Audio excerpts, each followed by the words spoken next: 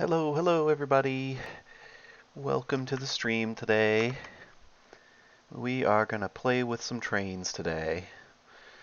Um, for those who haven't followed my social media, I have had this kind of. I'm not sure why my PNG tuber is not acting right, but um, I got this game on the 26th of December, so like a week ago. Hi Cam. I got this game like a week ago, and I've already put uh, 70 hours into it. So you could say I'm a little bit obsessed. I've kind of lovingly referred to this game as Autism Simulator because, anybody who knows me knows that I love trains. It's one of my many brands of uh, hyperfixation spiciness. Uh, I love trains, I love airplanes, just transportation things in general. So I've got this game. I've got Train Sim World 5. I've got Tracks, which is kind of a wooden train set type sandbox. I've got Rail Routes, which is a dispatching simulator. So I've got lots of train games. I might not get any further than Railroader because Railroader is a time sink, but we have lots of train games potentially lined up for today if we want to just do some of that. But we'll start with Railroader. I have a lot of trains. Uh, I like trains. What can I say? Um, I always loved playing with my wooden train sets and stuff, even when I was a kid. But like, especially since taking the Northeast Regional on Amtrak a few years ago for the first time, I've been kind of obsessed. Trains have just become an obsession for me, and I'm not going to apologize for it. But for those of you who have not seen this game before, this is Railroader. It is in early access on Steam, but it's been in early access for a while, and I'm normally very skeptical of early access games with quote unquote overwhelmingly positive reviews on Steam, especially when they're games that I have not seen any kind of social media buzz about. But this one, it is well deserved. It's still early access, and in a lot of ways it shows. But it's the developers are very communicative. They it's just I mean it's a train simulator, but it's a lot less intimidating than a lot of the train simulators I've played are, and it has just enough of a tycoon slash management aspect to scratch a very satisfying itch. So we will jump right in. The idea here is I'm not going to start a totally new game because the there's progression to it. You guys don't necessarily need to see it right from the beginning. That would be a lot of time spent on not much effort. But we're going to go ahead and load up the game. All right, we are right now in the central dispatch station, which is not where I want to be. I've got my freight locomotive selected. Yeah, it's got to load up. Like I said, it's early access. It still shows in a lot of ways. We have a long freight train that we've got to take up to the other end of the line. Let's check on our passenger trains. So to bring you up to speed, I own this railroad. I'm currently running 3 trains on it. I've got my freight train, which I kind of run manually, and then I have 2 passenger trains that I have to do a little bit of occasional setup work with, but otherwise they mostly run automatically. Like I have to turn them around, I have to set the trains up and do some of those things manually. But and then that's my second class train and my first class passenger train.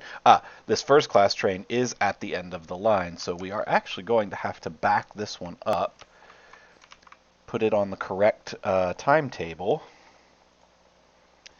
because this is going to be train number 14 East, which departs from Bryson, which is this station right here, at 11 o'clock. But first, I have to back it up. We're using the Y, so we can turn this train around. Yes, there's a turntable, but the turntable only turns a locomotive around, basically, and I need to turn the entire train around. So we are using a Y. And a Y is where the train comes in, the locomotive comes in down to the end of the line here, and then we back out, and it's facing the other way, just like a three-point turn that you would do in a car on the road. They're both, all of my locomotives at the moment are steam locomotives. I have 3 steam locomotives at the moment.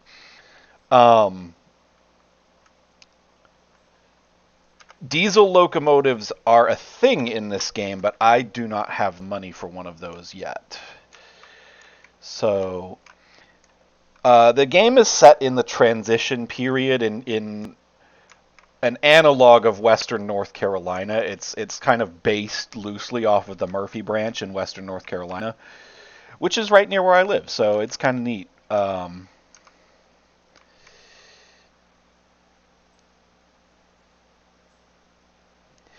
We're about to find out. I've never attempted a train that long with this particular locomotive, but most of it is downhill, and it's not going to be this long the entire way. I'm not transporting all of these cars to the other end of the line. Some of them are getting dropped off well before then. This is a powerful steam locomotive. This one is...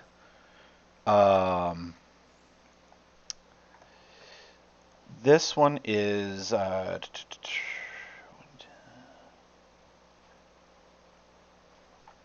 which one is this?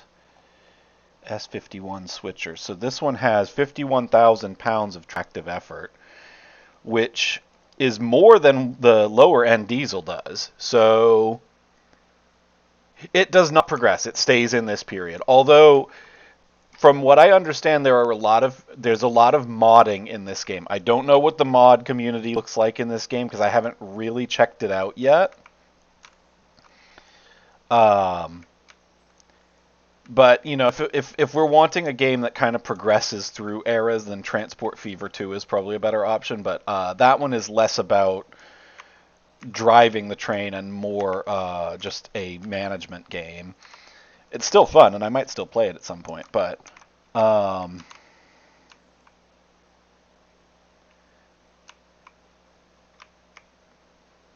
okay. So this end car is going to Parsons Tannery HD1. That's...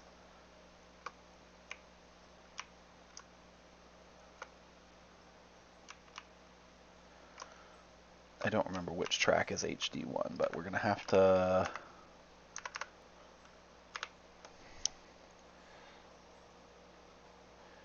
Okay, Parsons Tannery. Okay, that's this one here. So we're going to have to... Oh, that one.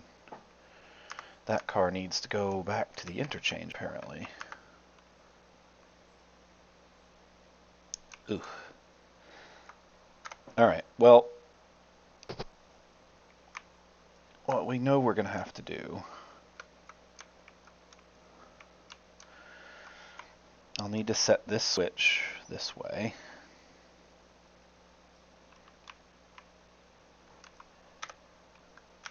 Go back to the end. We're going to take the handbrake off of this car. We're going to go forward.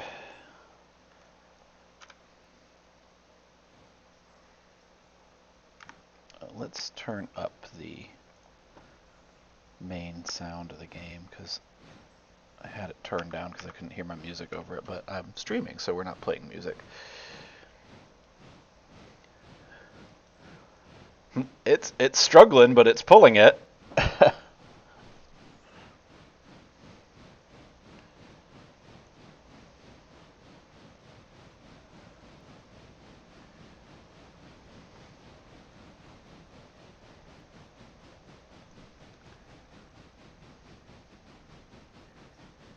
Yeah, I set a waypoint for it, and the auto engineer is going to do that, which it did. That's what it says at waypoint. So That other train is in position now. I'll just have to send it on its way when it's time to when it's closer to time. I'm kind of waiting for train number 23 to get to Bryson Depot before I actually put train 14 back on the line, because they'll get in each other's way if I don't. So there's a certain amount of, to some degree, you are playing a dispatcher in this game in addition to just an engineer. I am driving the train on screen right now.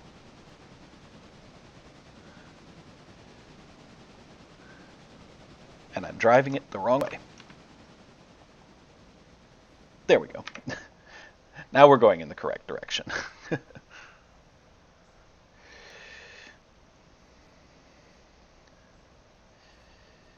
What we are doing is all of these are going to the Fontana Bridge site because we're trying to expand our rail.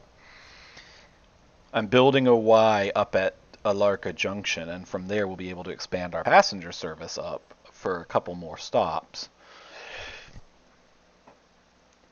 Yes, they can drive themselves. I have to kind of babysit them, so to speak.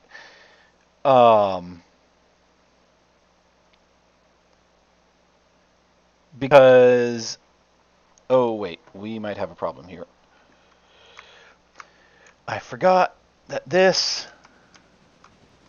Yeah, I was right. This rail ends. I'm not sure that I can do this with a train this long. Yeah, I'm not going to have room for that. It's going to derail. It's going to derail. Oh. No, it didn't derail. It just bounced back really, really hard. I forgot that third rail does not meet back up with this other one, so whoopsie. I'm biting off way more than I can chew with this train. I might need to drop some of these cars back off and make a second trip here. Alright, let's back up. I think what we'll do is because I need to take this car back to the interchange anyway, so I think what we're going to do is we're going to put the cars on this siding here, put most of the cars on this siding here, grab the ones I need out of it, and then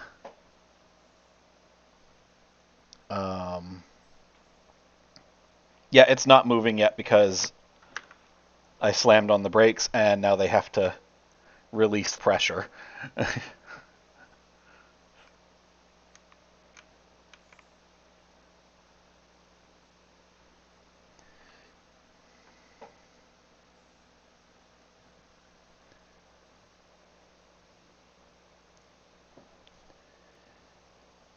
Well, we're just doing yard operations now. It's not like I missed a station or went miles out of the way.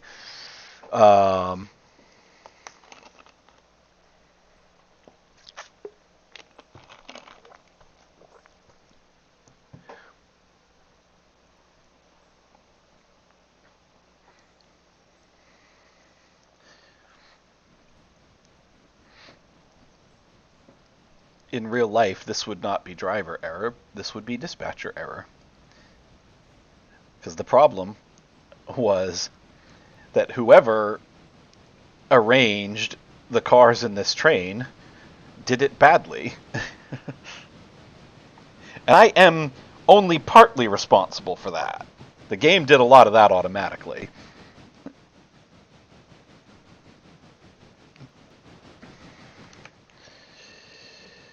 But that's what we're gonna do. Is we're gonna back up to that last switch. I'm gonna pull the train onto this siding, and then we're gonna break off, do a run around, and grab the cars that we actually need.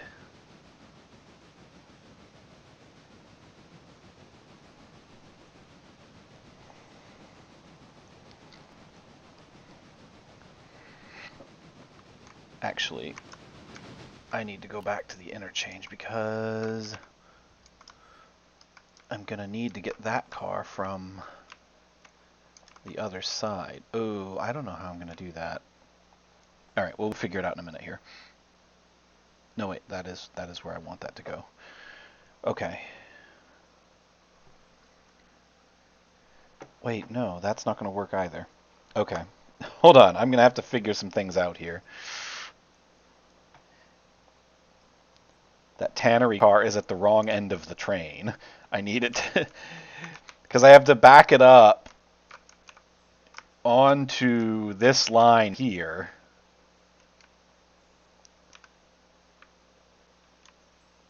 Okay, I think I know how we're gonna do it. All right, I've got an idea. This might work badly, but we're gonna give it a try.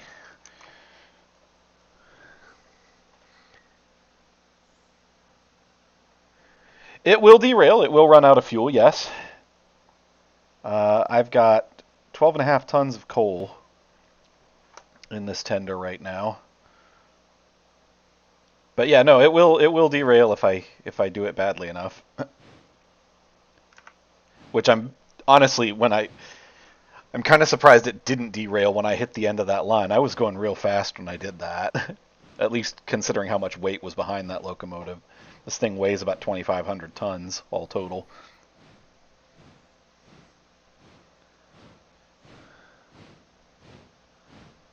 No, multi-track drifting is not a thing. I can't switch the I can't throw the switch when there's something over top of it. It tells me you have to clear the whatever car first. Multi-track drifting would be funny if you could actually do it in this game, but no, it won't let you do it. No fun allowed.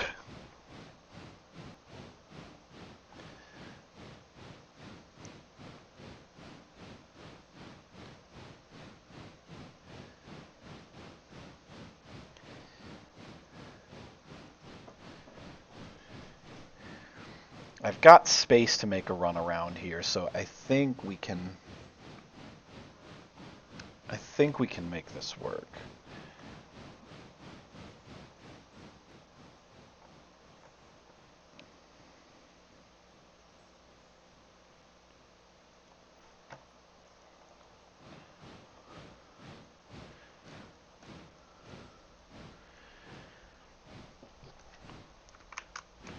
So I want to get the train onto that siding there.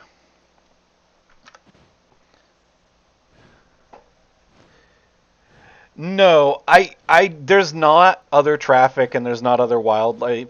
The map is kind of somewhat bare bones at the moment. Bear in mind the game is early access. I feel like a lot of that. Yeah, Great Bear is what I use kind of as anytime I play simulator games, Great Bear is usually my fictional company name. That's just what I go with. Uh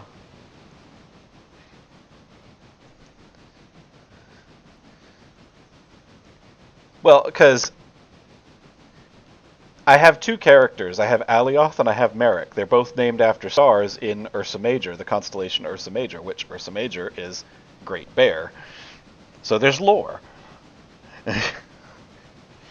um, but yeah, no, Great Bear Railroad is the name of my railroad. I might stop and take on water in Dilborough and get some coal in um, Minimum Sky 5. Not lore as in Data's brother, but lore as in character lore. Okay,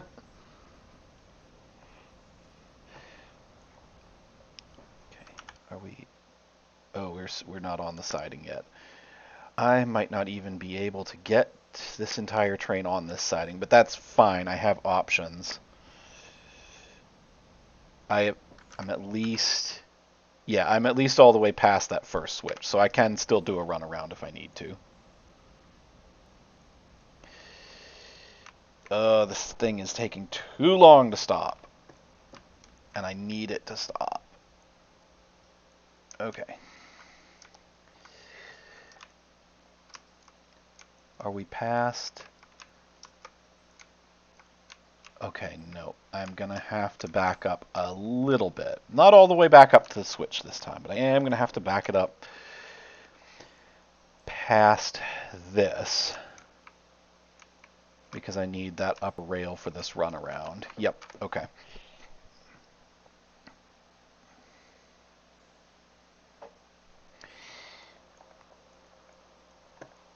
This is my first time attempting to handle a train this big in this game, so you're seeing me you're seeing me figuring out figuring things out in real time. This is not an 080 switcher, this is a S51 switcher. It is a switcher, however.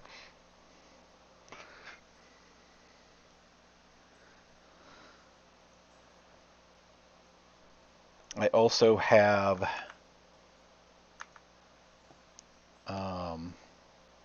a G16 Mogul and an S23 switcher. We can ring the bell.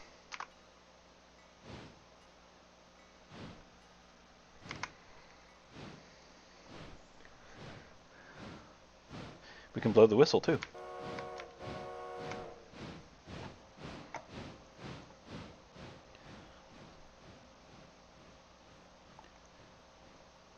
Alright, now we need to stop. Okay. Alright, now I can start moving things around. This is the car we need. It's several contracts. The way this game works is you take contracts. Oh, okay. I don't know. In all honesty, I love trains, but I don't actually know much about them from a technical standpoint. But yeah, the way this game works is you basically take contracts based on the location, and then at the beginning of each day, the cars that you need to fulfill those contracts are spawned at this interchange. And of course, these cars here that are sitting on the interchange with the cleared out waybills are cars that were from elsewhere on the line that needed to be brought back to the interchange. So, oh, why are my controls so laggy?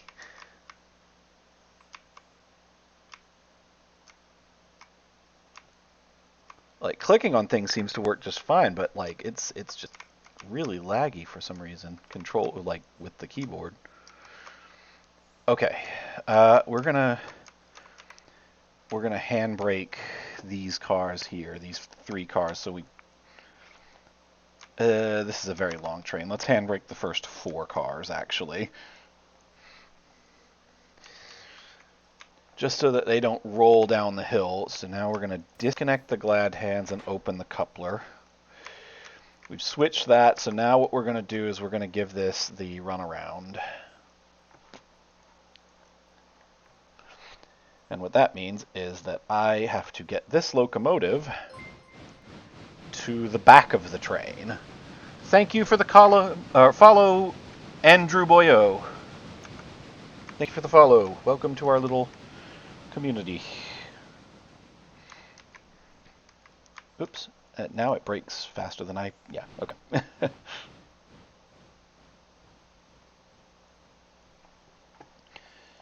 Alright. So now we're going to back up, get this locomotive to the back of the train.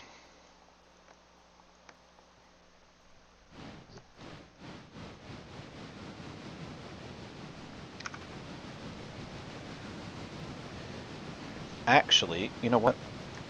What we're going to do first, we're just going to go ahead and grab this car and take it back to the interchange, because I need to go in that direction anyway.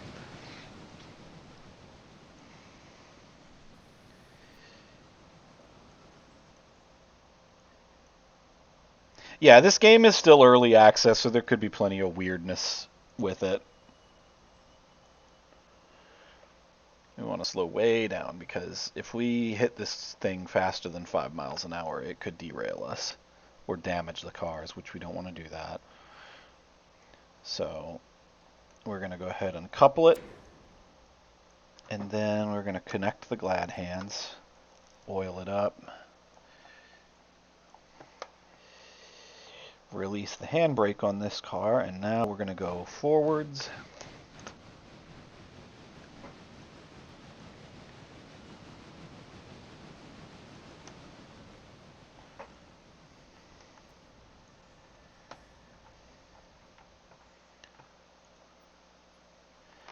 Switch that. Take this car back to the interchange.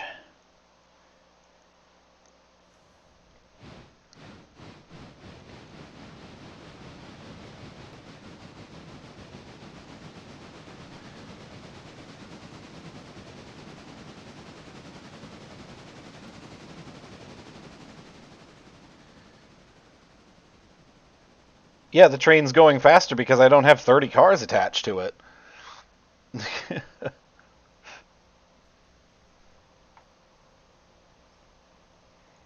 Actually going a little too fast. Let's slow it down just a little bit.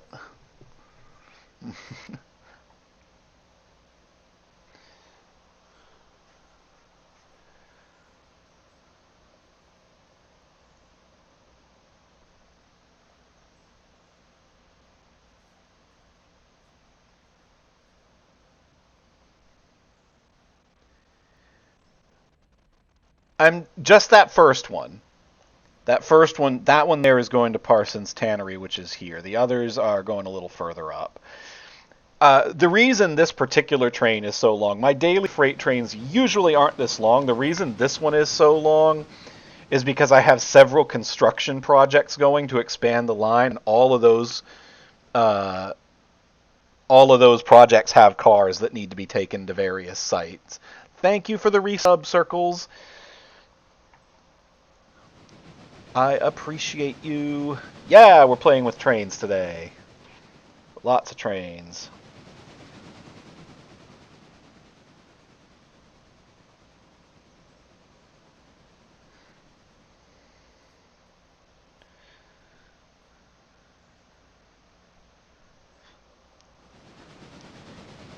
I've never had it before, but wouldn't it be funny if we're doing all of these train games and I got a hype train? Wouldn't that be cool?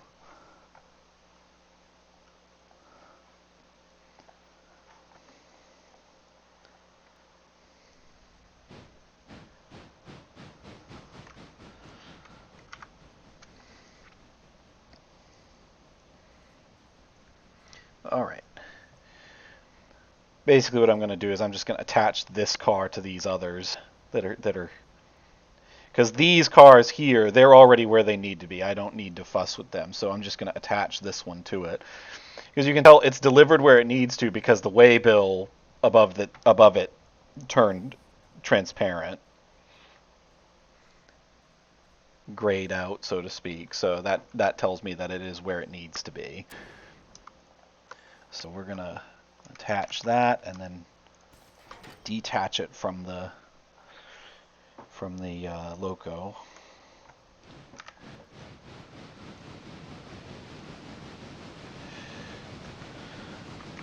So now what we have to do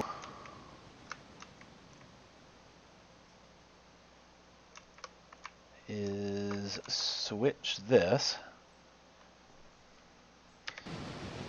and then we're gonna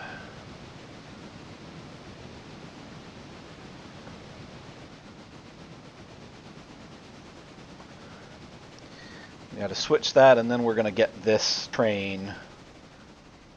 We're gonna pull that car off the back of the long train and then put it where we just took that other car from. And what you can see is there's a lot of strategy involved because you have to plan your movements based on where in the train the locomotive is going to be. Is it at the correct end? Has it got, is it going to be pushing things in the right direction? You got to know where the track goes and where the train's going. So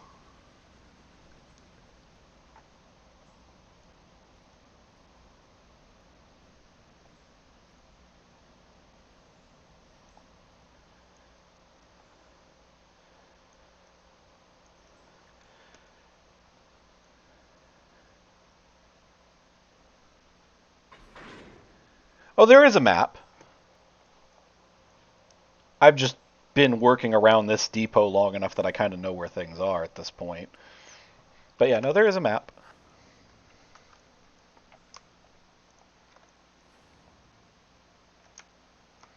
So now we want to detach that. Pull that back.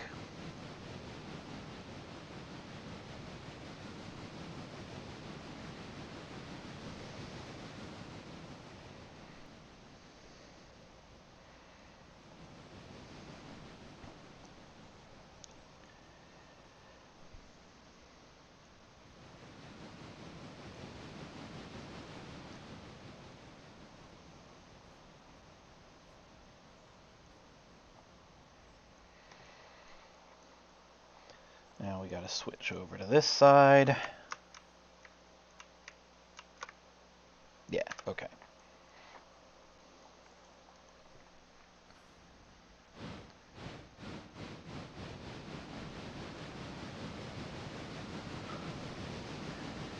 I mean, it's got a coupler on the front.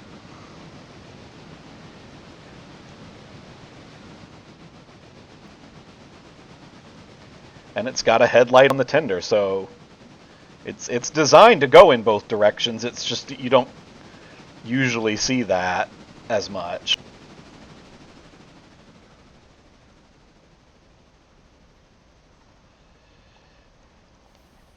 It doesn't look quite as strange with a diesel locomotive, because with a diesel locomotive, a lot of times you can't tell which end is the front and which end is the back. But, you know.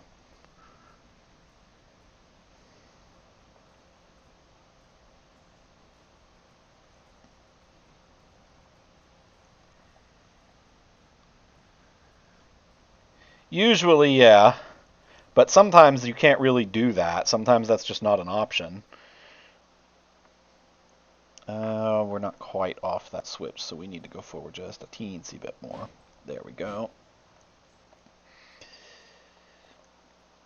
Oh, no, actually, I still need room to back the locomotive up. Oh, wait, no. We're fine. We're fine. We can stop there. Because that's not... I will need to back it up, but not right there. So now what we have to do...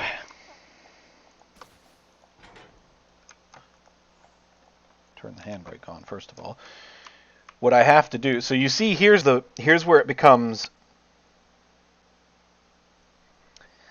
Here's where it becomes a little bit of a puzzle, because we have to take this car and back it up on this little spur, which means I can't do it with it in front of the locomotive. So I have to get this locomotive to the other end here. So what I'm going to have to do is back up and go around, basically. We're doing what's called giving it the runaround.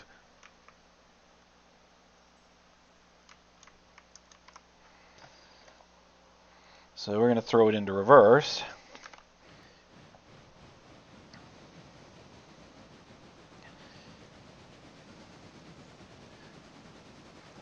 And we're going to do a runaround basically up behind this building and back.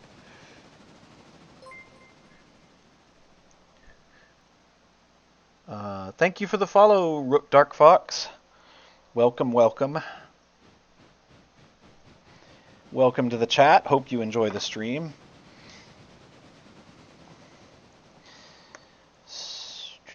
Yeah, so what we're going to do now is we're going to switch this switch.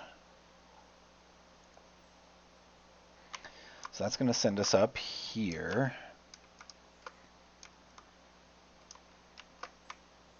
I'm just making sure all these switches are set like they're supposed to.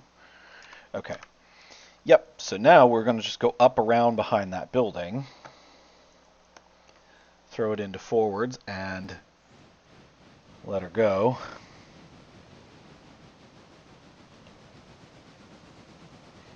Strictly speaking, I'm doing this faster than I really should be, but content. Realistically, when you're working in a rail yard, you shouldn't be going faster than about 15 miles an hour.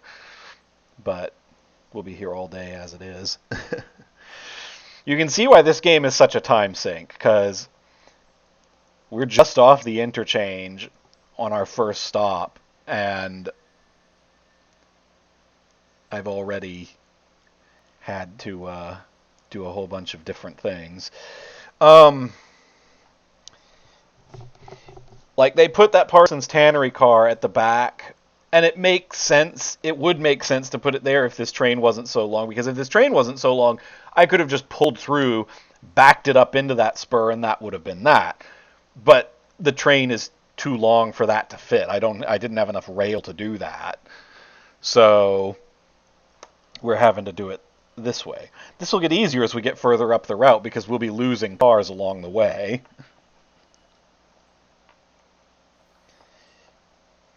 My big concern is whether this train can pull that entire thing, or whether this locomotive can pull that entire thing over the mountains or not. All right, so now we're going to throw it into reverse, back it up.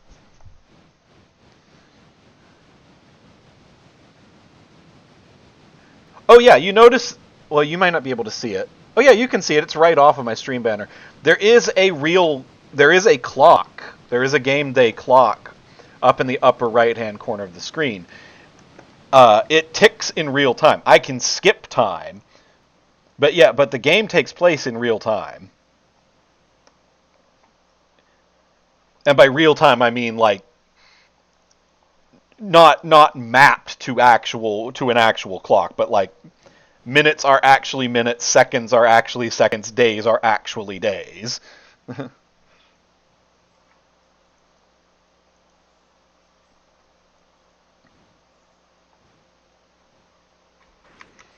All right. Connect the glad hands. Release the handbrake. Now see, if I were playing this in first person, which I'm not because I have my little dude sitting in the dispatch office. If I were playing this in first person, I could be getting out and doing all that stuff by hand, but I could make it take even longer. We are on the right... Okay, yeah, this is the right spur.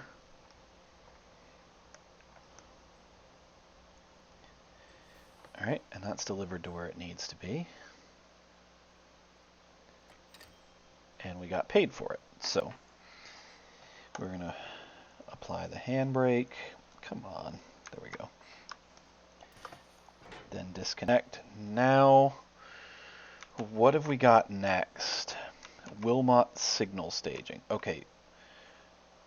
I am not sure how that's going to work, because I'm going to need those cars first. But they're like right in the middle. Huh. Alright, let me look at Wilmot real quick.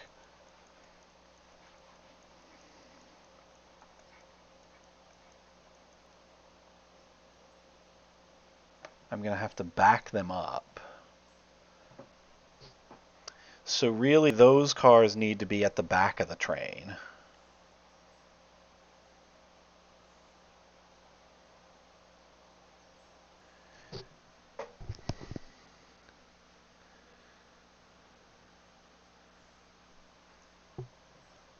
Oh, shit. I completely forgot about my passenger trains. Alright, well, this one's running late, because it was supposed to leave at 11. You know what? We'll just update our timetable so that it doesn't get completely stuck. We'll update this one to... We'll just say the train's running late today. I'll set it back after it's completed its route. We'll set this one to 11:15, and we'll set the other one to 11:30. Okay, yeah. I'll get back to my freight operations in a second, but I got to get my passenger trains in place. Operations, that's okay. So that departs Bryson at 11:15. We need to copy the things from the timetable, copy that to the other cars.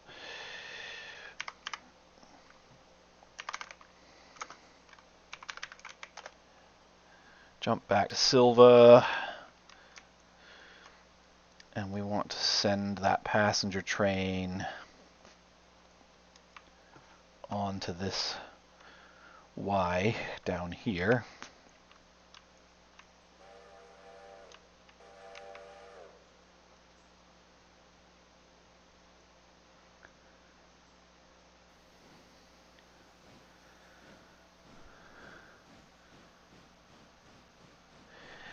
Fortunately, so far I haven't really had to do anything at Wilmot.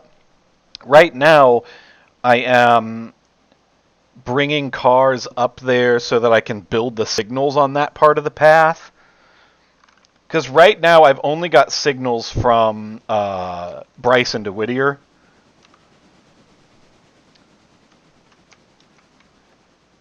Alright, so now Great Bear 2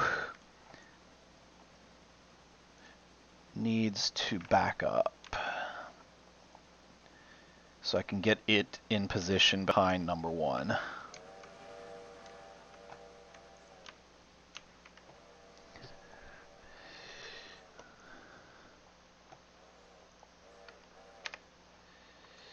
Alright, now back to our freight operations. I think what I'm going to try and do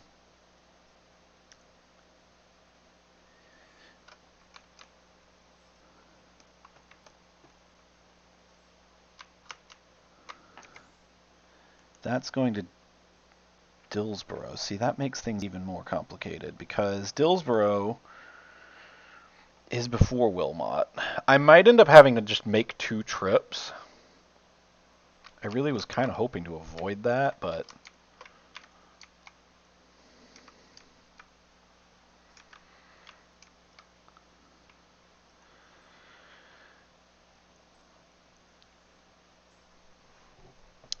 I can rearrange a lot of stuff once I get to Whittier because there's a rail yard there. It's the Wilmot and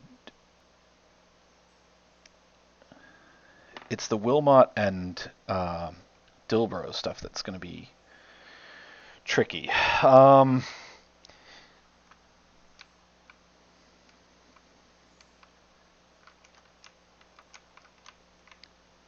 Dillsboro Freight House FR1. What does that look like?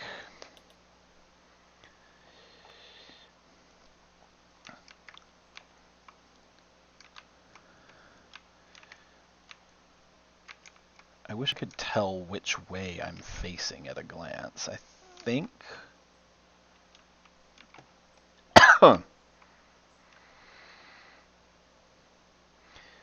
Alright. Well, we have a siding here, so I can probably... It's not a very long one, though. I don't think I'll be able to fit that entire train on it.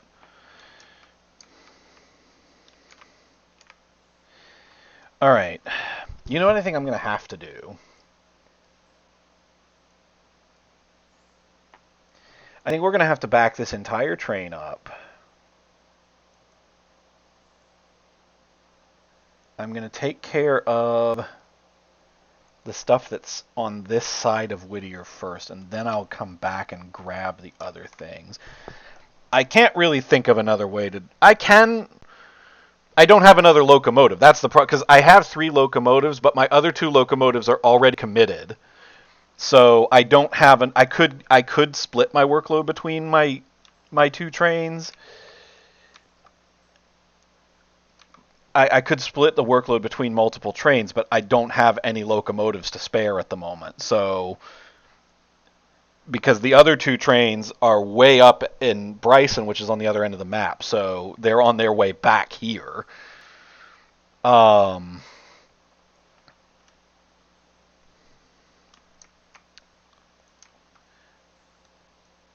I might do, because the other thing is I'm going to need this Y to turn around, so I can't leave this freight train sitting on this track like this.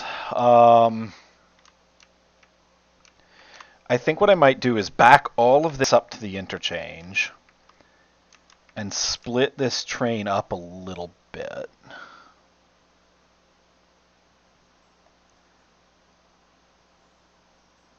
Or I might... Hold on.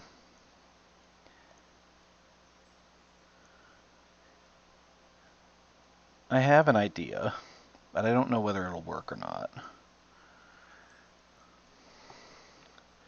Hi, Cass.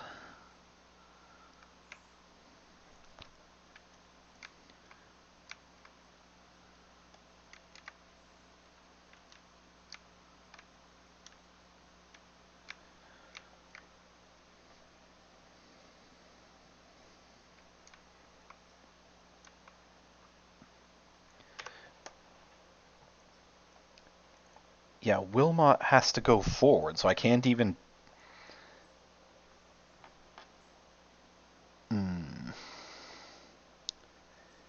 And the problem is anything I do at Wilmot is going to tie up the main line to where other trains are going to be blocked. And I do not have signals in place on that line. So I could end up getting stuck and breaking everything down, which I don't like. I think what might be the best bet for right now is to grab all of this stuff that's going to Fontana and Alarca, because that's well on the other end.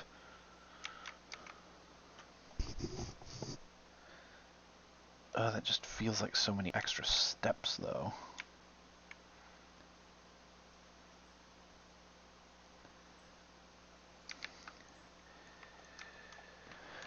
Huh.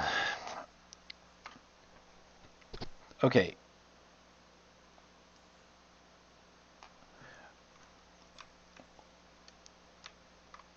Let's put the Fontana Bridge stuff at the end of the line. That's what we're gonna do.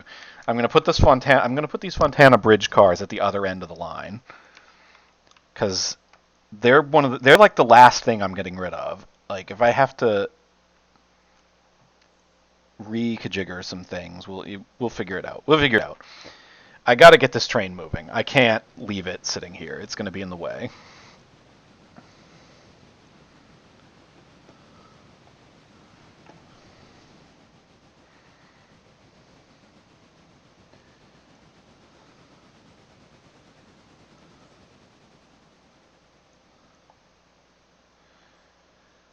Yeah, I think I've got room to get those Fontana cars up that way. So we're going to give that a try. It's not a lot of rail, but I think I've got enough space to where I can do that. Hi, Pint. We are working out some logistical puzzles right now.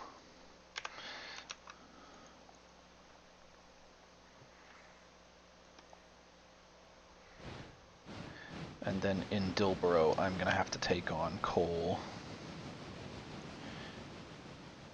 And well, no, wait, I don't have coal in Dilborough, so I'm going to have to get... I am going to have to get up to Whittier to get some coal. I should have enough coal to get there. That shouldn't be a problem.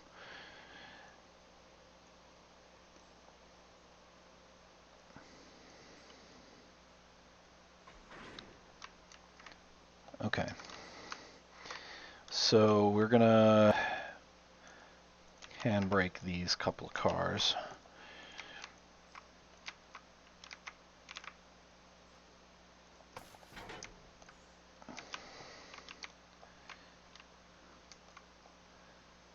I hope I have enough space for that. I'm not sure that I do. We might have to drop a few cars and come back for... Yeah, we're going to... Well, let's see how much space I have, first of all, before I condemn myself.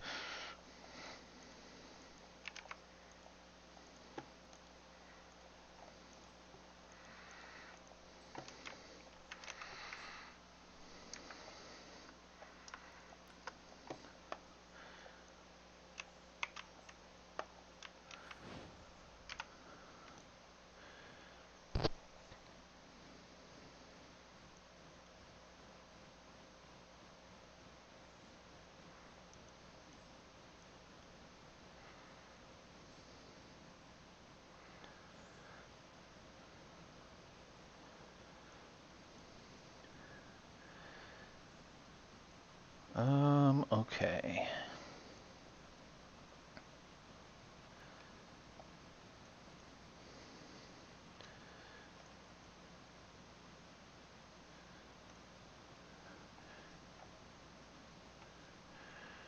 Great Bear 1 should be departing from Bryson soon. And at that point, I can get number 2 into position and ready to go. Okay. Alright, good. I had enough room to do that.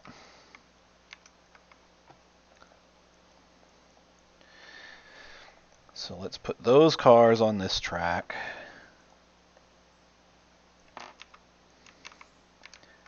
We'll have the Wilmot cars in front.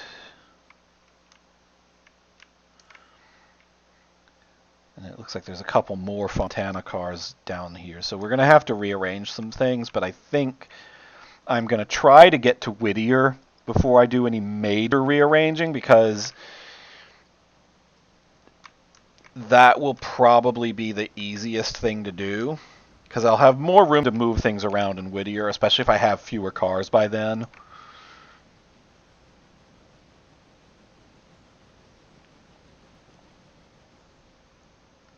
Alright, so now we're going to back up,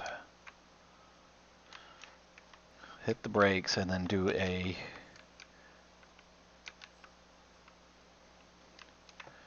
we can back up a little bit more, because we're going to pull them off of this end, so let's just back them up close to this end.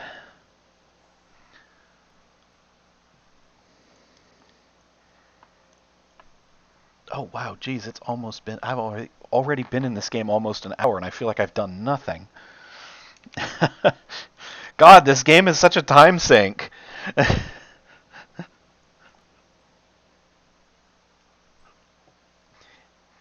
We haven't even gotten out of this basically open this first rail yard that we started in, and I've been playing for nearly an hour.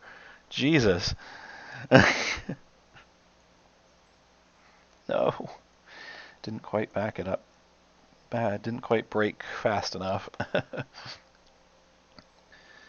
Need to give ourselves a little bit of room at that switch. Alright, there we go. Good enough. Okay. Now let's break that, disconnect.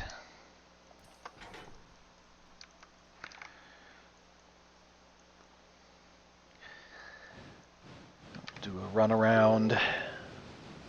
Whoops, I forgot to mute my telegram. One moment.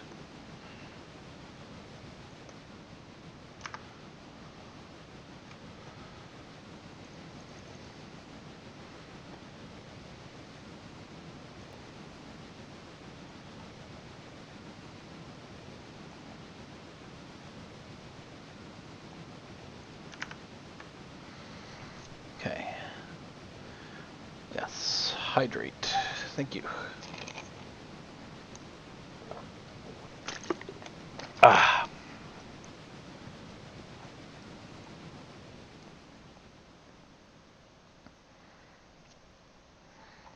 I will definitely need to take on water in Dilborough, because I'm not sure I have enough water to make it to Whittier.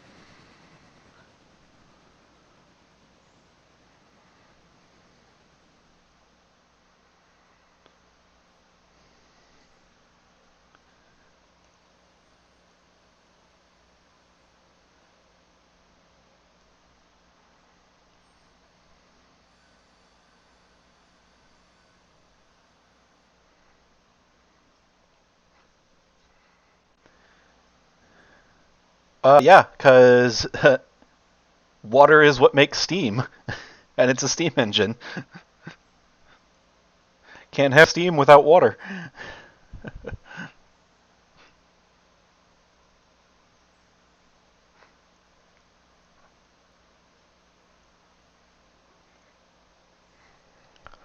That's the way steam trains work, is that it's water in a huge boiler.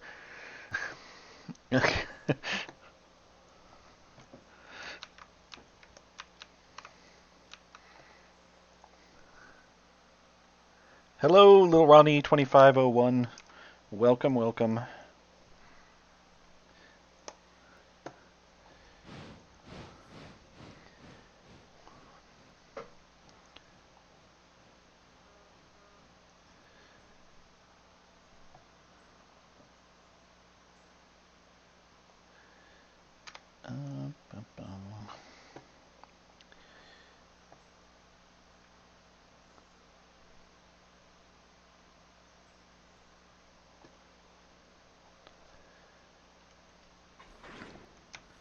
All right. Ah. All right, we've got that connected. We are going to pause here, and we're going to take a quick ad break. Don't go away. We'll be right back with more trains, and maybe in this next hour I'll actually be able to get us moving in a direction other than staying here in this yard. So stick with me, stick around, we'll be right back.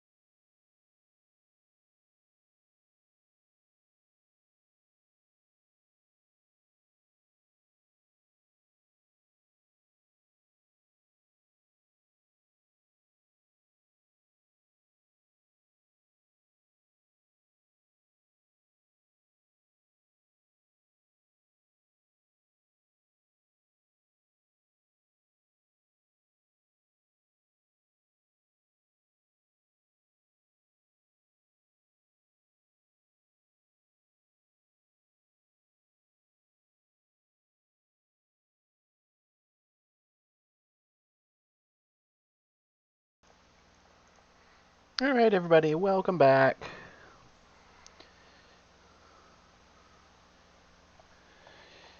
Okay, we are... Right, we were moving these to the other end of the train. Oops, wrong one. Okay. We're moving these cars, these blue cars, to the other end of the train.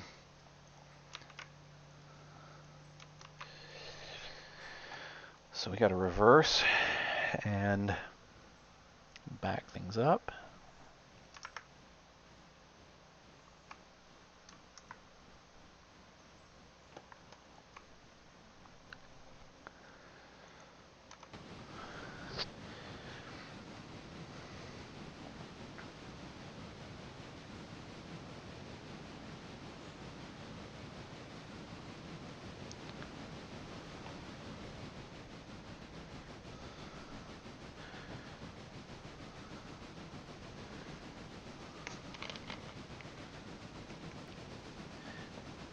I haven't played Railroad Tycoon 2, I don't think. There's one very similar to it called Transport Fever, and now Transport Fever 2, which, to me, that one's even better because it's not just railroads. You're also controlling the bus lines and the airlines and boats and all of it. So to me, it's like, because I've seen Railroad Tycoon. I think I now that you mention it, I think I actually did play it like way back in the day. Um, but like I've seen Railroad Tycoon and yeah, but like you've got Transport Fever, which is basically the same thing but better because there's more to it.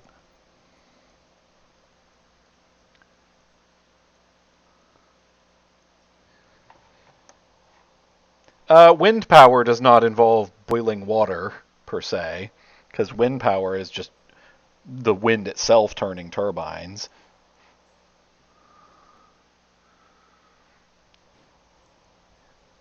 But yeah, if you're a fan of the old like Railroad Tycoon type games, then definitely check out Transport Fever 2 because it scratches that same itch, but there's even more to it, which I really love.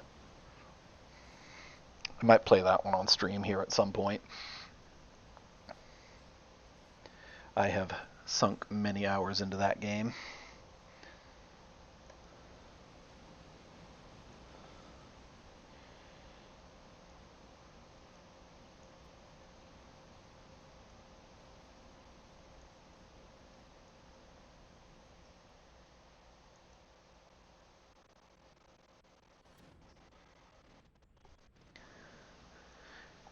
The third one's not out yet. I am eagerly waiting for it, but it's not out yet. It's been announced, but they haven't actually released it yet. Unless they did, and I don't know about it, in which case I want to know about it immediately. Um,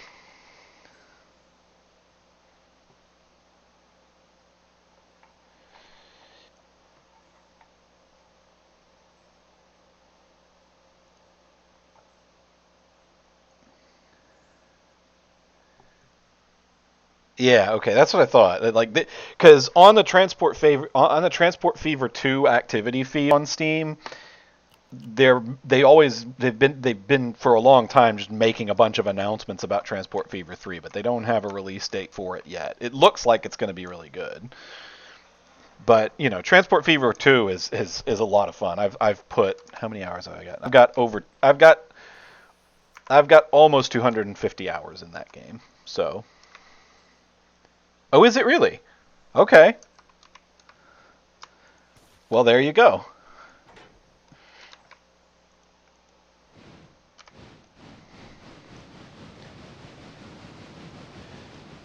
And as far as I know, there are no DLCs or anything to that one. Like, what you get with that one is what you get. There are tons and tons and tons of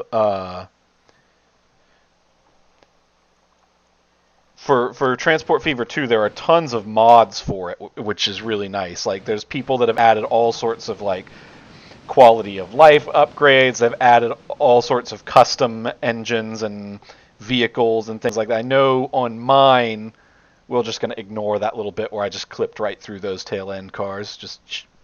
You saw nothing. Um,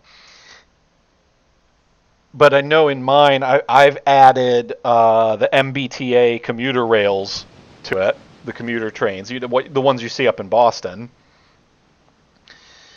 and the I've added a bunch of Amtrak cars to it because I love Amtrak. Um, I really need to get myself some Amtrak merch, which is a weird thing I never thought I would say, but I kind of want to now. Um,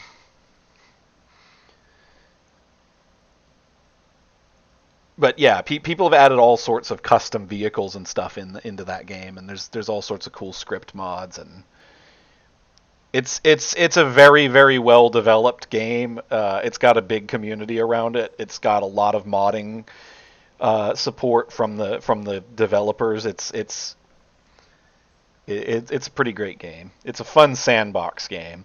I've been yeah, well, strictly speaking, Amtrak is quote unquote owned by the government in the same way the post office is. Like, it's in a sort of weird nebulous space where it is and isn't at the same time. Um,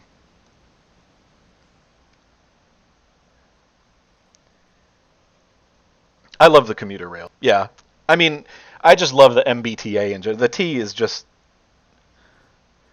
yeah. I'm using a mouse key. Also, what makes you think that's a GameCube controller? I'm not saying you're wrong, but like, what tipped you off to that? What? It's just kind of a generic. I just kind of drew it as a generic controller.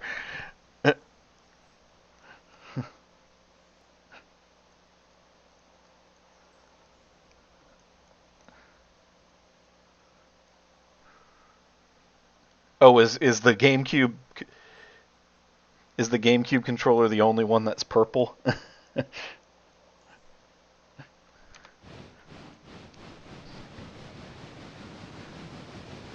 I'm not coming at you, by the way, Otter Sky. You're not the first person to say GameCube controller. I'm like, what is? Because I didn't draw it with a GameCube controller in mind. I just kind of drew it as a generic controller.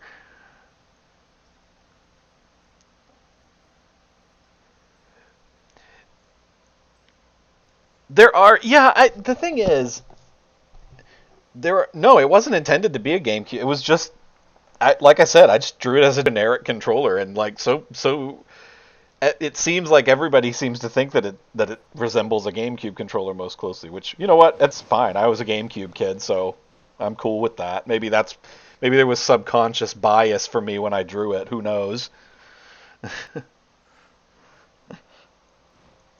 And yeah, there's better subway systems out there than the MBTA. There's better subway systems out there than the T, but I don't know. I mean, part of it is it's helped by the fact that Boston is a pretty walkable city to begin with. So, um,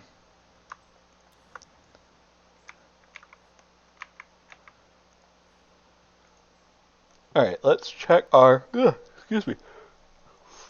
Where are the trains? Number one is coming into Whittier now. So I'm going to have to hope that I can get in and out of Dillsboro and up to Cowie by the time. I don't know. I might end up being blocking the line. We'll have to figure that out. I'm normally not this cavalier about it, but I really, really need to get this train shorter. And the sooner we can drop off a bunch of these cars, the better.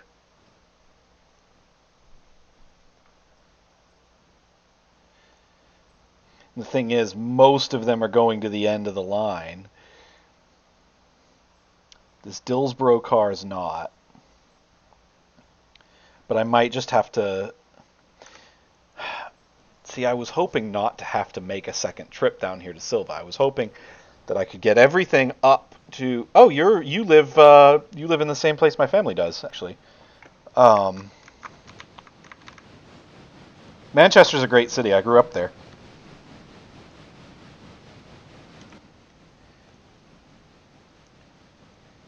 Yeah, and Boston is only an hour drive, quote unquote, from Manchester, but nobody who is sane drives in Boston if they can avoid it. And if you're in Manchester, there's a bus that goes to South Station in Boston like several times a day for like $15.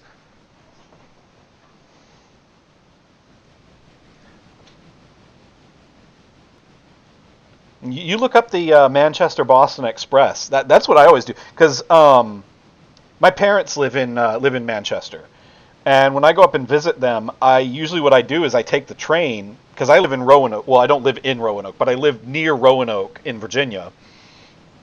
Um, and the Northeast Regional, yeah, and the Northeast Regional has service. The Amtrak, the Northeast Regional, has service to Roanoke. So what I usually do when I go to visit my parents is I will take the Northeast Regional um, up to Boston, and then I'll take the bus from South Station up to Manchester. So, because the Northeast Regional, the Amtrak train comes into South Station, and there is a bus that just leaves right out of South Station that goes up to Manchester. It's super convenient. It's more time consuming, but I prefer it over flying any day of the week. No TSA bullshit to deal with.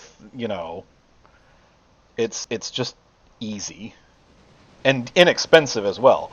A ticket to ride the Amtrak, to ride the Northeast Regional from end to end cost me less than $70. It would cost me like 5 times that to fly, at least.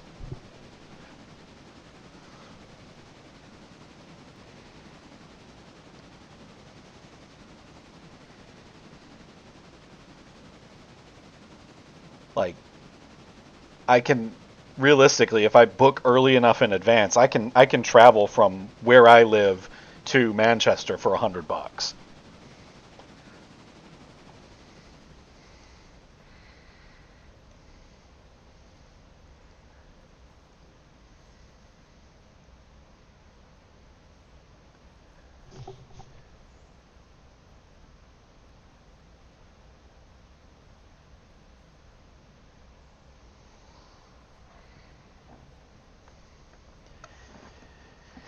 And every time I get on the Amtrak train, it's like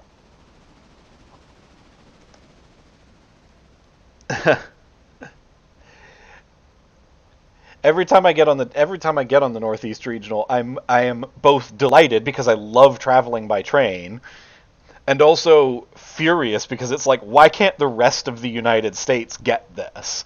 Like, why do we not have trains like this that go everywhere?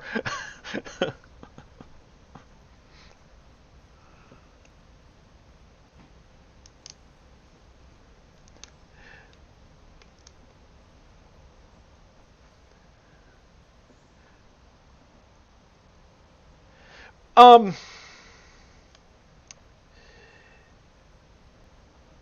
Circles in the Northeast, that's one of those things that quote unquote how it is in the US, it depends on where in the US you are.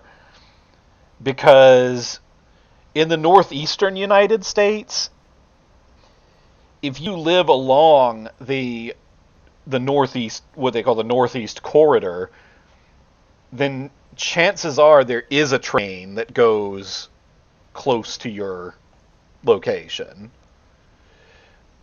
Um,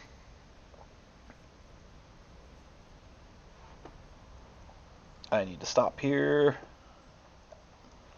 I'm not going to make it. Nope, I'm not going to make it. Damn. I need to get water there.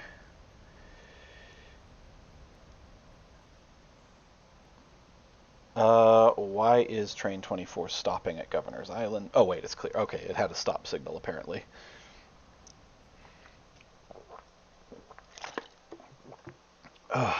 Okay.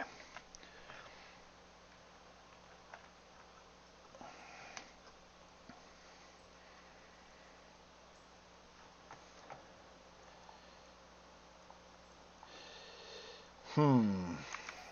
All right. We're going to back up here. I didn't stop quick enough. I was hoping to avoid this, but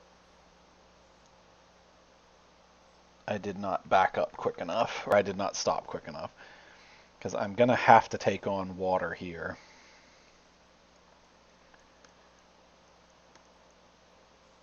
That is the freight house. Oh, this is tricky. I'm going to end up blocking.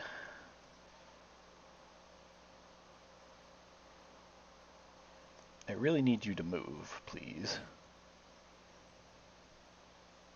Thank you.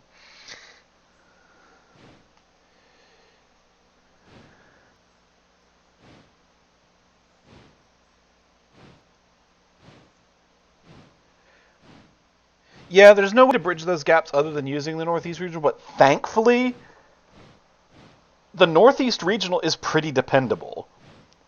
Like, more than most of the Amtrak trains. And that's the reason for that is very simple. It's because the Northeast Regional has a dedicated rail, whereas most of the Amtrak has to share its rails with the freight lines. Um,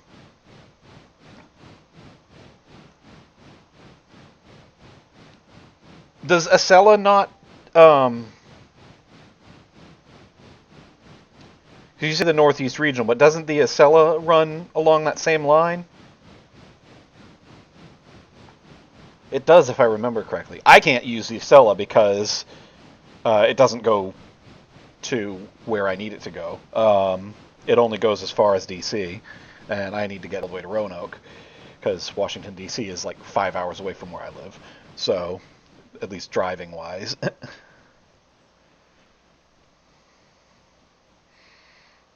But I'm pretty sure the Acela goes between all of those places as well. It's still Amtrak, but it's faster than the Northeast Regional. The service is more limited though, so I don't know.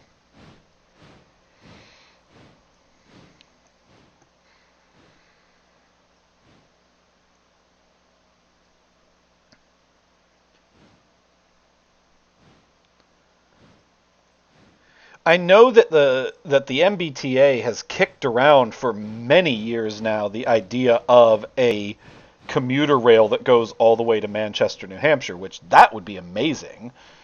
I don't think it'll ever happen, but it would be really cool if it did.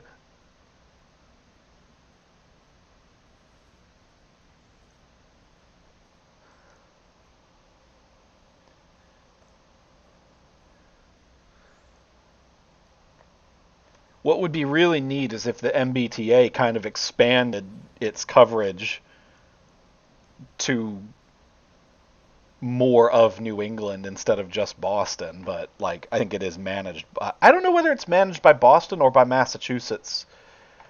I don't know who is the regulatory body that covers the MBTA. Ah, come on. I can't stop this bloody train fast enough. I have way too many cars attached to this train. I'm going to be so glad to get rid of some of them.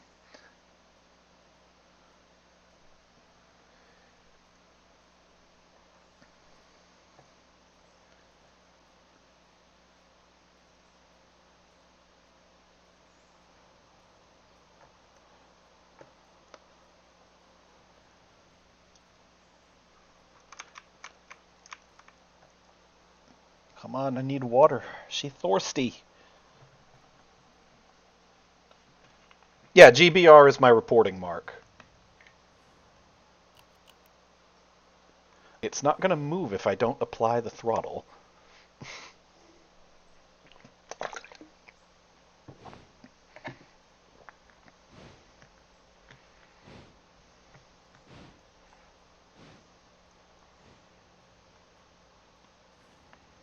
There we go. Yes. To both, yes. Yeah, I knew what MBTA stood for, but like it's one of those things that it could be Massachusetts or it could be Boston. Obviously, everyone associates the T with Boston because that's the main area that it serves, but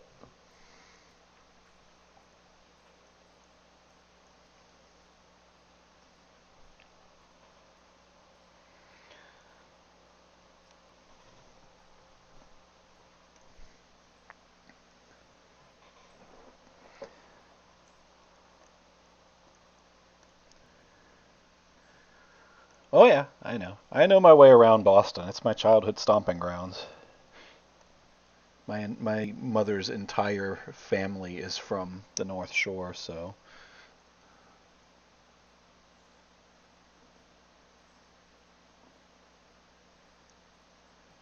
God, wouldn't that be nice? I've always found it extremely weird that there's no direct rail connection between South Station and North Station.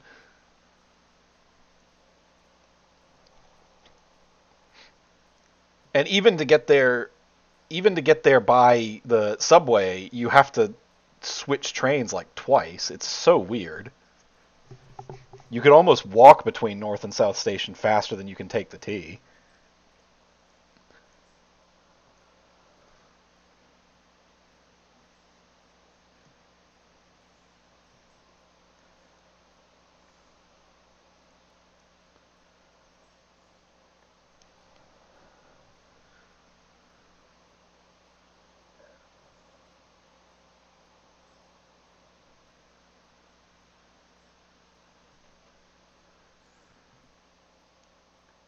Still filling up with water. Where are our other trains? So I think the other train's pulling into Wilmot now. That's not great. What I might end up having to do is pull this train up to Cowie, which is about a mile from here. What I might have to do is pull this train up to Cowie and wait for the Wilmot train to pass by. I should have room on the Cowie sidings for this entire train, I think. I should. I hope so. I don't know what else I can really do because that's about the only thing I can think of. I'm going to be blocking the other train otherwise, and I don't want to do that. Yeah, it is 8,000 gallons. And that will not go nearly as far as you'd think.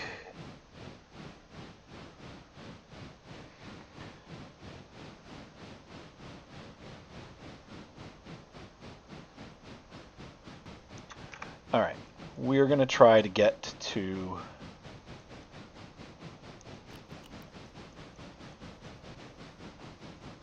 the sidings at Cowie.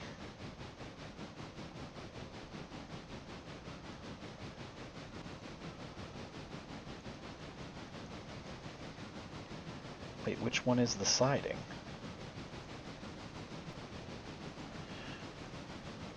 Well, I'm going to go this way and hope it's the right way.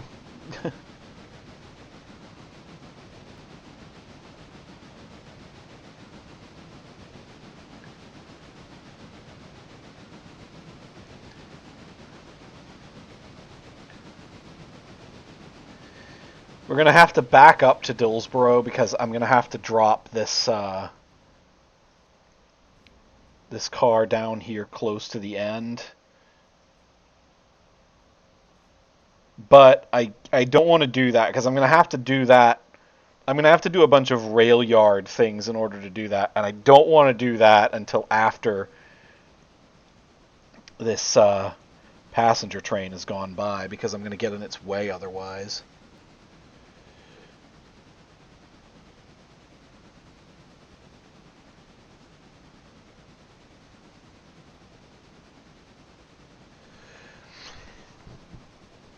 Well, and see, I would have only when I took the Northeast region because I did a sort of Friends Con up in Boston, quote unquote Friends Con up in Boston this last year, this last summer, and we went all the way to South Station, but we were staying at Copley Place. We were staying at the Marriott at Copley Place, and if I had known that Copley Place was directly attached to Back Bay Station, I would have just gotten off the train there.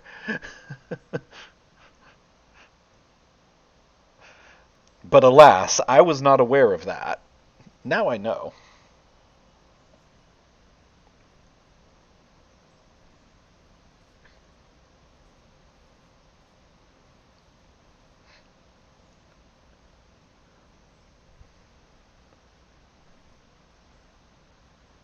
Everything is laggy for me, so I don't know. No, this is not Great Britain, Jimmy. This is Great Bear Railroad.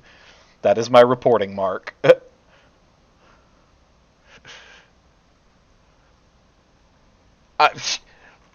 Telling me I can't steal from the British. Why not? They stole everything else. Alright, we need to go on to the sidings. I'll give it back when the British Museum gives all of its stuff back.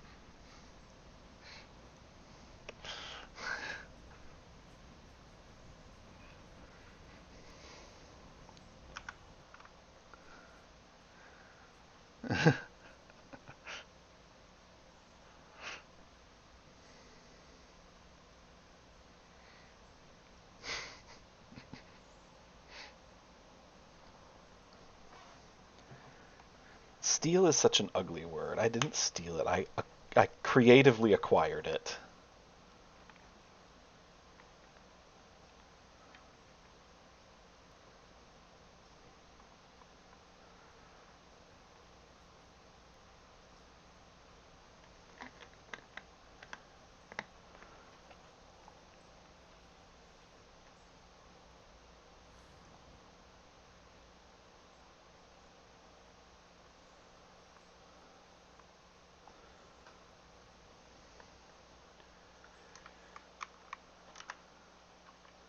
Oh, it just barely fits onto that siding. Actually, we're going to need to back up just a teensy bit, I think. Just like a tiny little bit.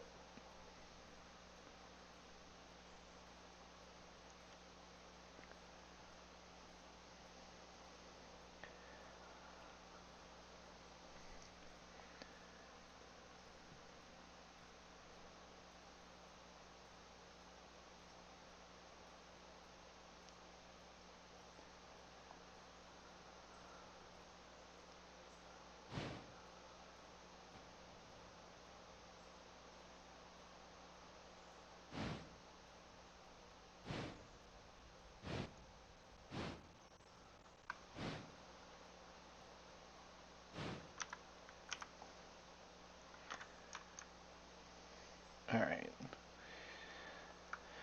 That'll hold, I think. Now we have to wait a bit for the... Well, it's not leaving until 11:50, so I think what we'll do is we will leave the cars on this siding. I'll do some quick rearranging.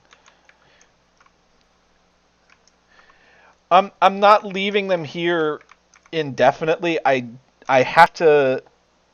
There's another train coming through here from Wilmot, and I need to make sure it has room to pass. What I'm going to try to do is leave these wagons here for the time being. And I'm going to see if I can get that one wagon that has to go to Dillsborough where it belongs. I don't know if I can do that in time. We're kind of racing the clock here, but we're gonna find out.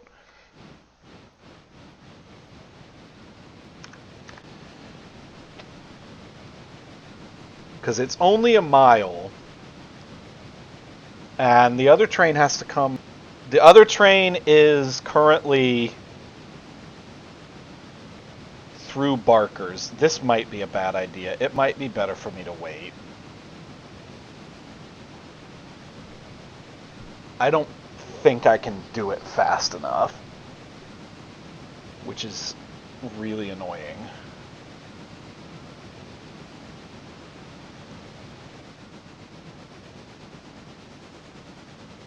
Well, I think I can get...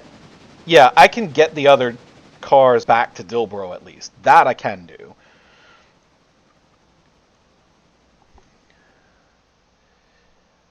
Maybe. I mean, we will at some point anyway, because we're going in opposite directions, basically. So, at some point, it's going to have to pass by me. The question is whether I can do this fast enough. And I am not fully confident that I can.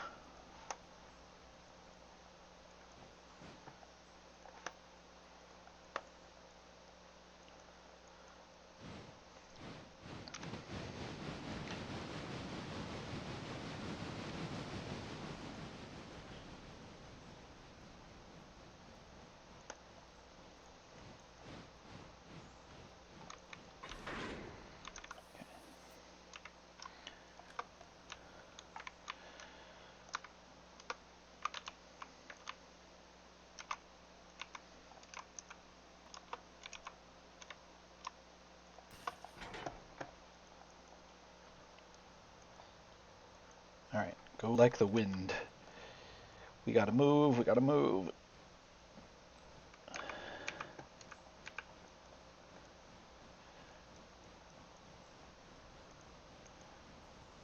Now if I can get these cars onto the siding at Dillsboro. Yeah. It wouldn't be the worst. The worst disaster would be, I don't know. There's a lot. There's a lot of potential for things to go very badly here. I think that I can at least get this car to where it's supposed to go. Or at least very close to it. Before this train gets in the way. Now, then we're going to have to worry about engine number 2 coming through. That one's going to be a little bit more difficult, I think. I don't know if there's any way around having to eventually just wait for one of these trains, which is not very exciting on a stream, which is why I've been trying to avoid it.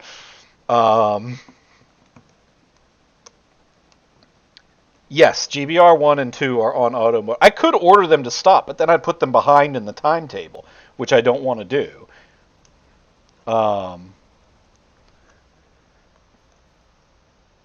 Like it's not, if I get in the way, it's not a catastrophe. It's just that it's going to screw up my timetables, which I don't want. It's not like it's going to end the game or it's going to cause catastrophic effects that I can't do anything about. It's just something that would not be great.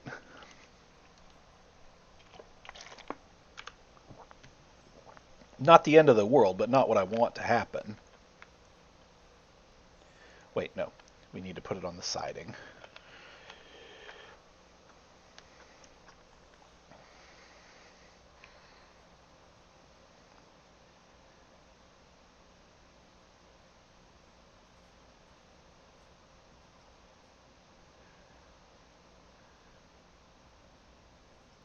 And now I'm not carrying that entire huge long train, so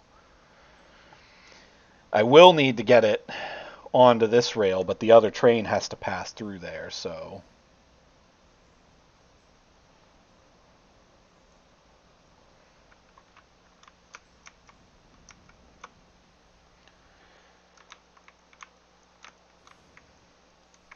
I don't know why it does it that way, because the station is on this side, but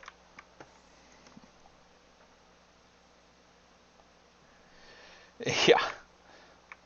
All right, where is number 1? All right, engine number 1's coming through shortly. It's less than a mile out, so we'll see it coming shortly.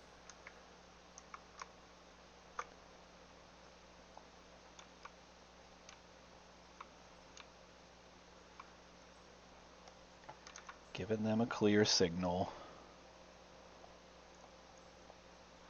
Well, not a clear signal, but I've set the switches where they need to be. There are no signals on this part of the line. That's what this stuff is going to Wilmot for. There she is. Coming under that bridge right now. So there's train number 1. That's Great Bear number 1.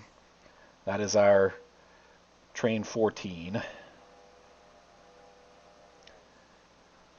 And thankfully, this is the last passenger service of the day. Well, not this one, but train number 2 is the last passenger service of the day.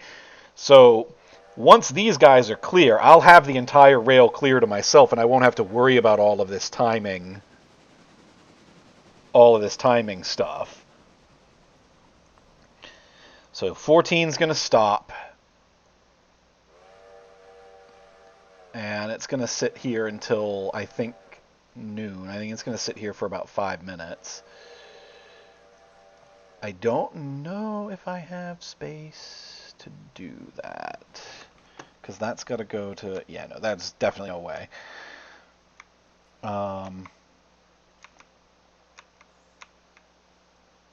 This car has to go here. So what I'm gonna have to do is once this train leaves, we're gonna have to back up. Oh my God, I'm fighting these controls and it's infuriating. We're gonna have to back up to this switch here, switch it the other way, to go on to this rail where this train is on right now. Push this car up here, and then back up and get back out. Uh, the other train's not coming up before that, but well, I guess I could start backing up as far as the switch. There's nothing stopping me from doing that. But, I mean, I'm only backing up as far as here. I think I've got time. Where is the other train right now? Oh no, the other train's in Wilmot, so I might not have time. I should. I should have time. I think I can.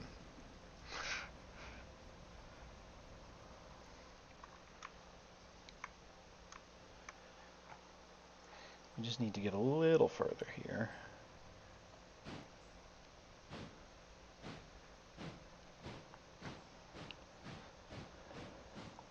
And the other thing is I still have to wait for Great Bear number 1 to leave Dillsboro, which it's holding here until noon. That's when it's scheduled to leave, so 2 minutes from now, basically. I can... No, I can't, because this car is blocking it. I was going to say I can go ahead and set this switch the way it needs to be set, but I can't, because car 100 is blocking it. My fancy luxury Pullman Palace whatever car, whatever it's called. It's Palace observation car. Yeah, it would be, I hope that they do add passenger models. I also hope they add car traffic that shows up at road crossings. Yeah. And I said that in the review of this game that I posted on Steam. I said that the map, for as big as this map is, it feels a little empty and lifeless. It is an early access. The game is still in early access. They're still working on a lot of this stuff. The models for the actual trains themselves are fantastic. They've done a great job with the modeling on the vehicles. And I know they said the cool local connection to this game is that they said it's based on the historically it's based on the Murphy branch, which is in western North Carolina, so it's very close to where I live. It's Appalachian, you know.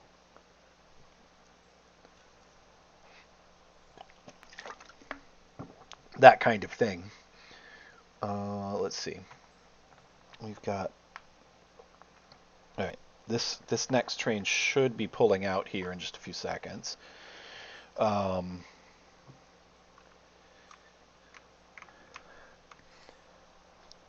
Where is... All right, the other train... It's going to take the other train probably 10 minutes or 10 to 15 minutes. Okay. Number 2 is leaving from Wilmot. We should still have time, because it's going to take... I feel like it's going to take him about 10 to 15 minutes to get from Wilmot to here. So I think we should have time. It'll be close, but we should be able to do it. How are you? Okay, yeah. I'm going to need to refill those guys before. Okay, yeah. Well, I mean, most of the trains around here are diesel now as well. We don't run steam locomotives anymore here, but... Alright. Now let's back it up. Other train's on its way down the line, so we just need to... Most of the trains that we see here are either CSX or Norfolk Southern. And it's mostly coal. Coal and agricultural products.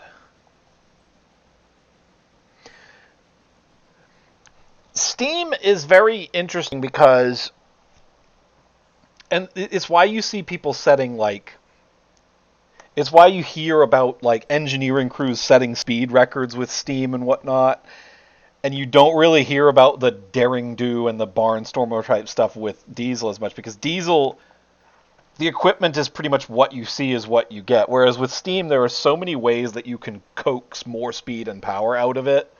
Obviously there is an upper limit, but like with diesel and electric trains, it's kind of like the speed records are set by the designers, not the engineers, if that makes sense. Um, the equipment can do what it can do, and that's all you get. Whereas with Steam, it's like there are so many different settings you can tweak.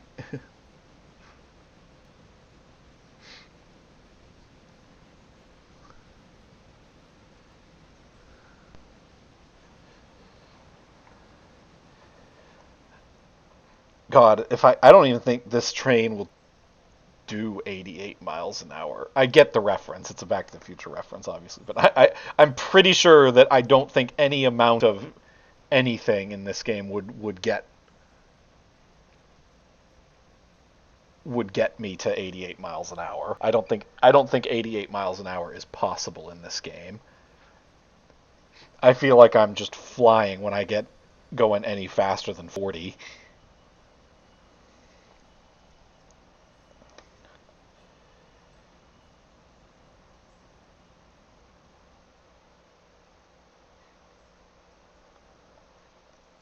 All right. That's where it needs to be, so we're going to set the brake.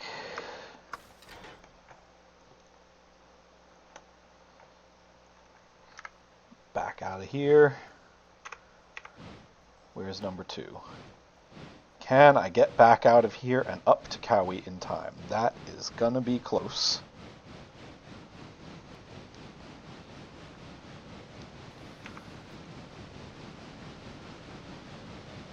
Oh, we're gonna be cutting it close. Nope, that is the only Dillsboro wagon I have to deliver. So we can leave Dillsboro now. My big thing is, do I run for it and get up to Cowie, try to get up to Cowie before that other train gets there, or do I pull up onto this siding, play it safe, and just sit here until it gets past Dillsboro? Or until it gets to Dillsboro. I won't have to wait for that train to leave Dillsboro because it's going in the opposite direction. I won't need the rail anymore. So,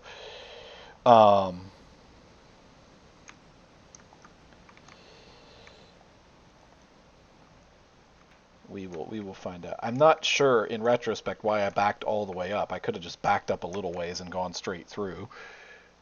Uh, I'm not. No, these aren't going to Cowie. These wagons aren't going to Cowie. These are going to Fontana. Cowie is just a siding. There's nothing there. There's nothing there for me to. No, I'm not carrying Cowie wagons. Cowie is the siding where I have all those other wagons parked.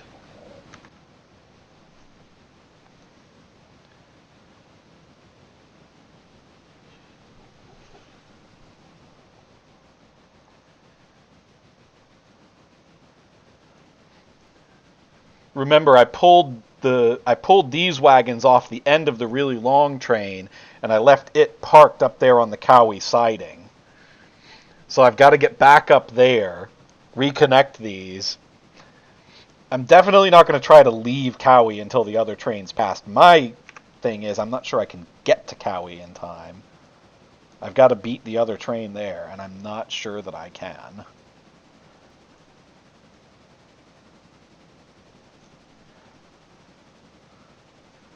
No, I'm not going to try. Because it's running at full chat, and I'm not. I'm just going to stop and back onto these sidings and just wait.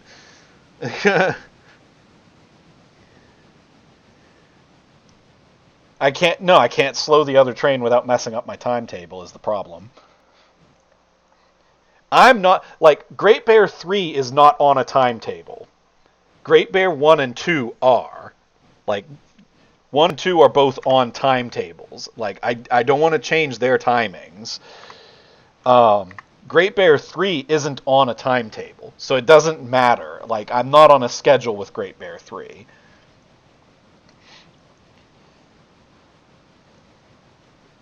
So I am prioritizing my passenger trains over my freight trains, which is how it's supposed to work in real life, too. It rarely does, but it's how it's supposed to work. In point of fact, it is kind of funny because we were talking about Amtrak earlier, and I was talking about how Amtrak has to share the lines with the freight trains, and that causes a lot of scheduling issues with Amtrak. Federal law actually requires Amtrak to be given dispatch preference. But annoyingly, there really aren't any consequences for companies that break that law. At the end of every year, they supposedly get like a quote-unquote report card that gets a, Amtrak is the United States National Rail. Um,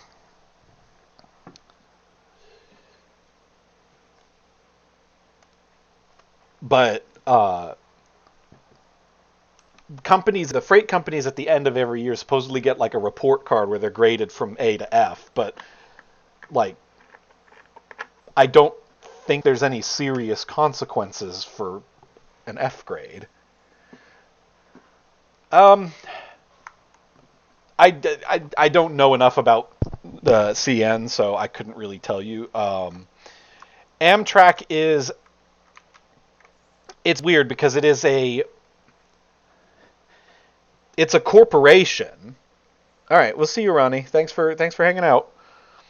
Amtrak is a corporation, but it's not like a public corporation. It's nationally owned, but it's not like it's one of those things that it's kind of like the US Post Office where it's not paid for by tax dollars. It is nationally owned, but it's not it's complicated like most yeah. Well, yeah, it's Amtrak. Technically there's no C, it's just AMTRAK. But yeah. Yeah, American Track. It's Amtrak. It's the national rail. And the Northeast Corridor from Washington D.C. to Boston, Massachusetts is on its own dedicated line. They don't have to share it with anybody. Hello, Nishi. Um, they don't have to share it with anybody. But anywhere other than that, between Washington D.C. and Boston, Amtrak has its own lines. They don't have to share it with anybody. But anywhere other than that, they have to share it with the freight lines. So that's why you get all sorts of weird delays and all sorts of dispatching issues and things like that. Um, oh, here comes Great Bear 2 now. I can hear it. I can't see it yet, but I can hear it. It's probably hard to hear.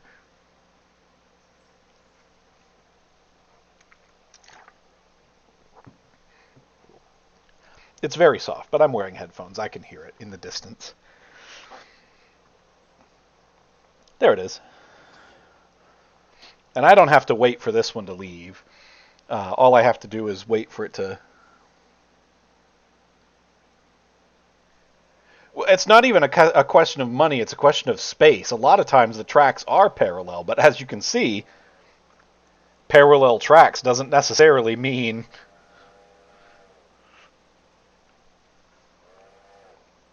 Like, I'm still having to sit here and wait, because in some places you can't really do parallel tracks.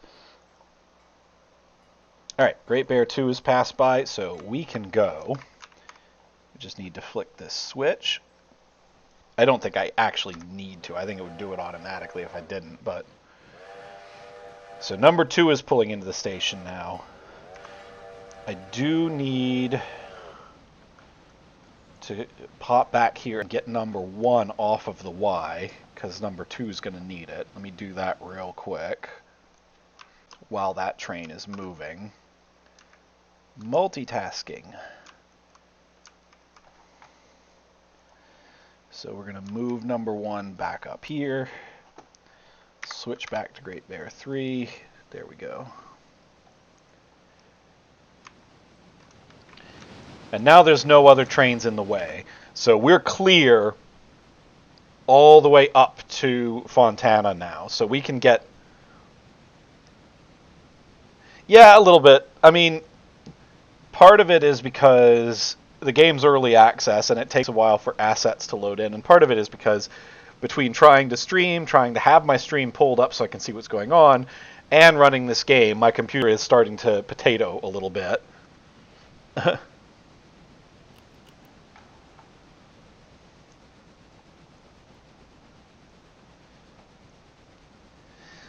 So now we just got to get up to Cowie, pick up those other cars, reattach it, get it all into one train again, and then we're clear all the way up to the end of the line because there's no other trains waiting, and we don't have to get those trains headed back west because that's the last passenger service of the day, the eastbound passenger service. The number 24 pulls into technically leaves Silva at 12:20, and it's 12:12 now. So yeah, that's the last passenger service of the day. So now I don't have to worry about anyone because I don't, I own the railroad. Everything on this railroad is mine. So now we don't have to wait for any other trains. We're not going to have to make room for any other trains. We can just get our cars together and go.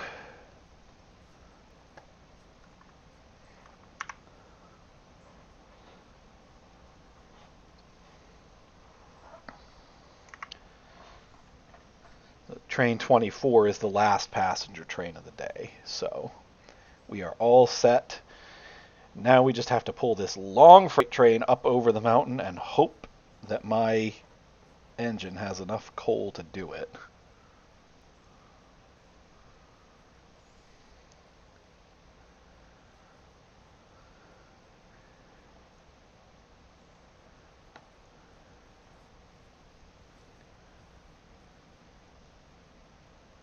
Um, Honestly, I haven't encountered that situation, so I'm not really sure. I imagine what would happen is that they would just sit there until I could. Because the thing is,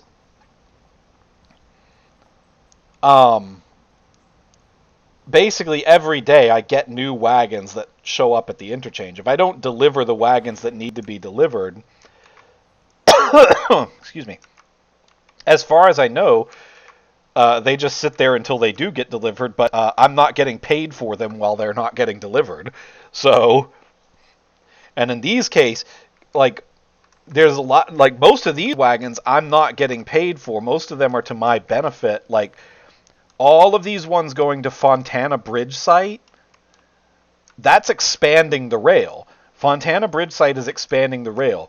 Alarka Junction site, that's building a Y so that I can turn trains around at Alarka and extend my passenger service up there. Wilmot signal staging, they're building signals on this part of the line. So most of these cars on this train aren't even contract customers. They're cars that I've ordered because I want to expand this railroad. I know I'm scrolling around and it looks like I'm just playing this absolutely drunkenly, but it's not. My controller is my keyboard is lagging badly for some reason.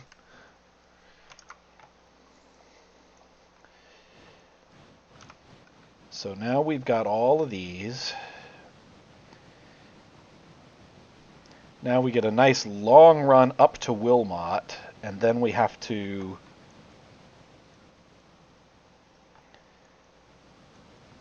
figure out what we're going to do. Oh my god.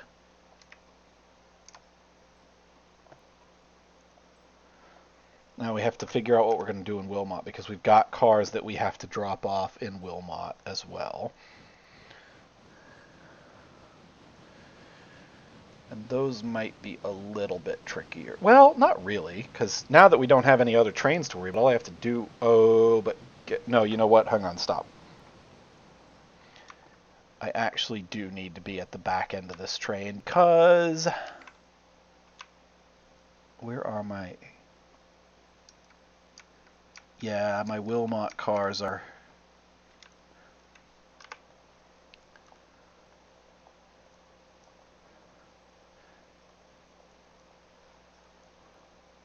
Yeah. Okay. So the rail's going that way, so I need to be at the back of this train. Yes. We are extend like the western end of the line goes this far up a little ways past mile 74. Our current expansion, I think, is building it down to Almond. Let me look.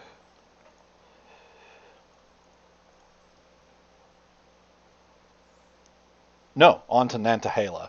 So we're currently building the cars that I'm bringing up to Fontana. They're going to this end of the line, and then we're going to have a line that goes all the way down to Nantahala, and through all of these spots as well. We're also building a Y at Alarka Junction so that we can eventually build a branch that goes down to Alarka, which that's not happening yet, but that's part of what we're doing here.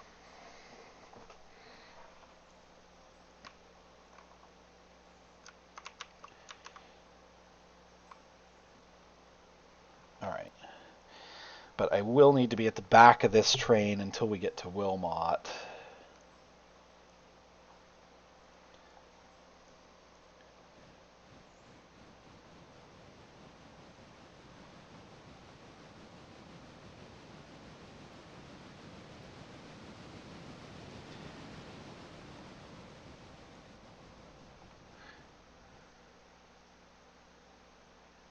Yes, it's not a open map. It's the map is pre-built. I know that they've said that they want to eventually support modded maps, but they haven't got a clear way to do that yet. So,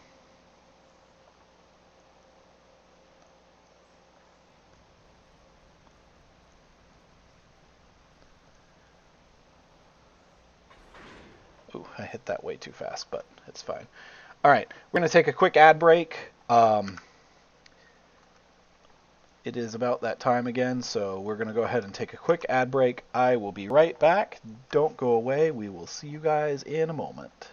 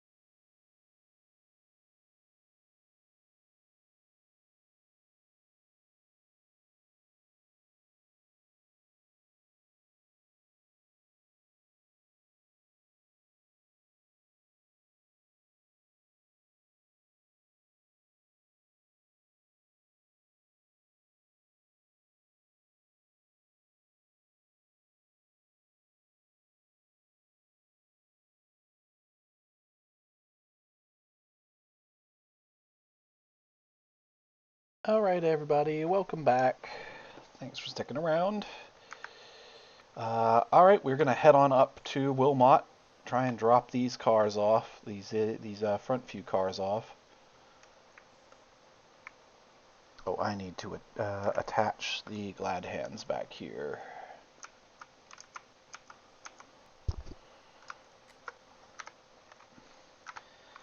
And then at this end, we're going to need to release the handbrakes.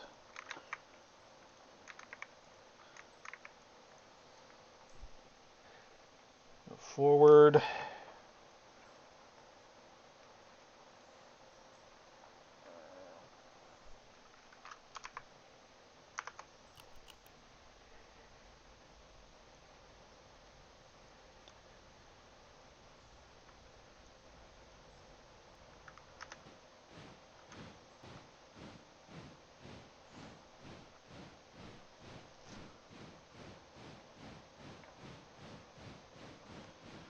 Ooh, does she have the power? Yeah, it's if I don't release, it depends. For one like this, with how much weight is behind it, I would be able to push it. Um, but whatever happens, it'll be very difficult. But like you can still pull stuff with the handbrakes engaged. It's just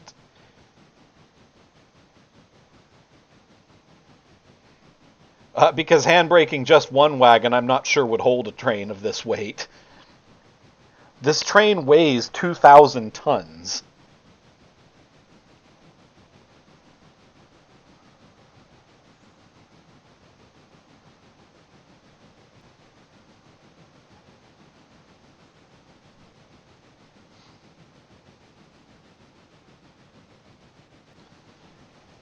Like, yeah. So handbraking just one, I genuinely I'm not sure it would. Oh God, what's going on? Oh, we're going through that tunnel, so I can't. If I were in first person, this wouldn't be a problem, but my first person character is way up in Bryson, so I can't really do anything with that. Um, but yeah, no, this train weighs literally 4 million pounds. So,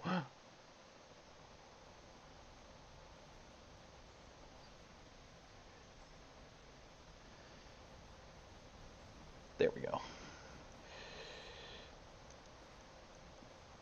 Because I'm not exactly sure where the Wilmot signal staging is. I know it's those spurs right off to the left of Wilmot. I'm not sure whether it's one track or both.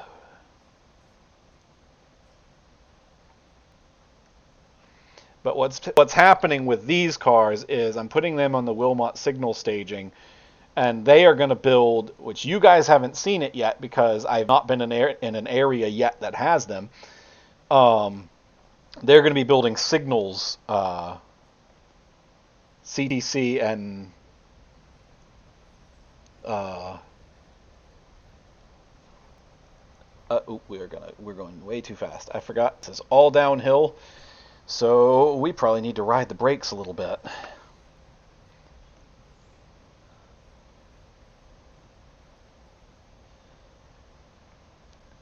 I'm, I might have made a mistake here. This is where we find out if I actually did take on more than I could chew. If I bit off a little more than I could chew. Can the brakes even stop this thing going down the hill?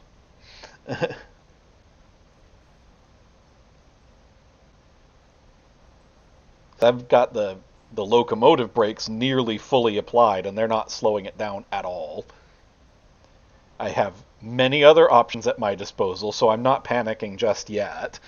But because I do have the entire train brake, and if the train brake fails, if all else fails, then each car has a handbrake. So we have many brakes at our disposal to stop this train if we have to. But at the moment, I'm not trying to stop. I'm just trying to make sure that we don't run away with it. All right, we'll see you, Maxie. Thanks for stopping by.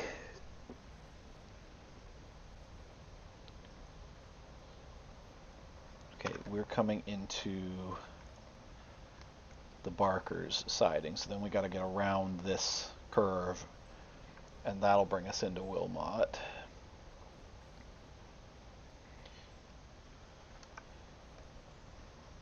Yeah, not only are we not slowing down, we are still slightly speeding up, despite my brakes being almost all the way applied on the locomotive. I've got effectively 3 kinds of brakes on this train. There is a set of brakes that the locomotive has, that is, it's just the locomotive and nothing else. And that's what I have applied at the moment. I also have a set of train brakes that uses vacuum pressure from the train itself, like over the entire train, to apply brakes to each car. And if that fails, then each car has its own handbrake, its own emergency brake. Which, in practical terms, in real life, isn't an option because the handbrake lever is on each car, and you're not going to have some engineer climbing along each car to apply each handbrake. They'd probably die. I would apply the train brakes if I were trying to stop the train. I'm not. I'm not trying to stop the train. I'm just trying to keep it from going too fast.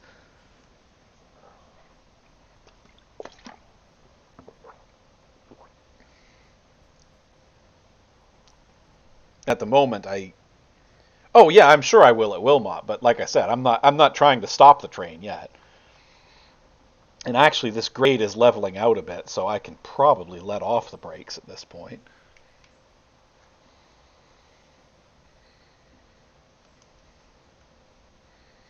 "32 engineers, yeah." We just have an axeman at each one of these box cars. Because this little lever right here, that's the handbrake.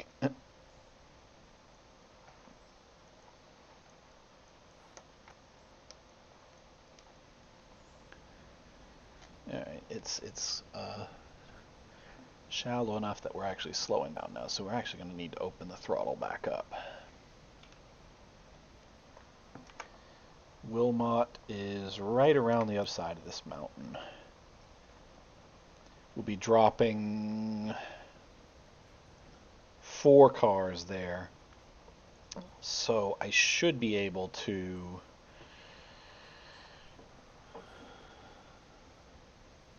At that point, you just have a passenger train. I don't think I could fit that many people in one caboose. I would need like 6 cabooses for that.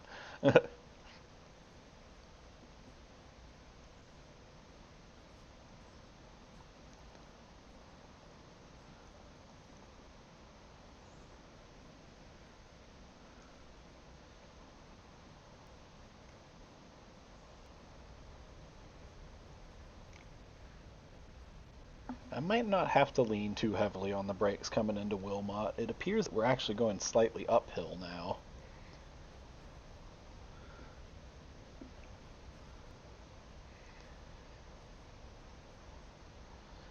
I'm going to stop a little ways before we get into Wilmot so that I can check and make sure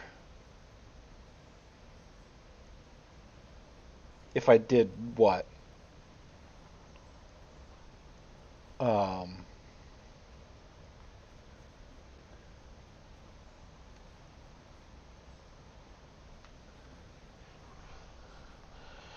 Well, if it was uphill, I would be losing speed at full or at with the throttle off. I think it's mostly level, to be honest.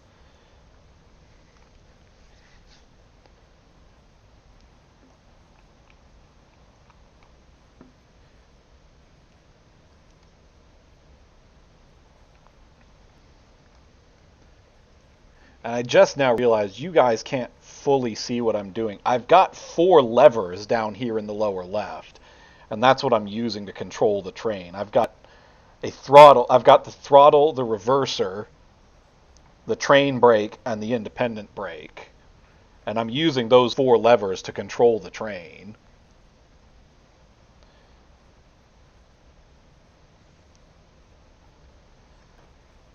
Like, if I just turn off my overlay for a second, you can see that down here in the lower left, I've got those four levers are basically how I'm controlling the train. If I were in first person view, yeah, you can only see a little of the top two levers, but if I were in first person view, um, hold on a second, I can.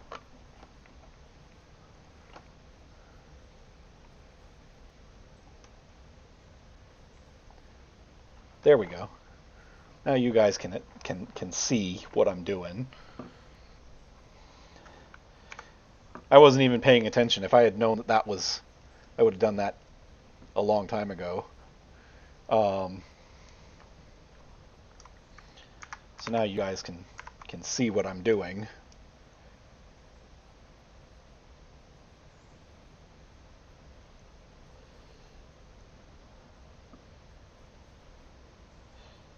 All right, we're coming into Wilmot now, so I need to stop the train. So we're going to go ahead and apply both the independent brake and the train brake.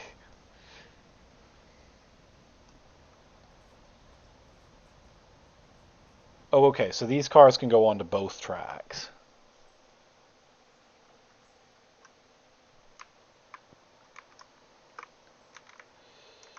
So we need to switch this.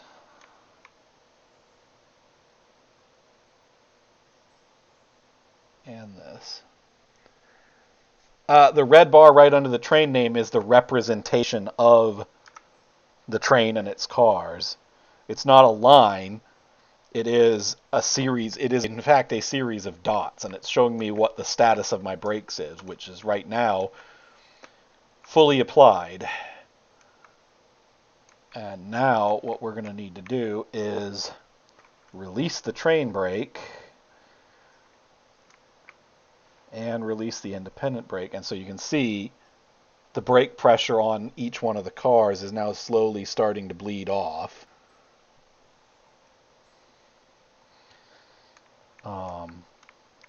As the brakes regain their vacuum pressure. Yeah, the red means brakes on, and well, any color means brakes on to a various degree. Purple means I've got the handbrake applied. So what we're going to do now is get these last four cars, or these front four cars rather, onto this spur up here. Well, these two spurs rather. I don't think I'm going to be able to fit all four on that one track, so. But that's probably why they gave us two tracks.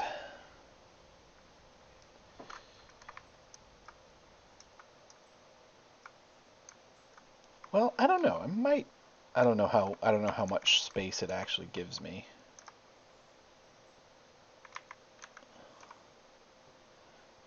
I might be able to fit all four on there.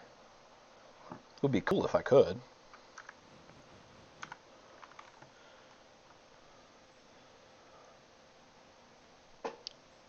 The switch?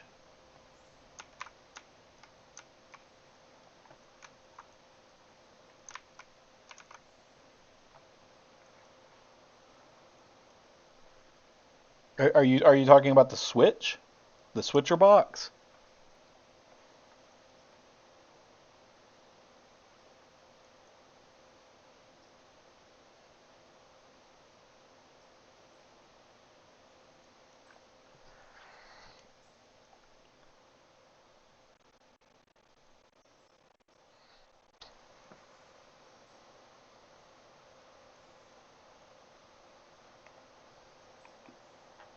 Alright, why are the train brakes not releasing?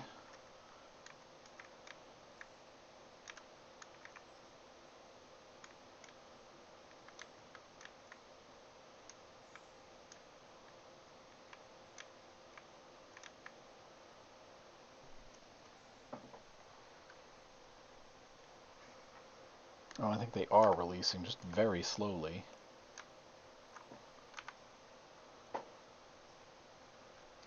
Because I would like to get that up a little ways more so that it's not blocking the road. I know that doesn't really matter, but it's going to bug me.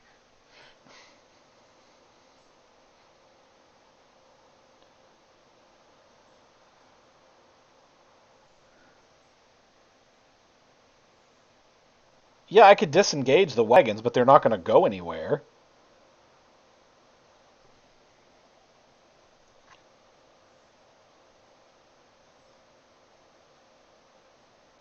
Oh, in terms of disengaging their brakes, no. I mean, I could separate from the wagons, but they're not going to move. Yeah, no, I could uncouple them, but they won't move if I do that. It's not sitting on a downhill slope. They just sit there, which I don't want. Like I said, I kind of wanted to prevent them from blocking the road. All right, we're going to engage our train brake again. Just going to handbrake this one car because I'm leaving these here. So we're going to uncouple it now. Back off of this spur. That leaves us 200 tons lighter, which is nice. And now I'm going to get us onto the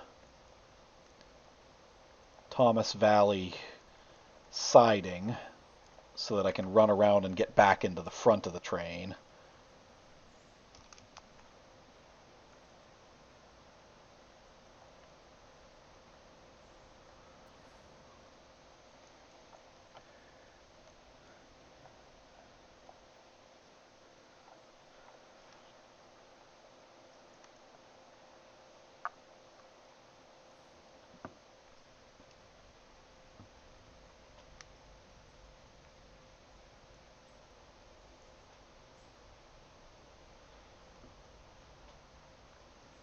We'll end up stopping in Whittier so that I can get these cars off of the back and to the sawmill where they belong.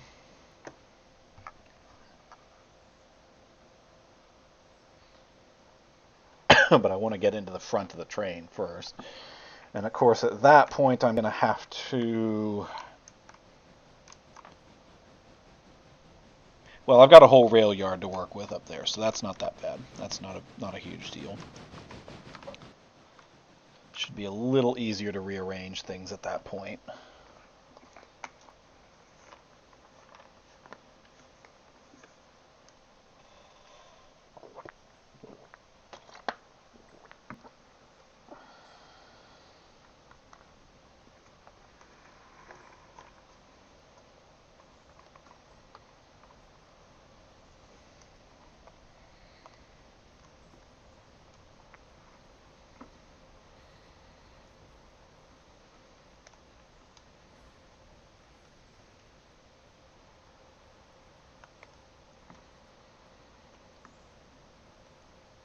Not going real fast, but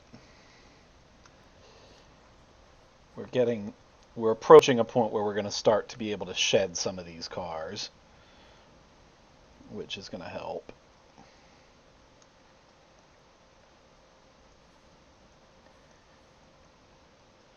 So we're going to go onto these sidings.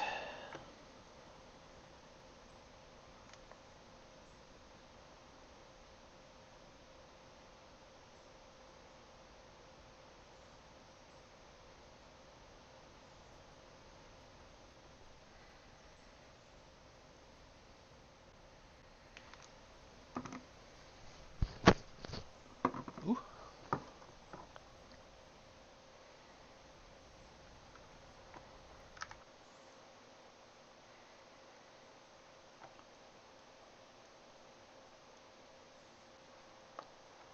All right, we can slow it down now.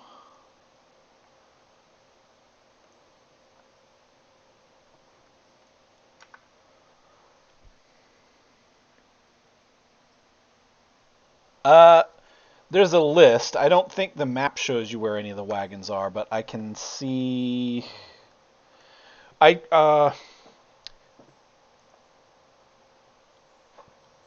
There's a list of the cars that I own, but there's not a list of the cars under my responsibility. But what I can do is I can check locations. So, and there probably is a way to actually I can see what out on a list, I can see what outstanding way bills there are.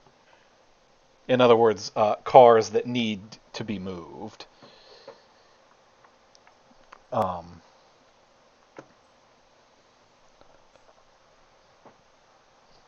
like that is something I can see.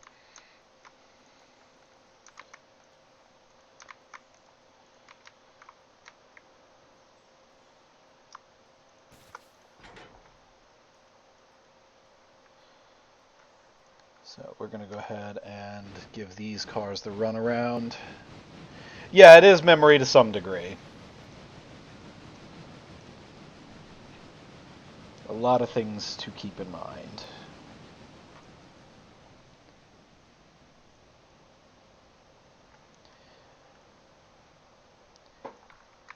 But, I mean, to some extent, you're not really going to have issues with that, just based on the fact that you've only got one main line. So if you're making trips up and down the main line, you're going to see what cars are there. You're not going to go by, like, you might forget where a specific car is, or which specific siding it's on. But in your course of just going up and down the line, you're going to see the cars. Now I can turn off the waybills up above their head, but, like, that's information that I need, so why would I do that?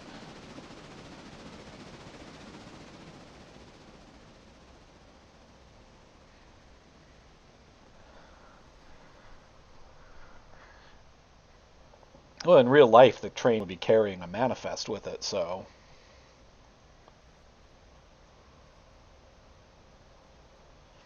But in real life, um, the driver of the train, excuse me.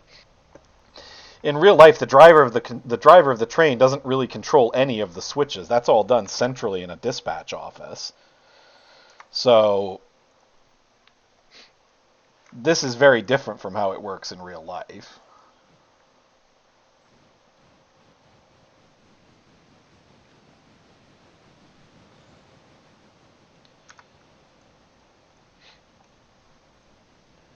Spoopy.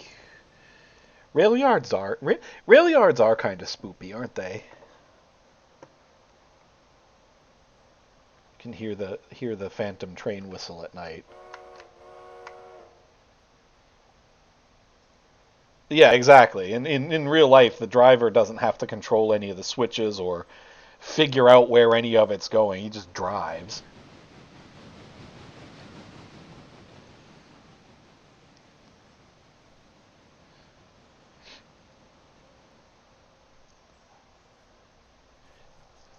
Train drivers in modern trains are very little more than babysitters nowadays because almost everything on a train is automated now.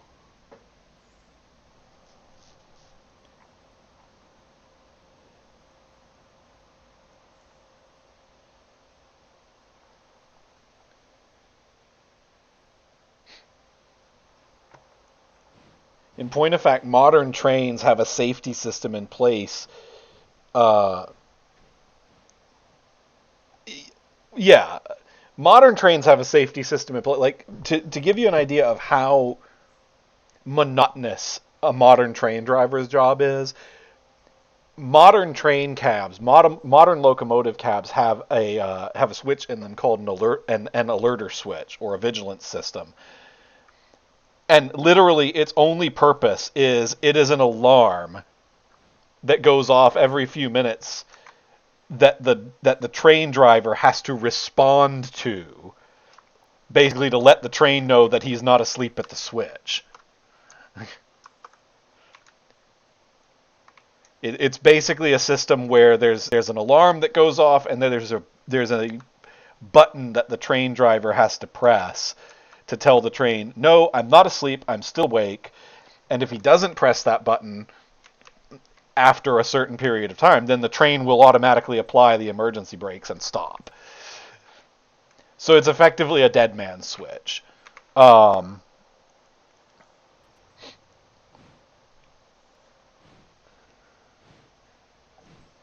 Not so much checking on a toddler to make sure they aren't breaking things. More like a baby monitor to make sure the toddler's still there and still breathing.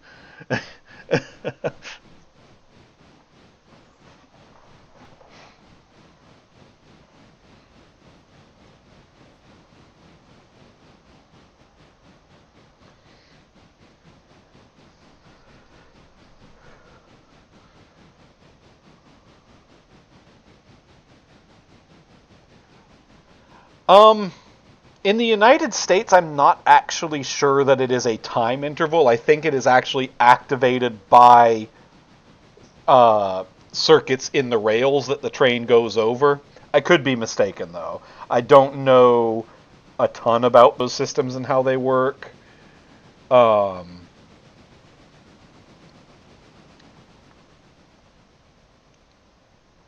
but it wouldn't surprise. Yeah.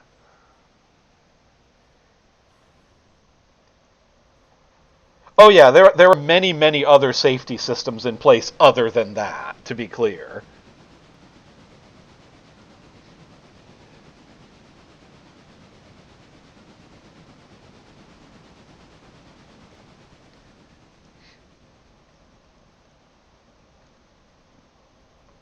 And the truth of the matter is that trains, you know, people are very silly about trains sometimes when it comes to safety and whatnot when they try to race trains on the road to get to the crossing before the train or whatever. Like, do not get your motor vehicle in a contest with a train because no matter how big your vehicle is, the train will win every time. Um, and they can't stop. Like,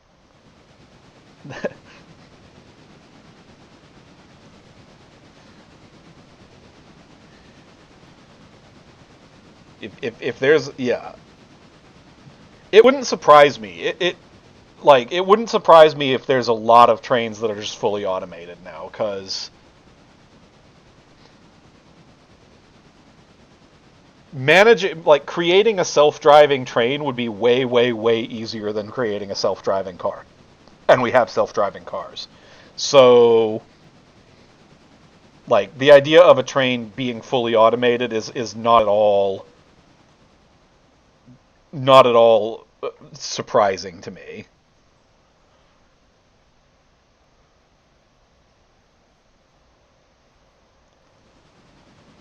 Well, I'm not going to get into a debate on whether we should have self-driving cars or whether the technology is good or not. My point is that it exists, and if it can exist for cars, it can certainly exist for trains because trains are on rails. It's simpler to do it with trains.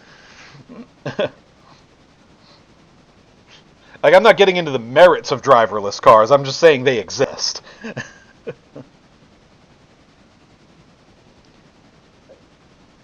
They do, and they're well. It depends on the crash. Um,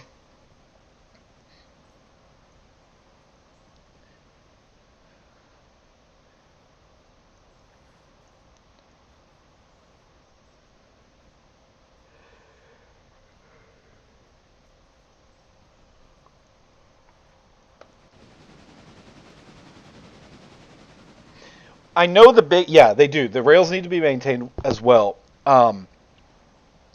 I know the big thing that they're working on in Railroader at the moment, that the devs have been saying about Railroader at the moment, is the big update that they're working on right now is called the Maintenance of Way update. That's going to be their next big update, and uh, supposedly they're going to be um, adding a mechanic to the game where you do have to bring cars to certain places. You have to maintain the line. There's crew maintenance cars, things like that. I know they're working on that. Like, that's kind of their big upcoming update for this game.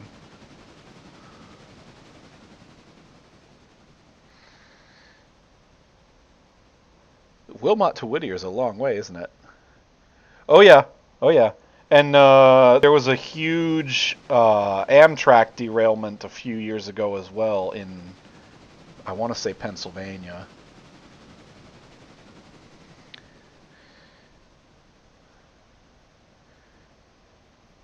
Yeah, there's one East Palestine, Ohio. That was the big one that they had that big chemical spill. That was it last year or the year before last? Was it 2025 or 2024? I can't remember when exactly it was. Time is a flat circle. Okay, here's the Whittier yard, and I want to pull into this yard. So let's. What happened to the railroad ties? Oh wait, no, no, no. I want to go into this yard. I'm not sure what happened to the railroad ties on this section of track, but ooh, we need to slow way down. We need to slow way down. I don't know if I can slow down in time. I might have a bit of a oopsie here. Okay, no, we're fine. We're fine. Woo. That was close.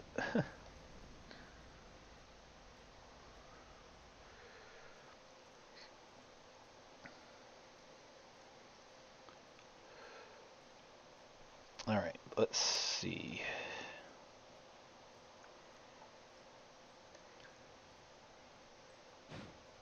Pull onto this line.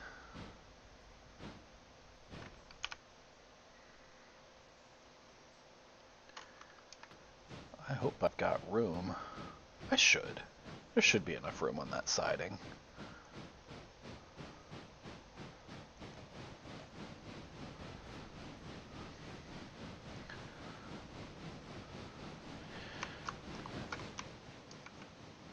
Alright, that one is where it should be. Okay.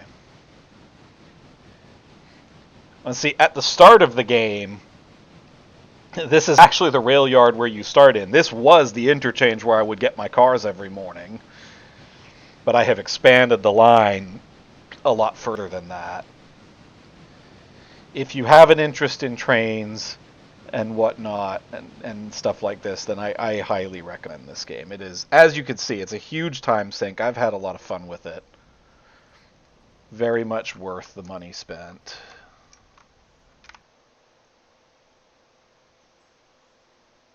Oh, I don't know. It's going to be close. It's going to be awfully close.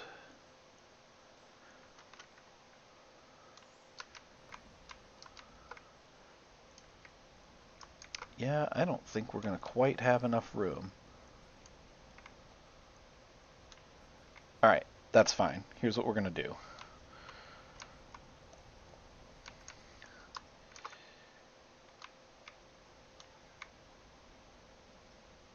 No, let's back up.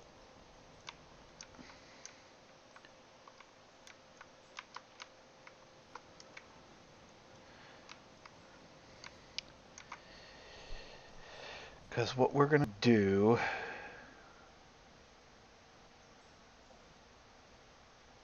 Yeah. Well, it's not even Amtrak having full right-of-way. Like, again, by federal law, Amtrak is supposed to have full right-of-way on every line. But between Boston and Washington, they don't just have right-of-way. They own the line.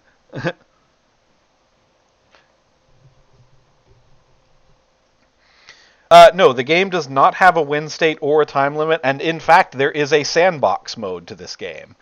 I am in company mode where there is a progression, and you have to build the rail out, and you have to do all of that, and add the signals and whatnot. But the game has a sandbox mode.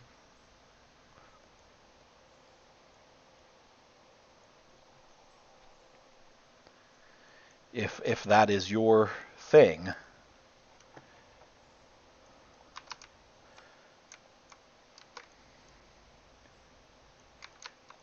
Okay, perfect. That just fits. So what we're going to do...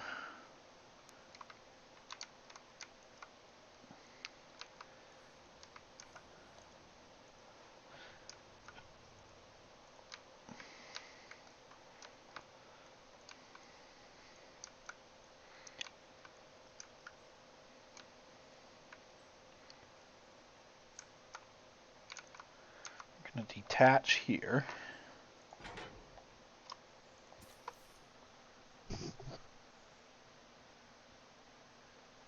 Agreed. We love trains.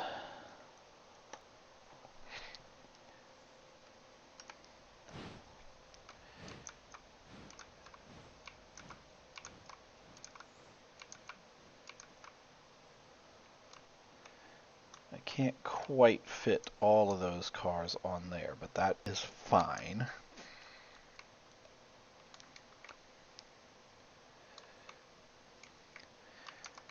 The only ones I really need are these Whittier sawmill cars, because they have to go to various bits of this here, and I definitely don't have room to back onto this with all of these other cars. So we're gonna have to do some reconfiguring here, but that's fine. I had figured we would, and that's why I was waiting until I got to Whittier to do it, because I've got a rail yard here where I can run things around and whatnot as I need to. So now we get into some of the heavier rail yard work. God, it doesn't feel like this stream's been going for nearly 3 hours. This game is such a time sink. I'm not sure I have ever played a game that is as much of a time sink as this game is.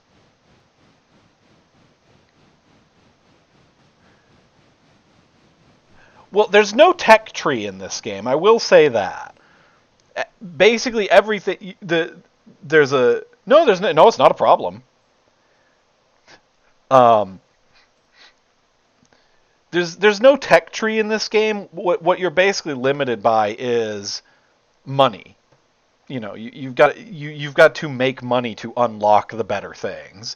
So it's kind of sort of the same. It's sort of a tech tree in a sense, but you're not really unlocking technology in this game as much as you're unlocking bits of the line.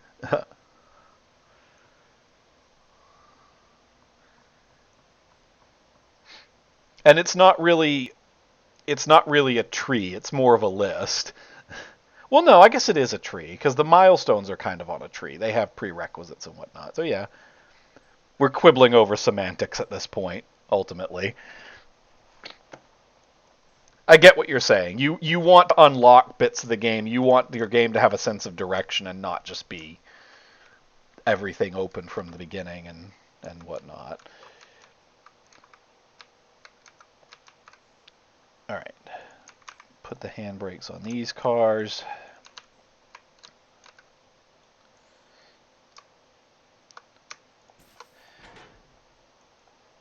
Now what we have to do is go back and get our sawmill cars, and that should leave me enough room to get onto that. All right, yeah, we can do it. We can do it. We got it. We got this.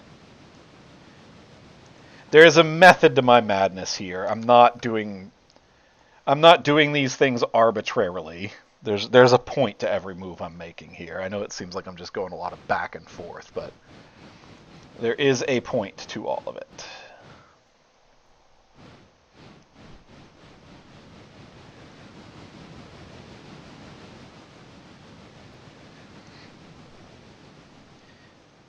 Oh, that's not what I meant to do, but whatever.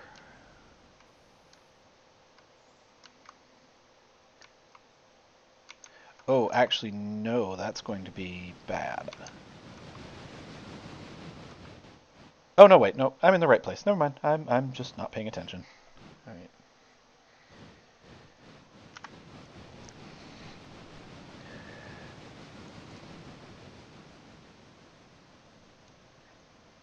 Yep, I get that. That's why I play. That's kind of why I play Kerbal Space Program in career mode or science mode, because I need some kind of structure to the game.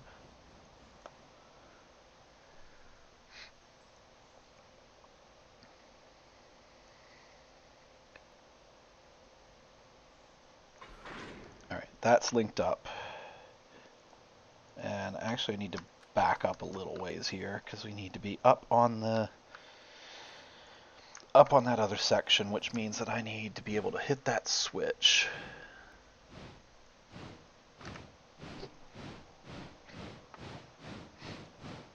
Oh yeah, no, I love Kerbal Space Program. It's one of my favorites. I haven't played it in a while, but I did play it on here once, I think. I played.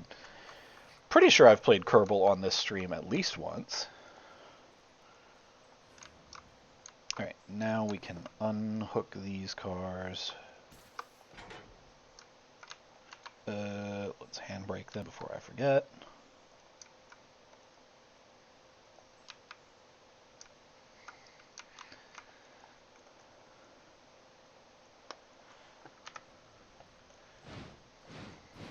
Ah!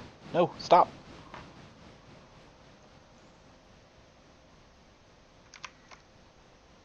Oh, never mind. I hit the switch. It's fine. It's fine.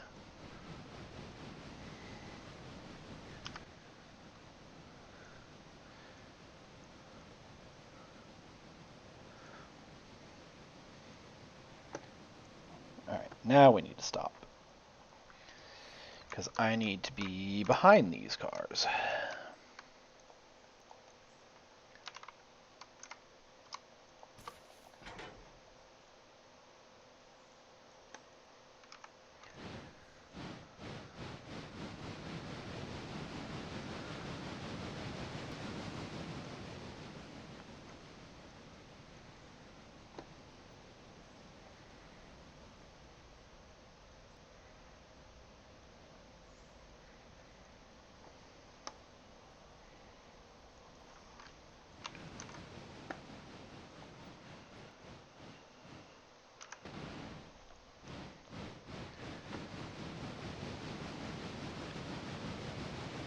Oh, wait. That's wrong.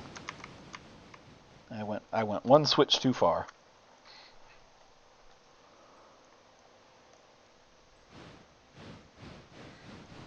That is the brake line. Are you talking about the thing that I connect each time that's not the coupler?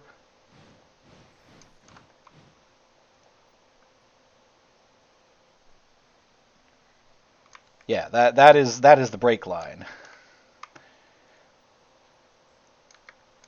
You're talking about this little thing hanging down right here, the glad hand.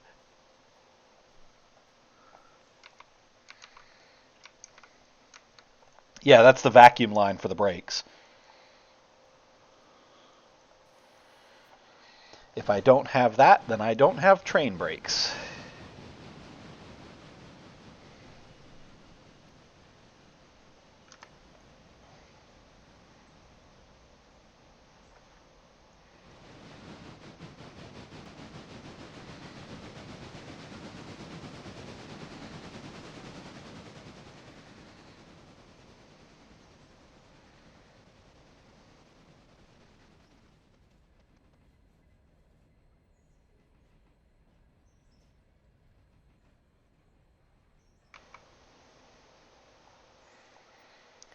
Alright, now we gotta pull up here and grab these cars.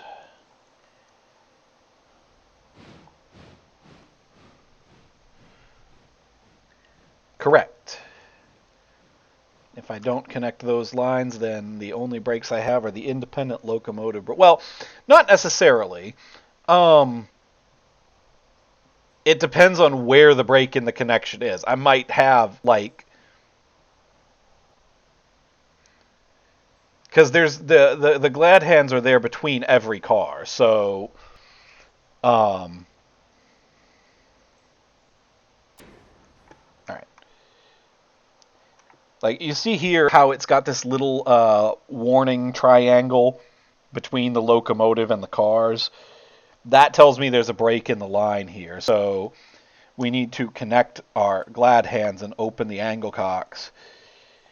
And that connects our brake line. Now, that means that the train brakes are applied to the whole train when they're applied. So if we release the handbrakes, if I apply the train brakes, you see it applies them to the entire train. So now we release the train brakes. But now let's say that we break the connection here. Now it shows me that there's a broken connection here. I still have train brakes. They just only go as far as the car where that break in the connection is.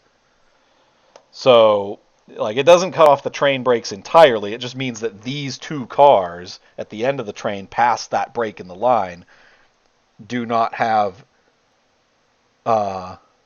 do not have brakes. What is the failure mode if the line is disconnected and the brakes on or off? As far as I can tell, there isn't one.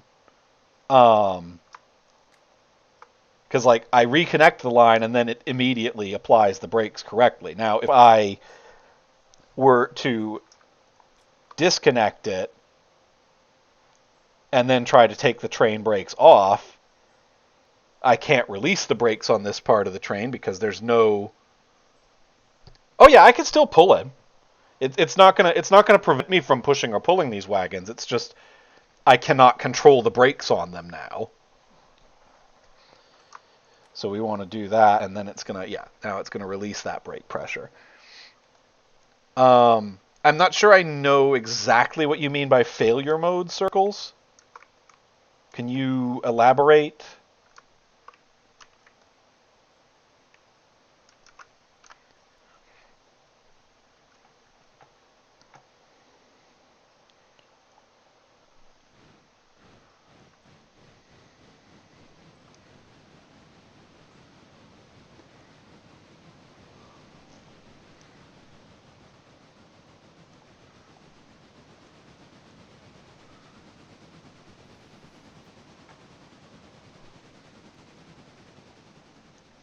Oh yeah, no, I wouldn't have that. I wouldn't have any modern controls because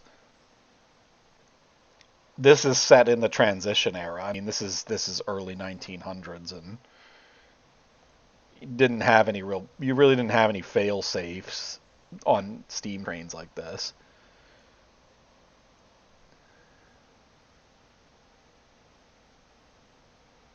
Oh yeah, I mean they're gonna stay in whatever state you. Um, you can like I if you shift click on the glad hands, it automatically opens and closes the angle cocks as necessary. Um, Whereas if you just click on the glad hands, it doesn't control the angle cocks. So I think really it just kind of depends on what state the angle cocks are in. If it has a way to release the brake pressure on its own, like if you leave one of the angle cocks open and disconnect it, I think it will bleed off the brake pressure that's in the cars. Um,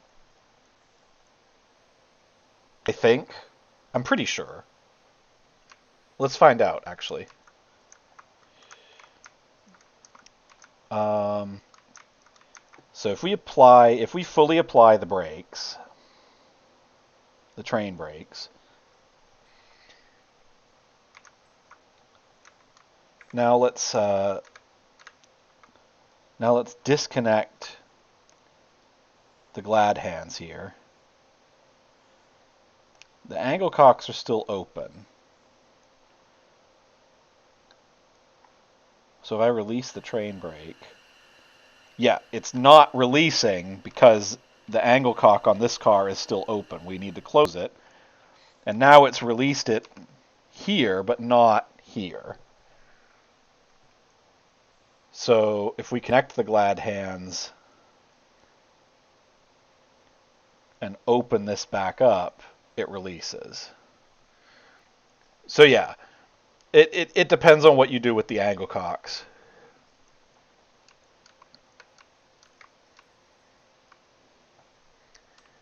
Is your answer.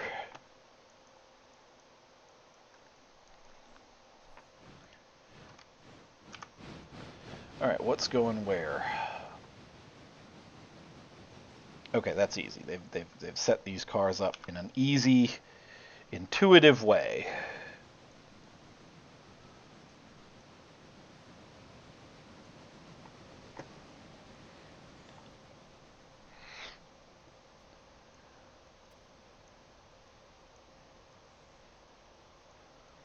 These front four are going to this lower branch. The other one is going to the upper branch on the other side of the sawmill. Oh yeah. All of the stuff that we could do with this that is purely mechanical and doesn't require any kind of electrical input is kind of fascinating to look at.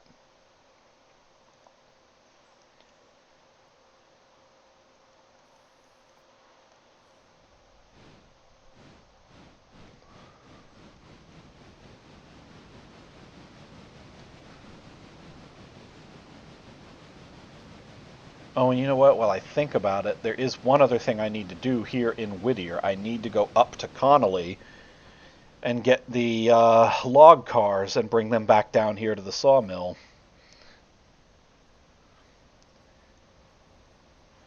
So that's going to be a small detour here.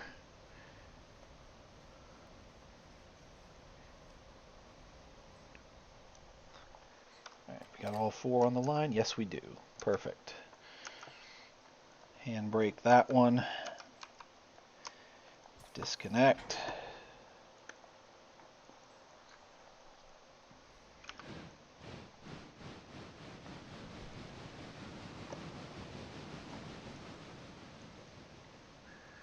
And now this is going up to the other side of the sawmill.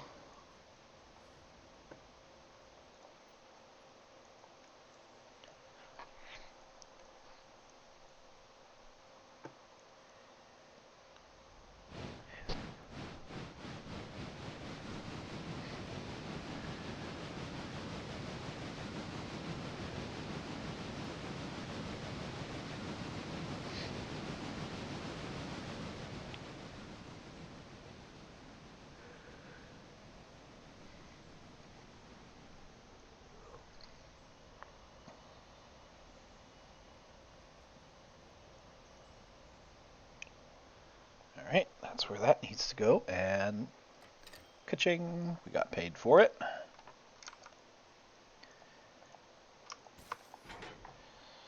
All right, now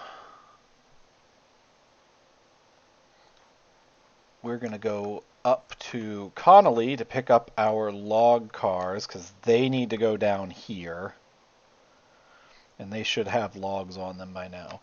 But before we do that, we are going to take a quick break. It is about ad time again, and this is a pretty good break point. So we're going to take a quick break. We will be right back after these messages. So don't go away. Don't touch that dial, as we said back in the 90s. All right, we'll be right back, guys.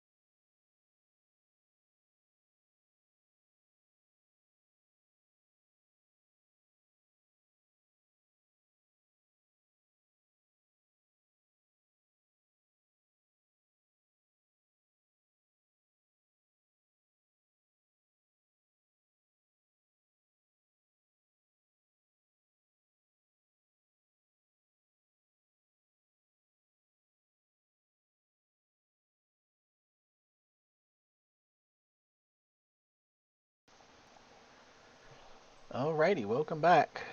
Um, no, it is not nighttime at 11:40. It is um, it's 1:15 in the afternoon in game. So yeah, it's daylight.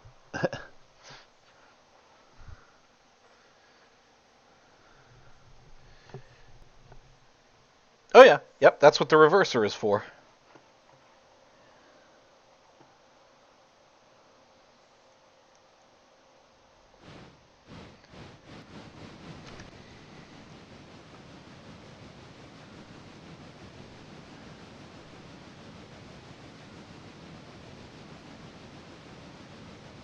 All right, we're gonna back up. We're leaving these cars here for the time being because I need to go up to Connolly and get our log cars to bring them back to the sawmill. I can do that while I'm here. Otherwise, I'd have to come all the way back from Bryson to do it, and that's a pretty long way. That's like 5 or 6 miles. No point in bringing all this stuff all the way up there when I can just do it while I'm here.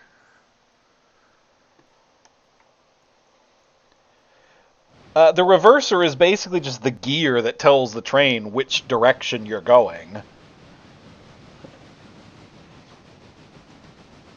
In modern engines, diesel electric engines, you usually just have a reverser that has a forward, neutral, and reverse setting. On an old steam train like this, the reverser actually determines. I don't know exactly how it works, but it's rather like, it's somewhat like, not mechanically, but functionally, it's somewhat like the gears in a manual car. Like, I could have my reverser on full forward, but that's going to limit my speed. So I need to, if I want to go faster, I have to actually have my reverser set back a little bit. We need to make sure this switch box is set correctly, and it appears that it is. So that there on the right is the main line through to Whittier, but we're not going that way yet. We will, but we're not going that way yet. We got to go up to Connolly and get our logs to bring back to the sawmill. But you can see from Whittier to Bryson, we have signals on the line. So we have those traffic signals on the line. We don't have those from Whittier to Silva. All that stuff that I dropped off back in Wilmot, that's what that's for. Is we're building signals on that section of the line.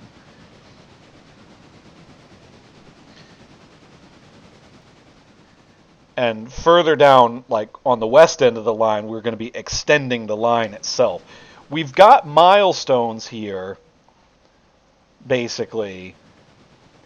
These are the ones that we're working on right now. We've got the Alarca Junction Y.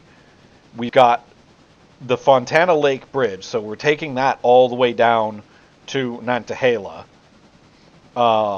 And then we've got signals Thomas Valley to Silva. That's the signals from where we are now all the way to the other end of the line in Silva.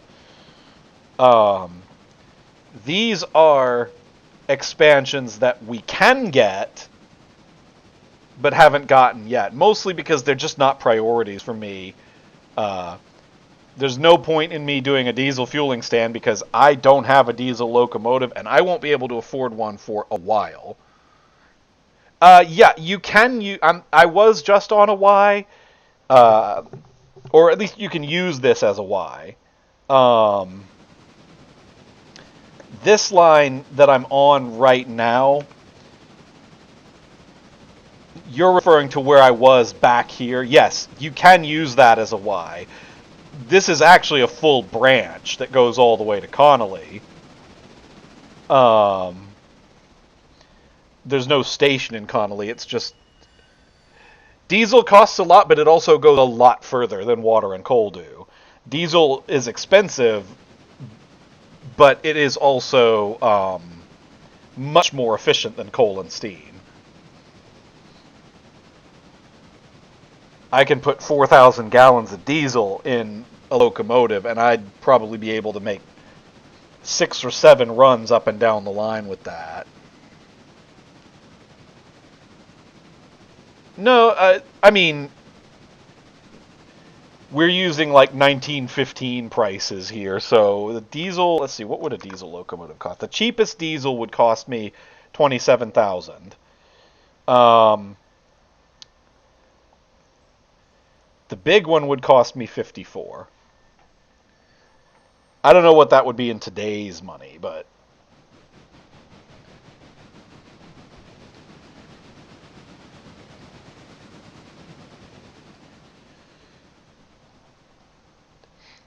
a diesel would save me money in the long run. But I, because you're going to spend a lot less on fuel for a diesel. Um,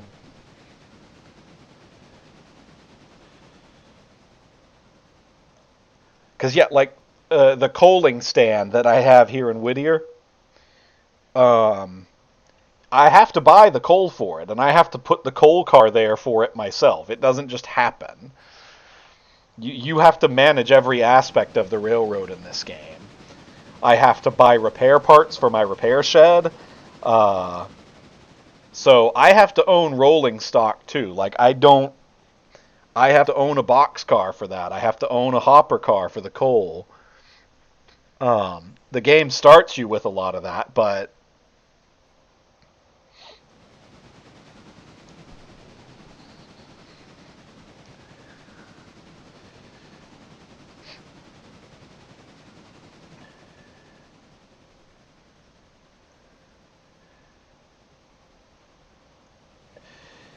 and again, I need to emphasize as well, like the really, really super long train that we've been working with, the long freight train that we've been working with. Okay, well, we can ignore what ChatGPT says because it's just stupid.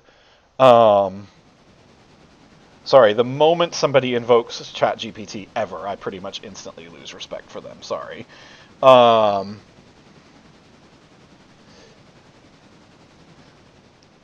but the what we can do is we don't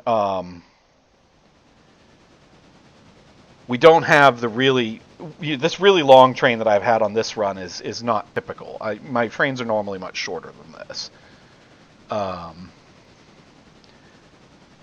it's normally just uh,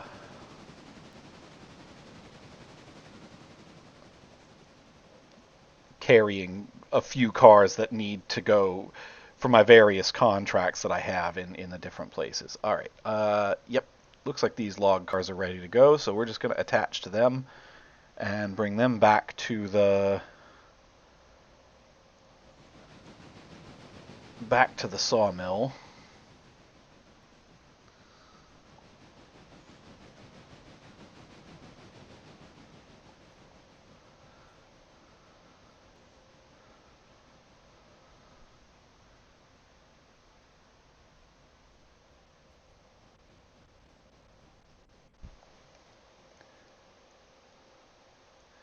And the cool thing about this run back to the sawmill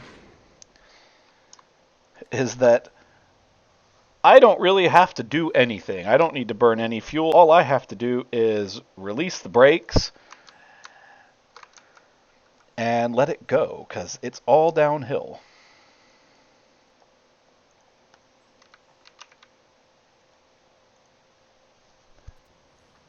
So now it's rolling on its own. Yeah, but they're big logs.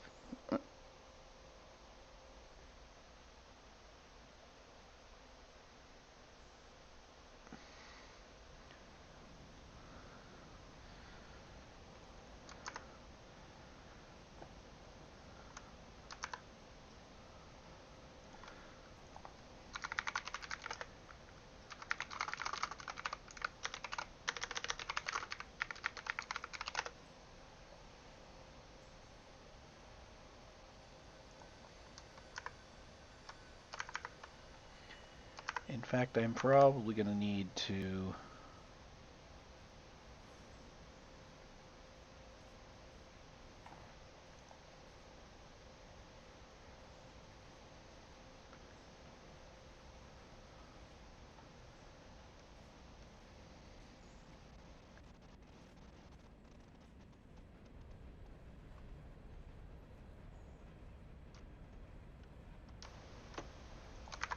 Probably need to hit the brakes a little bit here.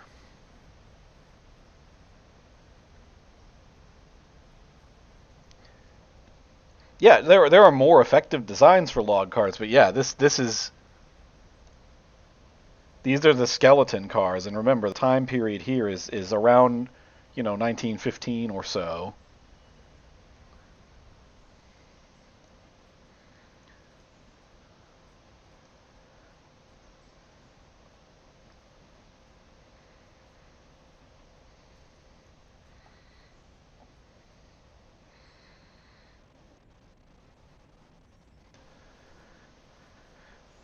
Cause like just as a reminder, on this run back down the hill, I have not used the throttle at all. All I did was release the brakes. It's doing all of this on its own.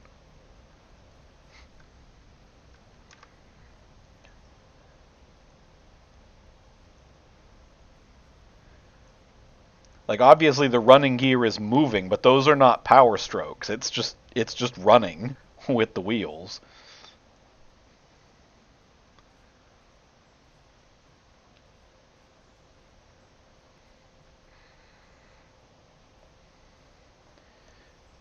I mean the principles of a locomotive, and if you look at the earliest locomotives, yeah, they're built out of wood aside from the boiler itself. The principles of a locomotive are not at all complicated. It's a steam engine. It's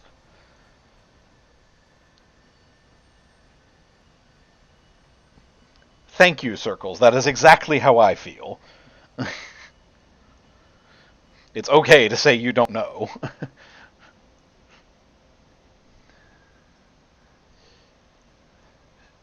but uh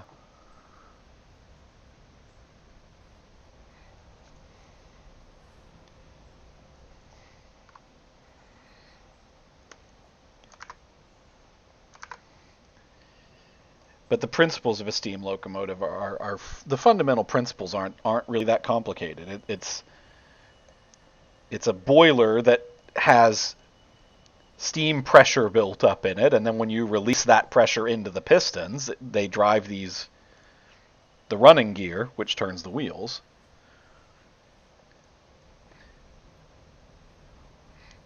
It's not fundamentally different from any engine, really. Just about any engine is powered by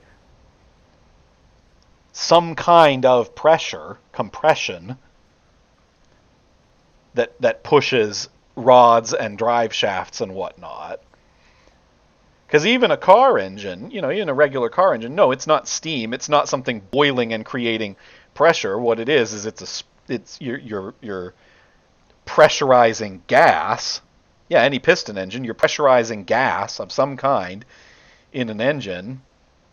And in like a car engine, you have a spark plug that's going to make that gas explode, which pushes the piston back down, and that all of that piston action is going to push a drive shaft that turns your wheels. I don't know what a Wankel engine is. I've never heard of one. I never heard of that.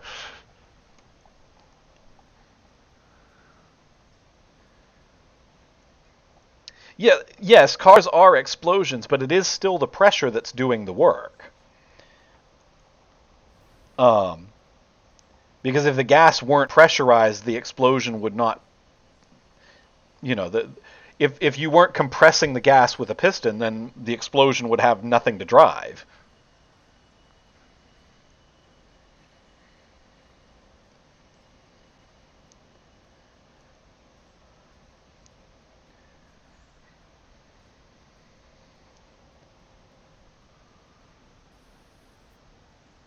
Oh yeah. Okay. Wankel engine. I've never heard of that. Like what we call that in English, that we call that a rotary engine.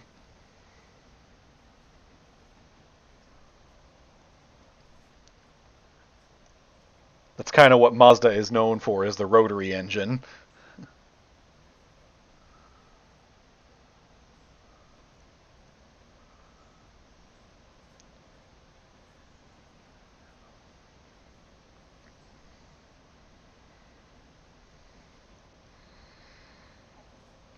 Rotary is the name I'm familiar with. I've never heard of.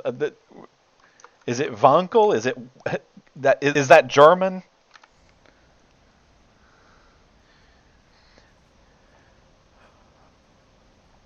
Um, electric engines.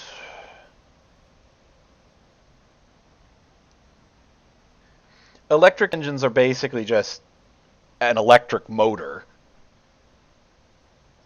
Really, that's the simplest way to put it. You feed a current into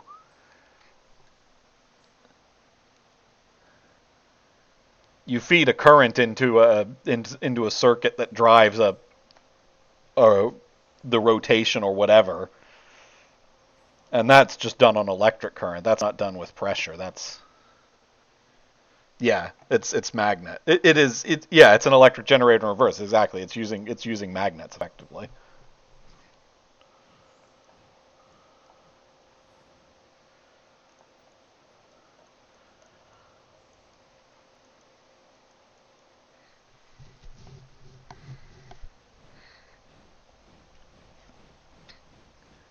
Oh God, Dr. Feynman's lectures were so good. I wish I could find them somewhere. It's hard to find. I haven't been able to find them just like comprehensively on YouTube. Lots of people talk about them, but I haven't just been able to find videos of them. And maybe I'm just not looking in the right place, but God, his lectures were so good.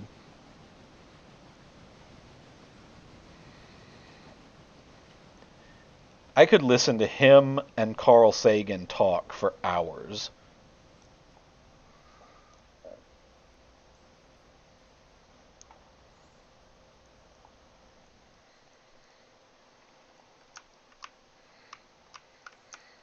All right. Those are where they need to be. We're not going to actually get paid for these cars because I own these cars. If you didn't notice, these have the GBR reporting mark on them. So these skeleton cars are cars that I own. What I am going to get paid for is delivering these logs to the sawmill, but I get paid for those deliveries at midnight.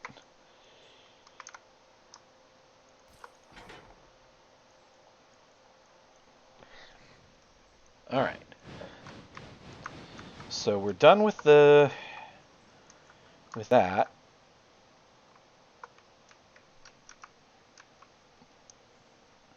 I'll give that a look. Thanks, Circles.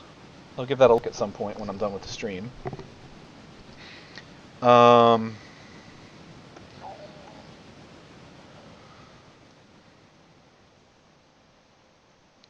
let's top off with coal while we're here. We might as well top off with coal and water while we're here. I've still got plenty of coal in this car. That I just delivered that car, so that's full. So let's top off with coal and water while we're here.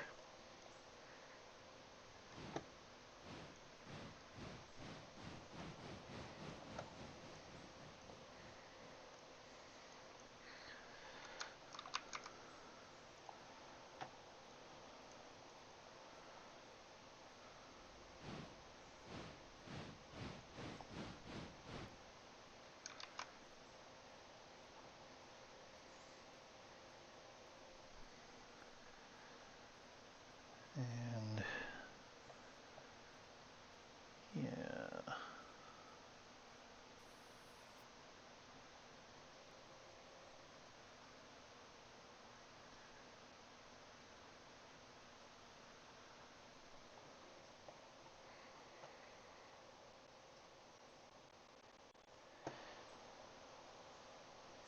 All right, let's get some water.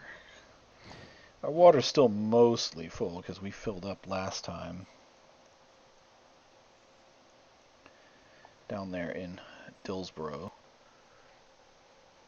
But we've still used almost a quarter of the tank of water that we have. So like I said, it doesn't go as far as you'd think it would.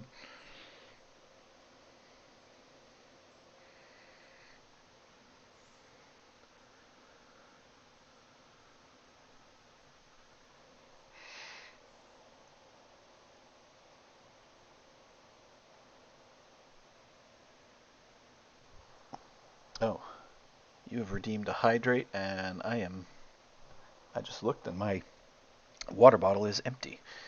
So I will have to hop up and do that on the next ad break. Which isn't for a little while, but it's all right. I've gone through it. Ugh. But we're gonna stretch real quick. Ugh. Yes, I have been drinking my water, and I have been keeping hydrated, as you can tell, because I've gone through the entire bottle of water that I had sitting here on my desk since I started the stream. So we're doing okay hydration-wise. Before I just blast back here, I should probably figure out what the hell I'm doing first. Oh, wait, you know what? That is convenient. We're going to grab these cars, and this way I can stick all of these Fontana cars together.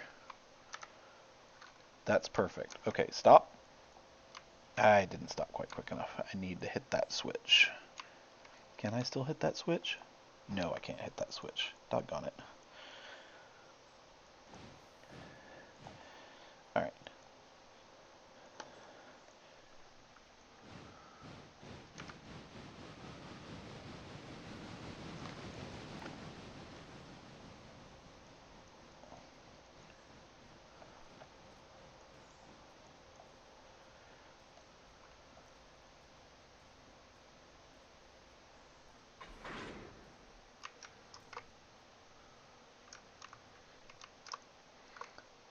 Alright.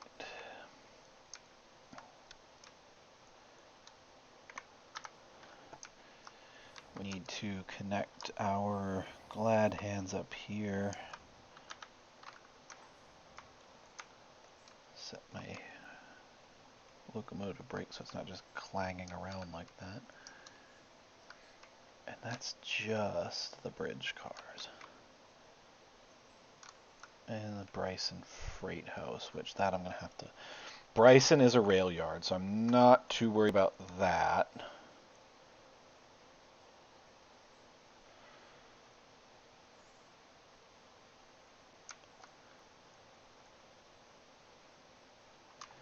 Alright, we're gonna connect that.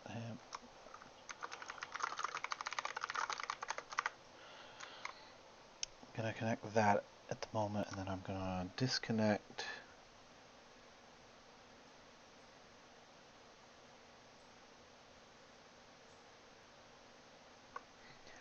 The wagons will connect automatically. When I back into them, they'll couple automatically. Because these are the interlocking couplers. They're not like the British ones where you have to hook the chain over it and whatnot.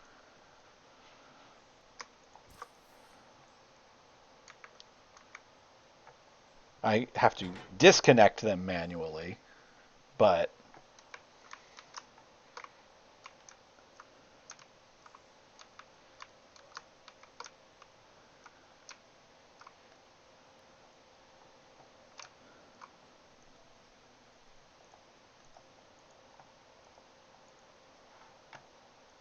all right, let's go forward.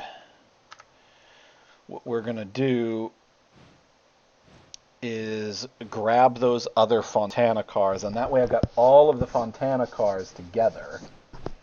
The only one that's going to be a little bit of a bitch is this Appalachian Hardwoods one.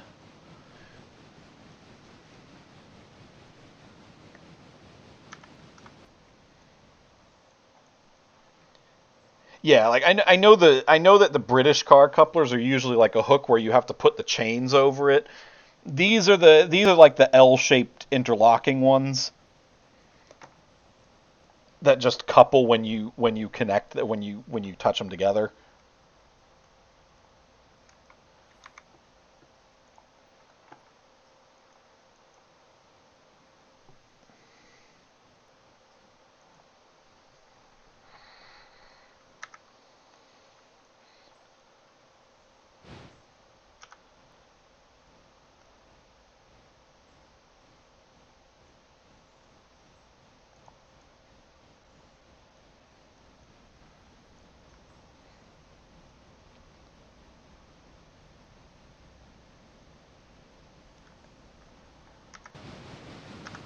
I know this seems kind of pointless, disconnecting those, but the thing is, all of these cars here are going to the Fontana Bridge site, and they were, for some reason, separate from these three cars. So I'm doing it this way so that I've got all of those Fontana cars right together. Since they're all going to the same place, that is what it makes the most sense to do.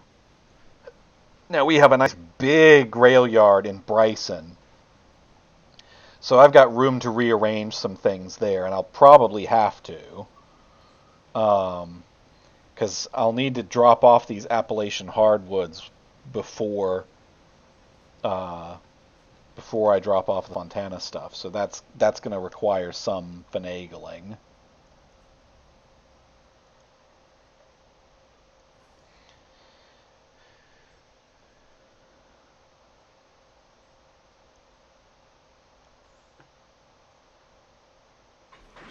All right.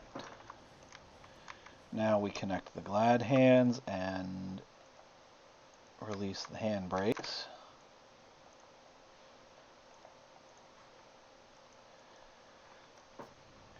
Then we just have to go. We have to do one more little back and forth here because I got to go back and get those other bridge cars.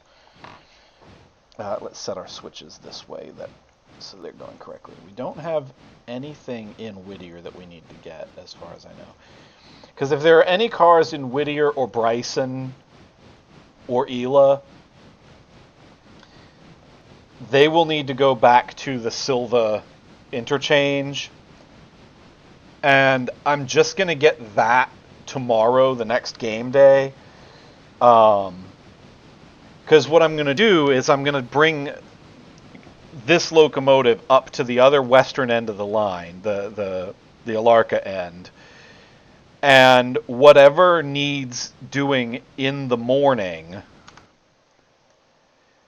the way I usually do it is I start my number 3 locomotive with each day in this game, with each in-game day. I start my locomotive up in Bryson or at the western end of the line, and in the morning I start by making the trip east to Silva, and along the way I grab any of the cars that need to go to the interchange. And then when I get to the interchange, I pick up the cars that are there and head back up to the western end of the line. At the moment, so far, although today has tested it a little bit, I've only needed to make one trip back and forth per day. Obviously, as the game gets more involved, that's probably going to be less and less possible. But you see my train of thought, haha. You see my train of thought there, my way of thinking there with that. That's why I do it that way. It's logistics. The idea with this game is that we want as little wasted motion as possible.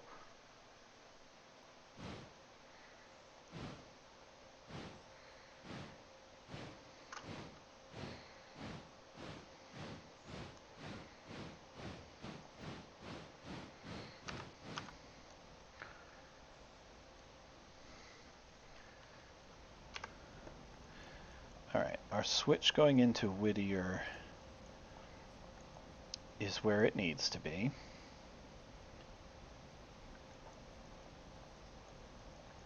The rest should be good. As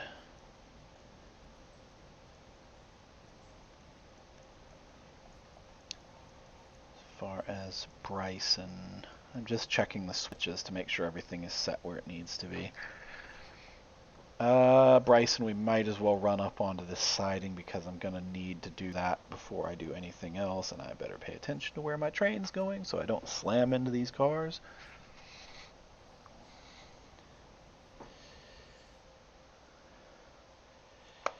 Okay. Yeah. We're going to work on the Bryson sidings up there for a bit because first I'm going to have to grab this and bring it up to the Bryson Freight House, which that's on that siding, so. But yeah, you see Otter Sky, this is I've got the handbrake on one of these cars, but it's not really stopping this train. As far as how much time I've spent on this score, about 70 hours. It took me about 70 hours to get this far.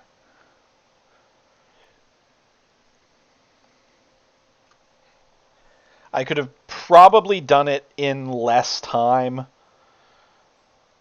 but I spent a lot of money on this locomotive that I'm driving because it was expensive, um, and two, just figuring out how everything worked. So, but in all total, in this score, I've put about 70 hours into it, I would say, and that's not counting what I've put into it this stream.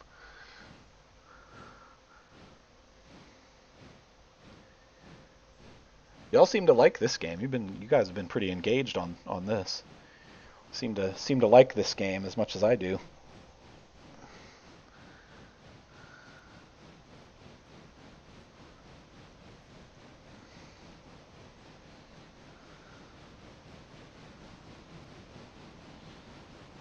Alright, and that's about as much as we're going to get from that, so we got to bring our reverser down a bit.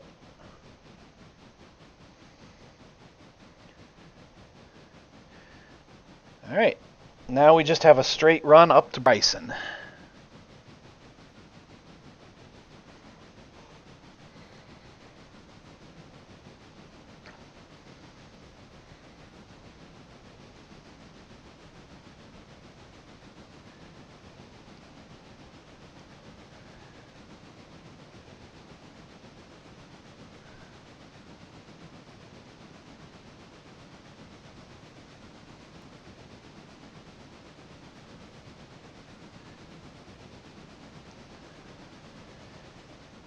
Don't want to go too fast over these switches, but once we get towards Whittier, we can really open this thing up. Yes, they are logs in the water. It's a sawmill.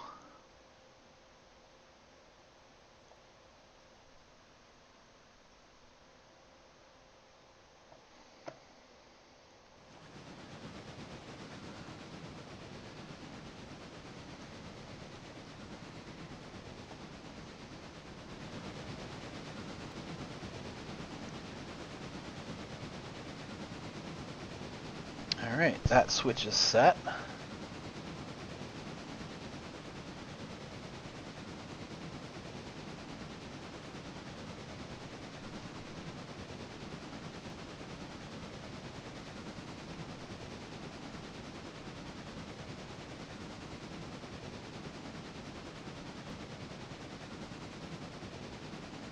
And there's Whittier Depot up ahead.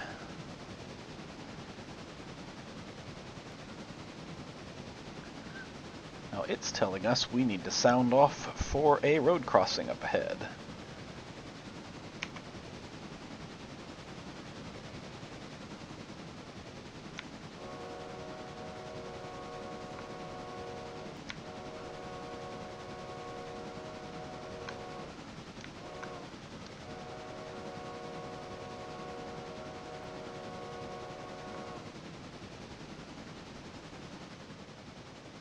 Alright, those are still there. They don't need to go back yet. That Hollyfield heating oil, I think I just delivered that yesterday, so it should still be good.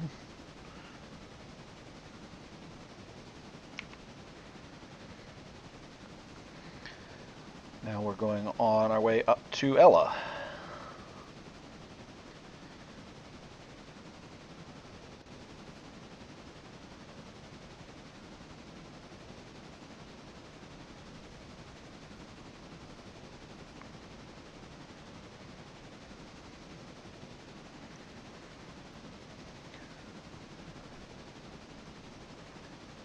And so you can see a single in-game day has a lot of work, because y'all are only seeing about half of this in-game day. You didn't even see, like, I started this stream at the Silva end. Normally, I have an entire process of getting from Bryson all the way back to Silva with all of the cars that are empty from each day.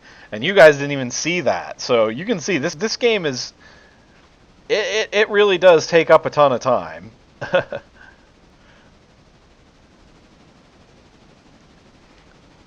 You can go a long ways in this game without feeling like you've done anything.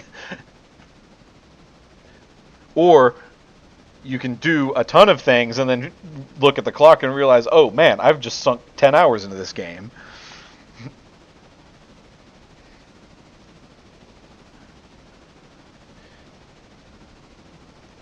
Alright, we're going to cut our throttle because there's a curve up here that we really don't want to take faster than 30. And with how long it would take me to slow this train down, it's probably not a good idea for me to test that.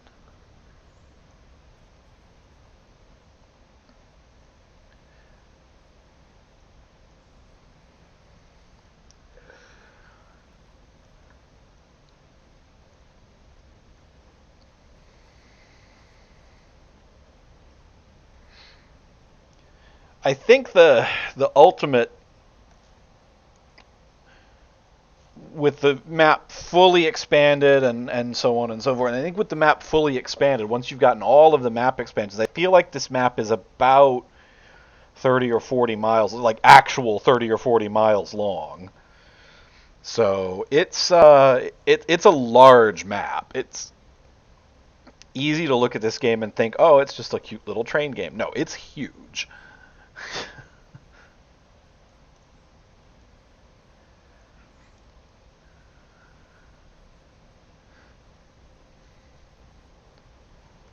Alright, here's our 30-mile-an-hour curve up ahead. So let's see if we can bleed off just a little bit of speed here. Alright, there we go. Nope, it's just the one map. It's just this one map. They've left open the possibility for having people be able to upload custom maps in the future, but for now, you know, the whole game is built around this one map, like, because that's what the milestones are built around. So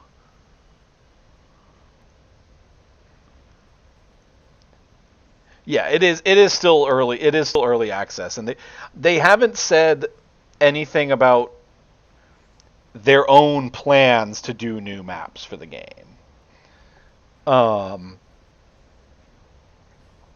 but they have expressed support potentially for the future. They've said it would take a lot of reworking to make this possible, but they have expressed support for the future of possibly giving people the ability to create modded maps. Hello, Kavu.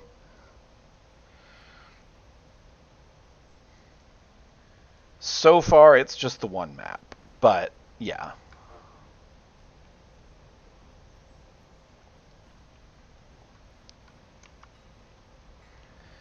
All right, passing through Ela now.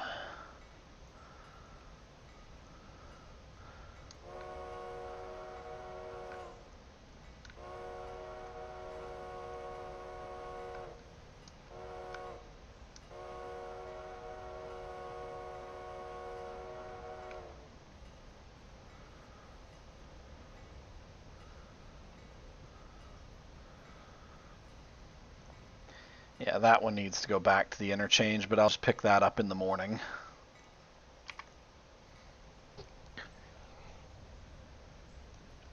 I'm definitely not going all the way back to Silva for that one car. I'll put it that way.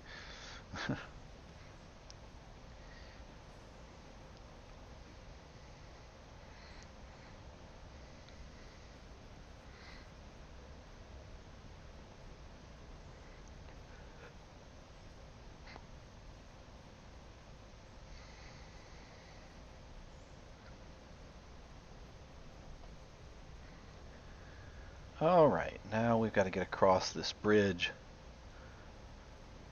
This is actually where the first of the map expansions was building this bridge. Because the opening map, all you get is that East Whittier rail yard where the sawmill was. The game starts you there, And your line only goes as far as Ela that we just passed through. All this other stuff, I've had to build expansions myself.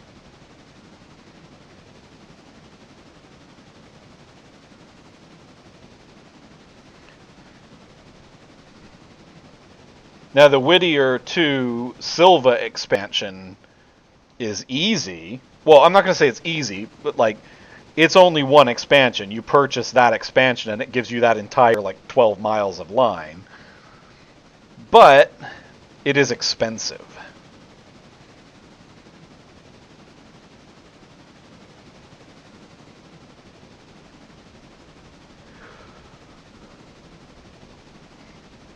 We're going uphill with nearly 2,000 tons, but once we get past the sidings here at Governor's Island,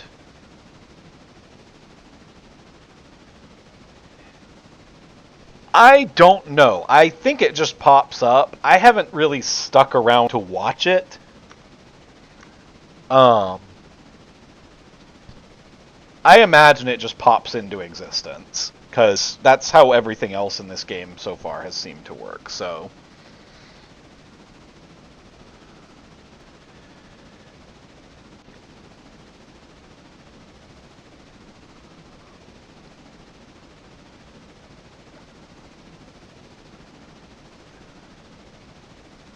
The big thing is none of the cars just disappear or anything like that. Like, all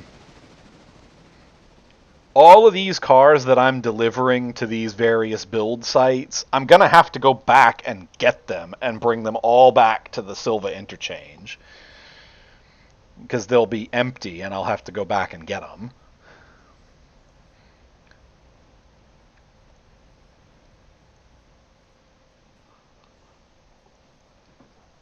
Oops, I didn't mean to hit the brakes. I meant to hit the throttle.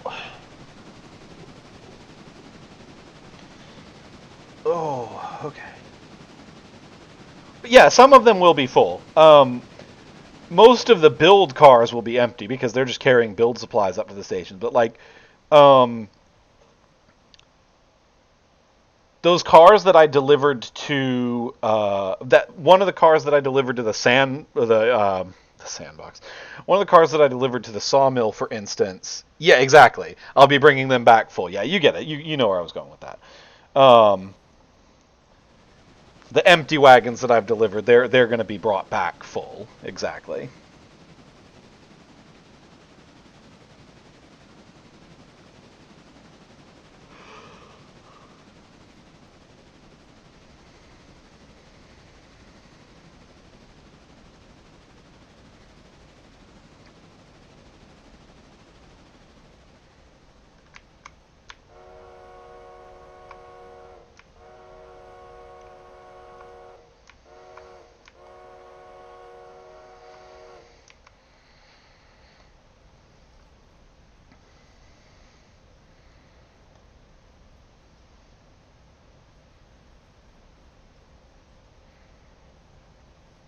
Oop, got another road crossing up here.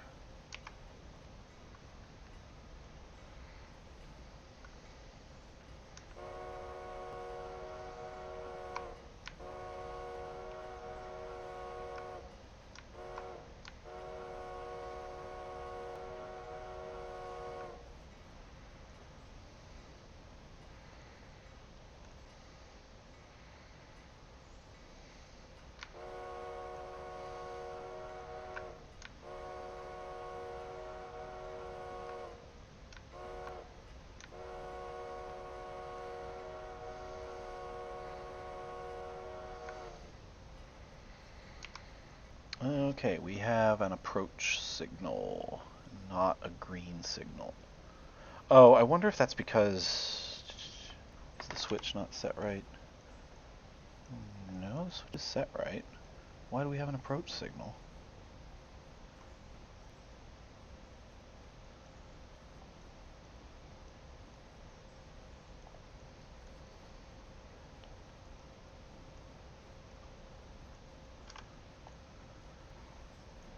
I need to slow down in any case. And those I bring back full, I have to deliver. No, they all go to the Silva interchange. Well, it depends. Like, some of the cars, okay, the log cars, the log cars, for instance, those skeleton cars that I had the logs on, um, those are cars I own. I brought them up to Connolly empty, and when they were full, I brought them to the sawmill where they needed to go. And I've got another set of cars that I do that for in Silva, but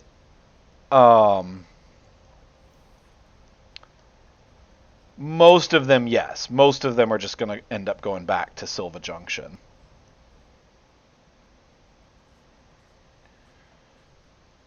Or, yeah, Silva Interchange, I mean. Alright, we are in the Bryson yard, so I need to get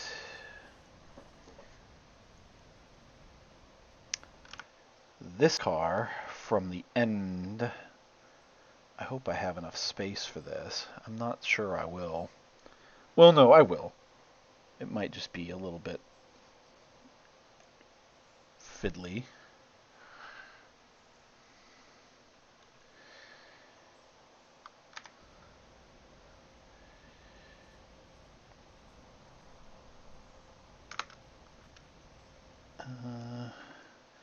Because that car at the end has to go up here. I think I've got enough space for the entire train. We're going to find out. And see, that needs to go back to Silva. I'll get that in the morning.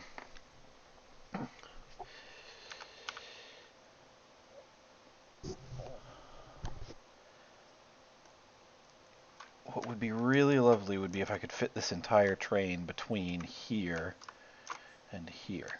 I don't know if I'm going to be able to do that, though, which is obnoxiously frustrating.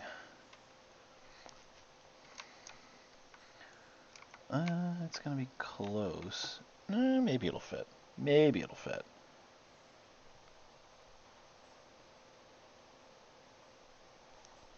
Yeah, it'll fit. It'll fit. Just have to stop.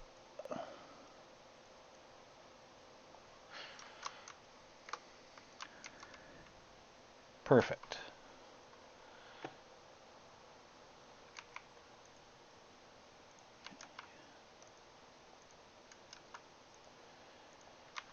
Alright, let me go up the line a little ways here. I want to see what this Alarka Junction site looks like, because that's gonna determine a lot.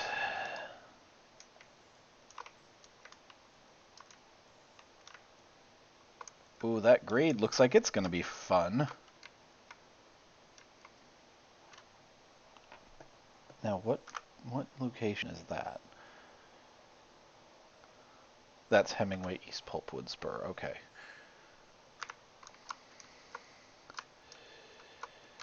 So that's Hemingway.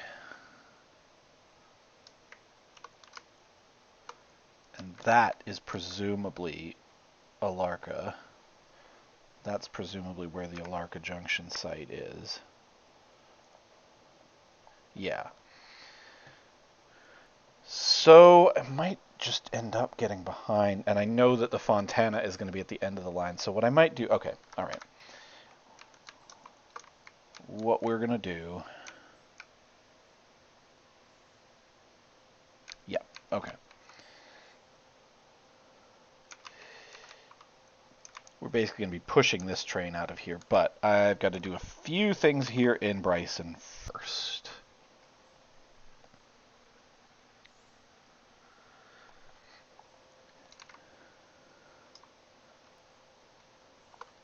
Oh, let's release the train brake before I disconnect those glad hands.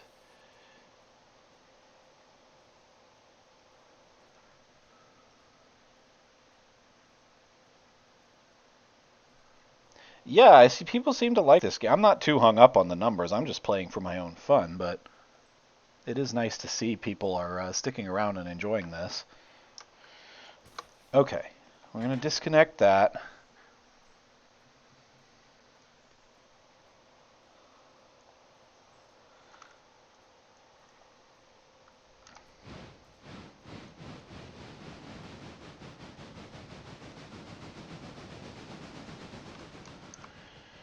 And we're going to run around to the back and get the freight house car off the back of this train.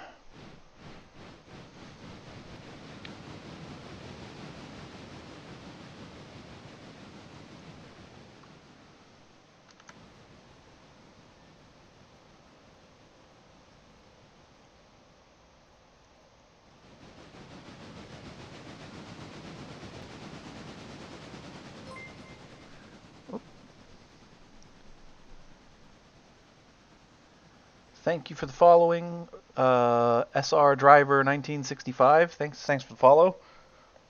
Welcome in. Hope you enjoyed the stream. Hope you enjoy our little chat. Okay, let's see. Now we're gonna have to, we're gonna pull this car off of the end here and bring it up to that freight house line.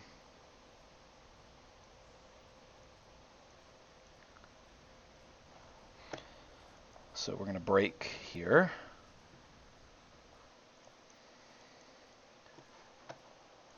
Go forwards.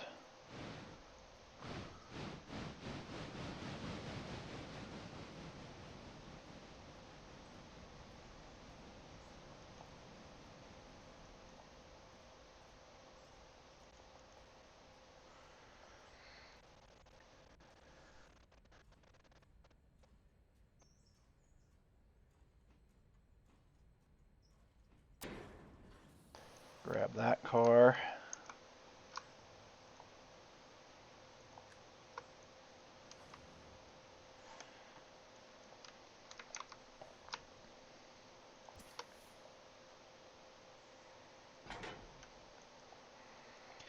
I wish there was a way to purge the brake lines in this game, and so far I haven't seen that that's a thing.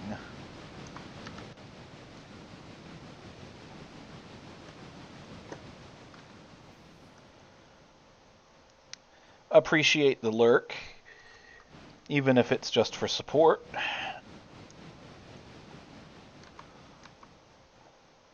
You are welcome to lurk. Just enjoy the stream, however you like to enjoy it.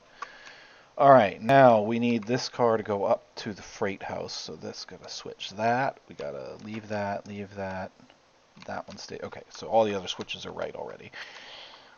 Okie dokie.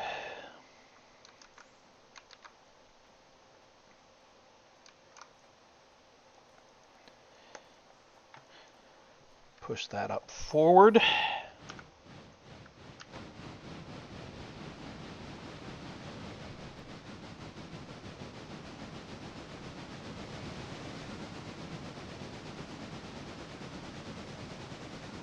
Alright, we don't want to go too fast.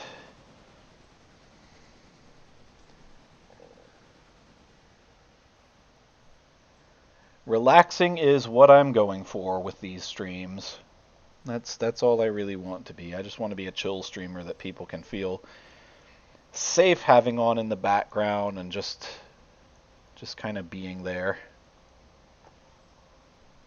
Because those are the type of streams I generally like myself, so that's what I want to be. And I'm glad that's what you are finding with the stream. That's what I'm going for.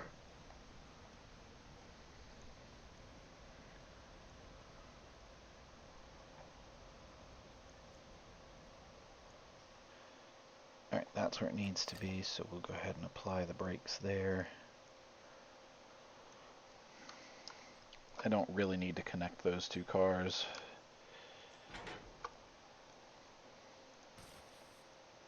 Oh, oops, I forgot to close the... Oh, it did close them. Okay, never mind. Never mind. Okay. Let's reverse.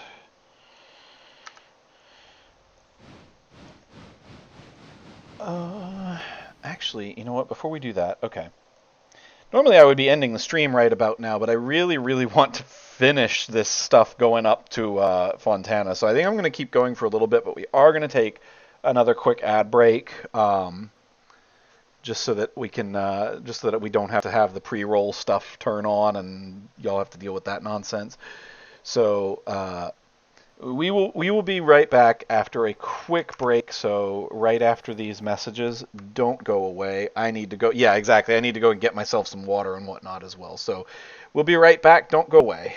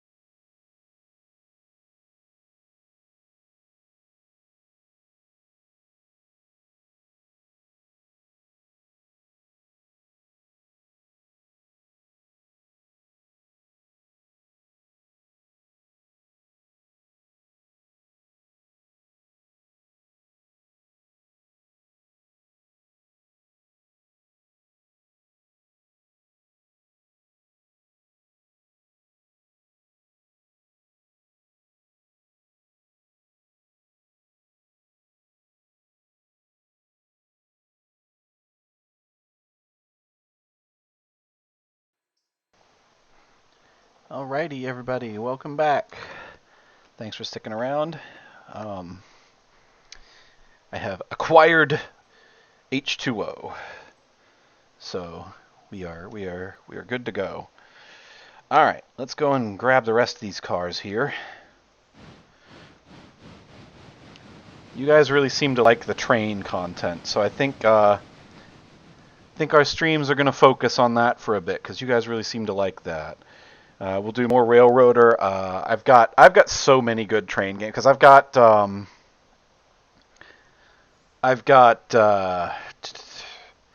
Transport Fever 2. We can do some stuff with that. We've got Train Sim World, which is a bit more of a realistic, hyper accurate train simulator. I've got yeah, no, that's fair too, John Lee Joe. Um, oh, I'll be doing more ATS and ETS too. That's definitely not going away. We'll definitely be doing some of that as well. Um, Metro Simulator. No, I haven't heard of that, but it sounds interesting. Is that like a subway, like Metro, like subway system type stuff? Because that sounds like fun. Um, I have a fun little game called Mini Metro, and that one's fun. Uh,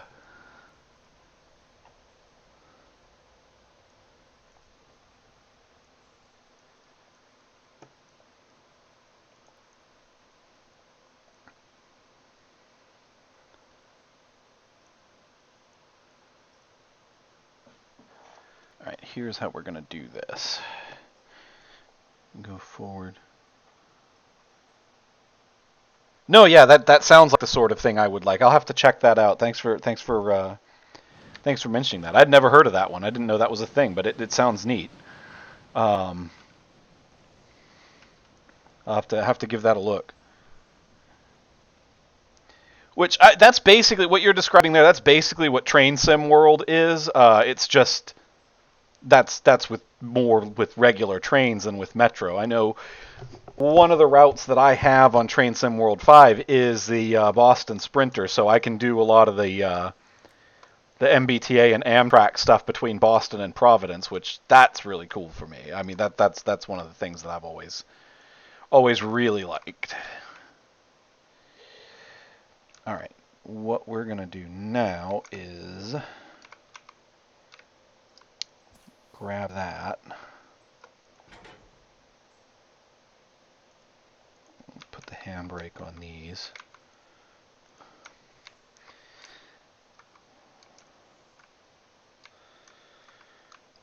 Because I need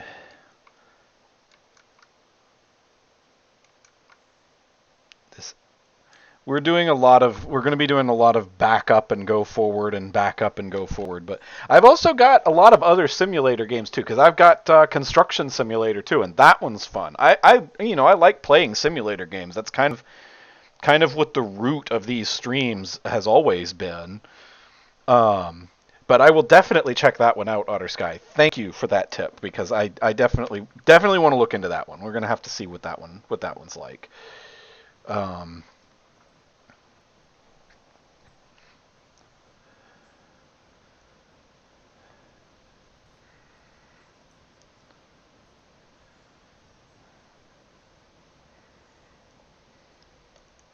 Whoop! I did not mean to do that. There we go.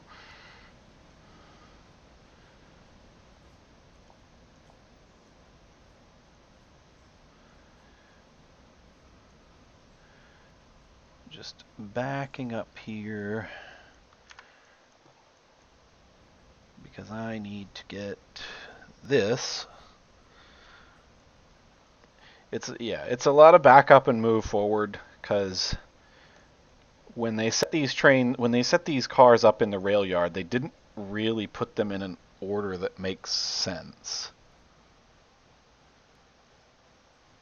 I've never heard of Hotel Renovator. I have House Flipper.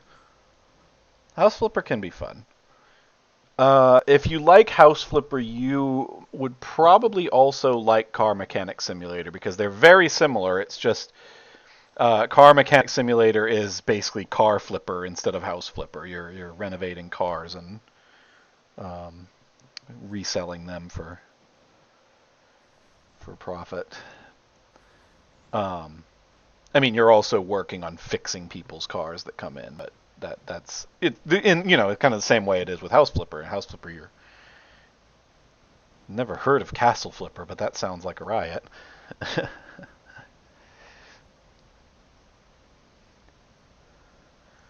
And I mean, the thing is, like, if any of you are already friends with me on Steam or whatever, and there's a game that you want me to play on stream and you gift it to me, I'll definitely play it. Like,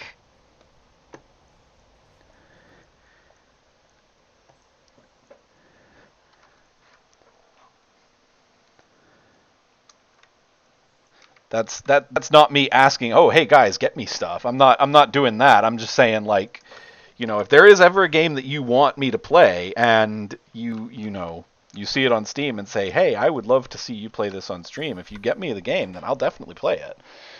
I don't have a lot of disposable income to get every game that everyone suggests to me, but I am always happy to try the ones that get gifted to me because I've had a few people do that for me, and it's always appreciated.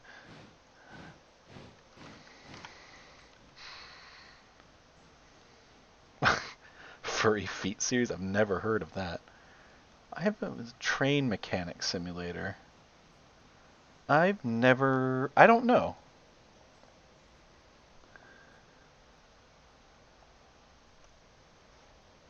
Am I not already friends with you on Steam, Nishi? I thought I was for some reason. You're welcome to add me if you want. I'm not hard to find on there. I'm Alioth Fox there like I am everywhere else.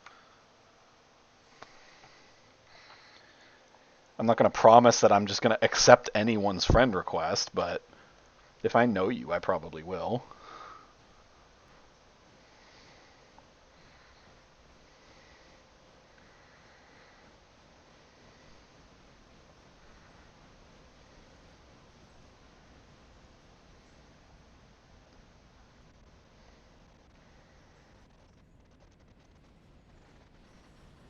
Yeah, but Nishi, I know who you are. You're a subscriber. I've known you for ages. I've done art for. I'll put it this way: if I've made art for you at any point, then I'll probably accept the Steam friend request. If I have made art for you at any point, then I probably know you well enough to trust that you're not going to be stupid about being friends with me on Steam. Like,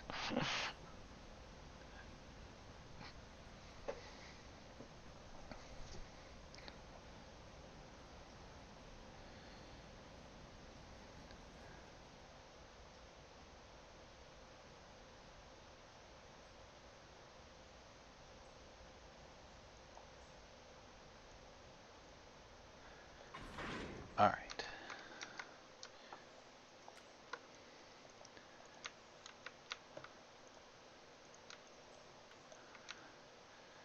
Now we have to do one more back up and forward.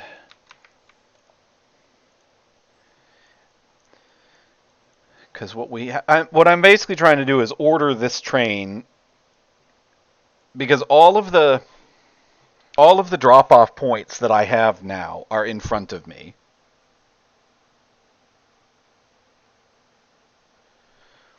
All right, I that uh, I will if you end up getting me those games, then that is perfectly fine with me. I will refrain from playing them until I can play them here on stream. That way you guys can see me discover them here on stream. Like you said, we will. I am okay with that. Um, what we're doing right now is I am trying to reorganize these cars to where the cars I need to drop off first go in front. So I'm trying to organize it from first to last, from front to back, which is what I'm doing. All I have to do is get this Appalachian Hardwoods car on here, and that should be it. I better check and make sure that that backup has enough. It probably doesn't. Let's not chance that. Whew, that was close.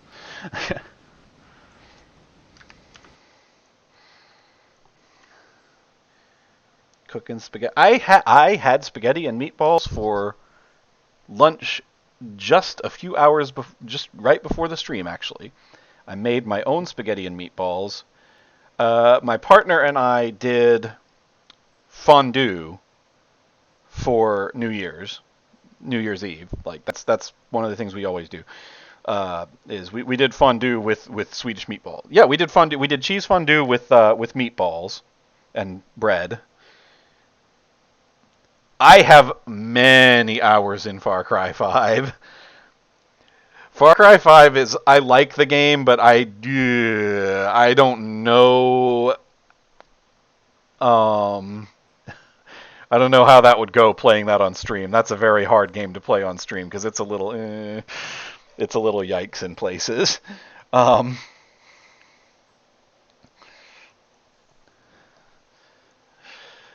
But yeah, my partner and I we did cheese fondue for New Year's Eve because we always do, and we had leftover meatballs. So I the other day, and I posted pictures of it on my Blue Sky. You responded to them, Nishi. I posted pictures on my Blue Sky. I made homemade spaghetti and meatballs, and I still had leftovers from that. So that's what I had for lunch today. Build levels in Far Cry 5. Honestly, it's been a while since I've played. I don't really remember. Oh no, I don't build levels. No, I like to play the arcade mode though. It is fun.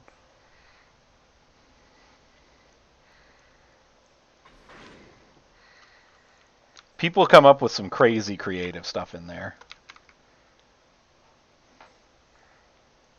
All right, train. I need you to stop so I can connect these glad hands. All right, there we go. Okay, so now we've got everything lined up. So we're gonna pop up to this goes to track R1. There's probably stuff there that I'm gonna have to take back to Silva interchange.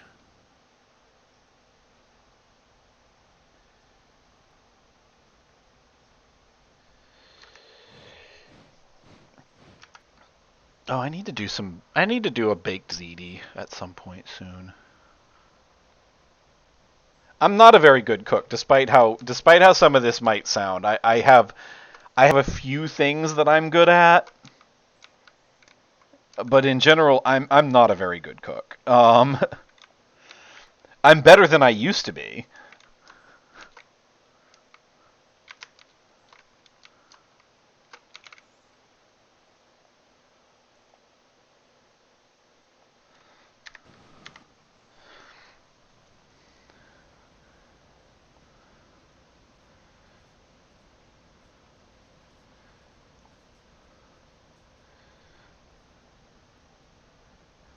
That's one of the things I'm good at. I can most pasta and sauce type things I'm decent at. I can do baked ziti. I can do spaghetti and meatballs. I can do a pretty decent lasagna.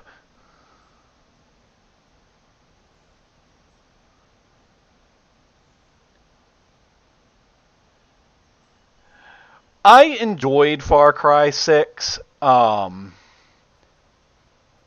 I'm kind of with you in that I think I still like Far Cry 5 better. Um, but I still liked Far Cry 6. It was just like you said, it did feel a bit more of the same. I didn't like the way Far Cry 6 handled outposts. Um, I think 5 did that better.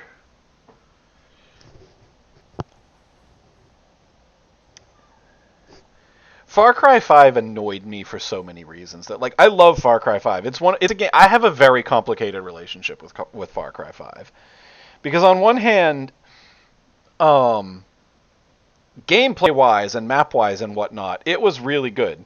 And I actually did like the story for the most part too, but I feel like they really, really wimped out on the story. Like it, and this is kind of true of Far Cry 6 as well, but in Far Cry 5 especially, it was like they had a big social commentary message they were trying to put out there, and they pulled so many punches to avoid offending delicate conservative sensibilities that they made the entire game just feel very muddled.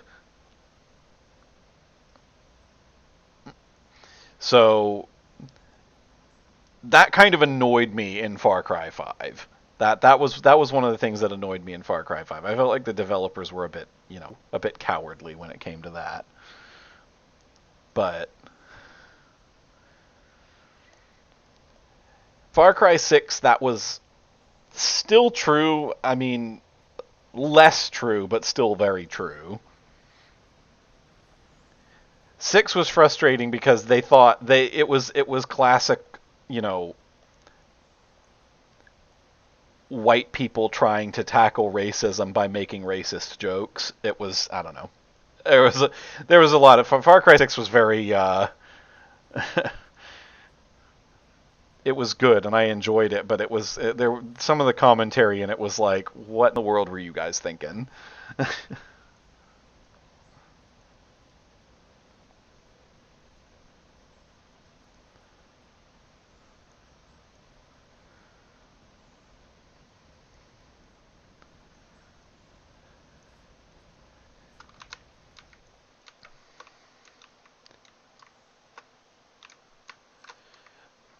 In fairness, I have not played New Dawn. Oh, that's really annoying. Okay, it's fine. What we're gonna do is we're gonna grab that last car and move it, because otherwise that's gonna get in my way when I go to pick all that up in the morning. Um, but yeah, New Dawn, I have not played it. I know the premise of it, but I haven't actually played it. Far Cry 5,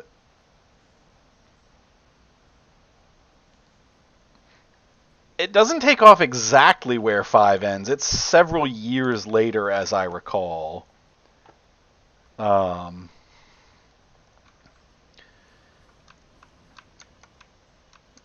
Far Cry 5 had it's typical Far Cry. The game had 3 endings, and all 3 of them were stupid. I do like management games. That's going way too fast. Oh crap! I derailed that car. I derailed the fuck out of that car. That's fine. It's not mine. I don't own it. Um, yeah, we derailed that. Okay. One moment. We're gonna have to teleport up. Well, I can't even teleport up there because I'm already in Bryson, which is where I would teleport. All right. I have to take my dude out of the little dispatch house and re-rail that car that I just derailed. Um, do I like management games like the Anno series or some of them? I've not played Anno in particular. Anno, unfortunately, they've and that Anno, their Paradox, and I used to love Paradox games, but they've gotten in bed with the AI slop, and I'm not about that. Um,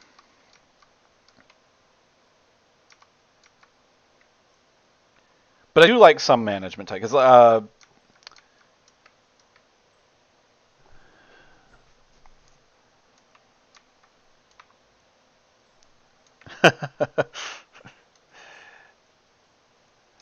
and that car is really badly damaged now. So I'm gonna lose money on that when I return it to Silva Interchange, but it is what it is. That's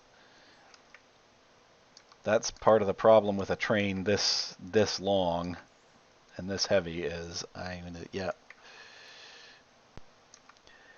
I have not played any of the Anno games. Like the concept of them look cool. I like the concept of Anno and it looks cool, but I'm definitely not going to be featuring any games on the stream that have that jump into bed with the AI shit if I can avoid it. Um, all right, we are re-railing this car. How badly did I damage? Ooh, okay, I didn't damage it too badly.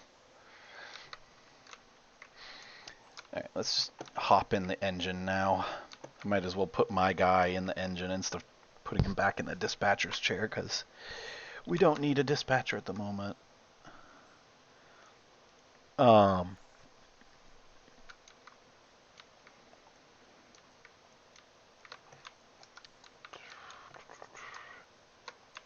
all right.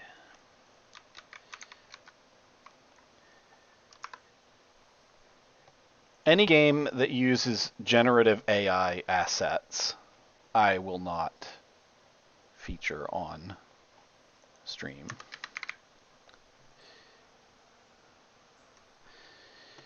Uh,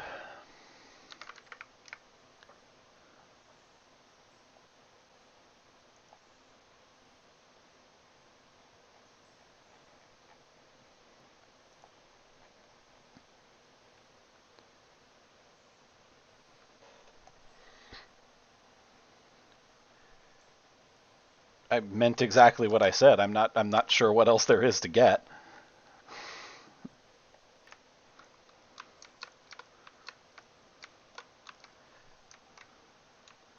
No, no, no, no. I mean generative AI. Like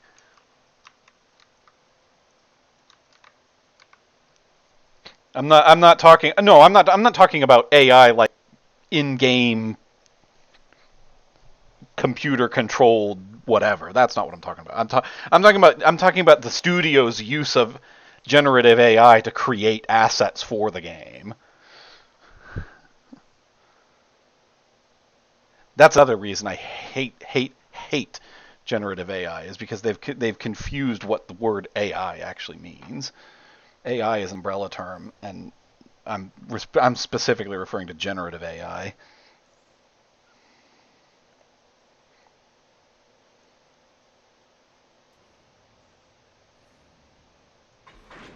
All right, grabbed this car.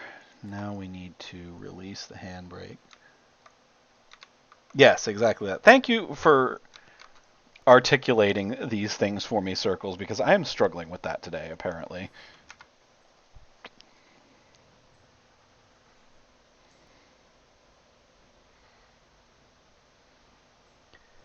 Yep, they did. Uh, they have Steam, thankfully, requires developers to disclose where they have used AI on their store pages. Um, Sometimes developers don't do it like they're supposed to, but most of the time they do. And uh,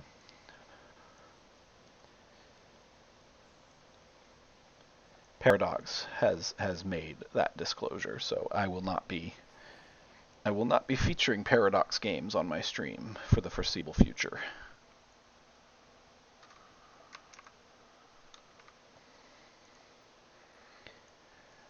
Yeah, yeah, I get that. Your native language is French, I assume, because you said you've been talking about being Quebecois and whatnot. My French Canadian is, or my Canadian French is extremely rusty. The last time I used it was in talking with my great grandmother, who was also Quebecois, and she died years and years ago, so I have not used my French in a very long time. I would make less sense. I would make less sense to you in French than you make to me in English. I'll put it that way. I can perfectly understand what you mean for the most part, but my French would make much less sense to you than my English does. I promise you that.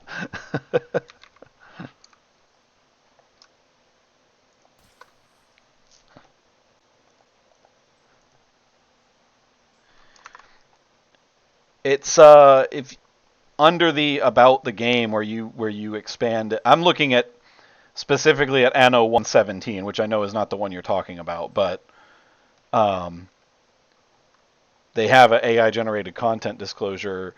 It says AI tools were used to help create some in-game assets, followed by some bullshit excuse about how the final product reflects their team's craft and creative vision and blah blah blah blah blah whatever.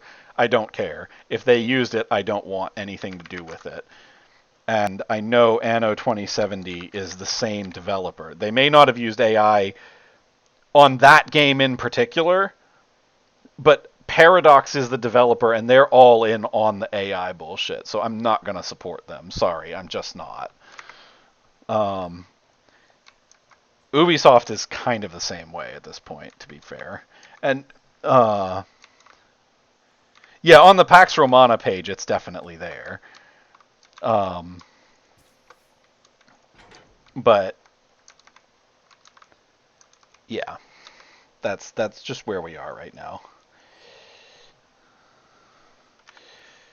And I know I've got some stuff in my own library that has AI stuff in it. I'm not I try to avoid it as much as I can, and most of the ones that I have didn't. Most of the ones that I have that have that sort of thing were either ones that were gifted to me or ones that I didn't know about when I got them because there was no disclosure requirement at the time. Um,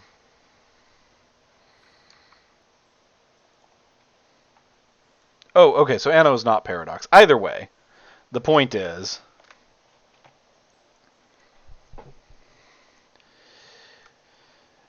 do I like management games? Yes. Uh, but I'm not willing to play the ones from that series on the stream, is what I'm getting at.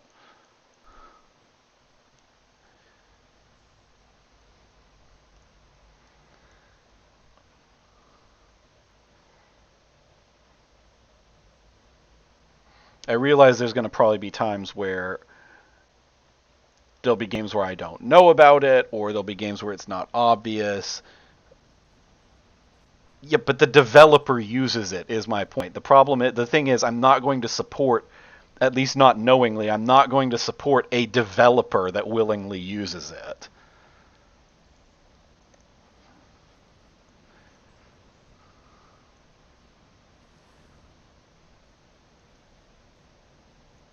I'm about to derail this car again. Okay, no, I got it. I got it in time that time. All right.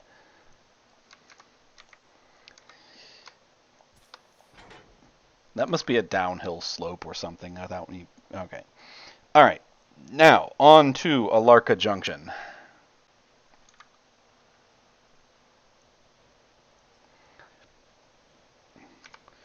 So we got to back up and get onto the main line.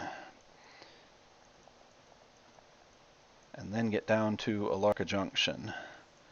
That's a long way. Oh my god, that's a long way. I didn't realize it was that far.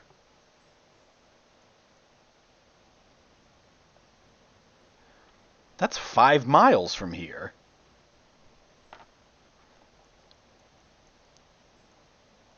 And the Fontana Bridge site is even further than that.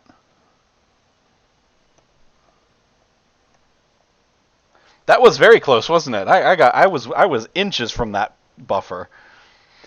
I mean, if I had hit buffer, it's not going to automatically derail me. Hitting the buffer doesn't just automatically derail you. It's if you hit it at a certain speed, and I was going in awfully fast, so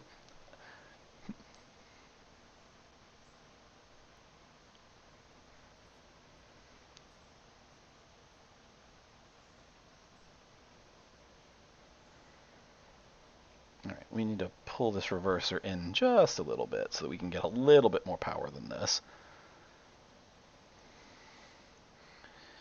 But we have only 2 more drop-offs left to make. We've got to get these cars to the Alarka Junction site because we're going to build a Y there. And then we have to get these other cars all the way to the other end of the line to the Fontana Bridge site.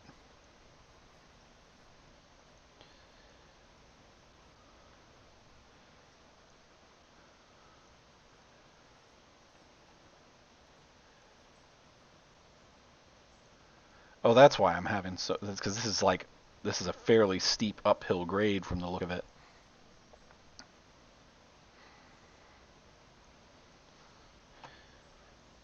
All right, we can back off the throttle now because we want to slow down to hit this switch.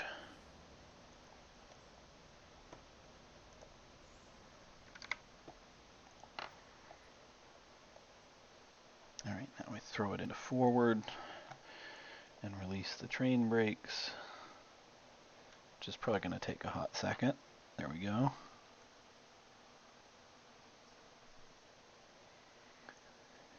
Now release the regular brakes and get it rolling.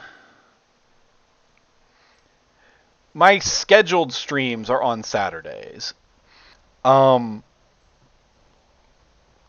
haven't. There'll be other times when I stream, but Saturday is the day that I have my streams scheduled. I haven't really done any off-schedule streams lately just because I've been so busy and haven't really had time. But yeah, my regular stream, the one that I try to do every week when I can, is every Saturday from 2 to 6 Eastern Time. So don't worry, I have it, and I also post announcements for all of my streams on my social channels, on my Telegram channel, on my did my VTuber just PNG tubers just stop working? I do post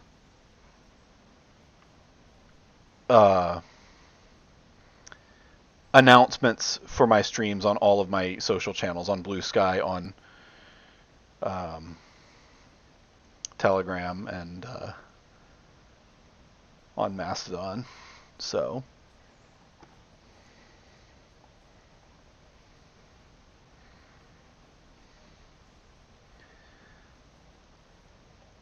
okay, this one might be a little tricky because we have to go. I think it's a fairly steep uphill grade between here and Alarka Junction, so this could be a bit dicey with this many cars.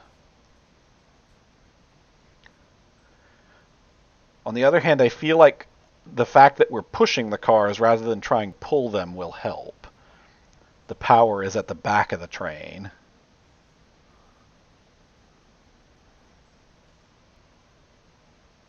No, it doesn't have more trouble going in reverse. The reason I struggled, it's not actually going in reverse right now. It's going forwards. The reason I had more trouble backing up out of the area down there is because it was an uphill grade, which is what we have here, to be fair. But now this is, it says 2 miles southwest, but it's not 2 miles. It's 5 miles. 2 miles as the crow flies. We have to get there over the rail. No, it's going about the same speed as it did.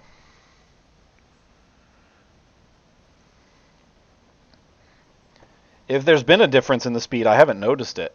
Yikes, I'm not sure we can get over this hill. That's going to be a problem. We're losing speed rapidly.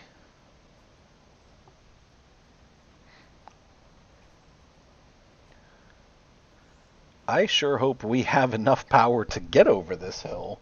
I'm not sure we will.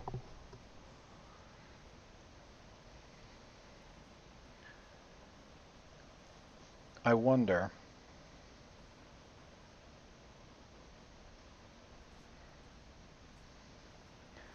Oh, it's struggling right now, but that's because we're on a steep uphill slope.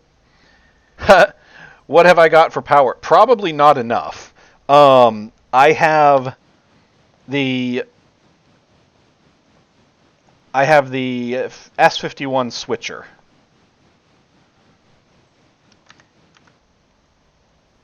I might have to bring one of my other locomotives up from Silva and make a combined unit, but that'll take forever.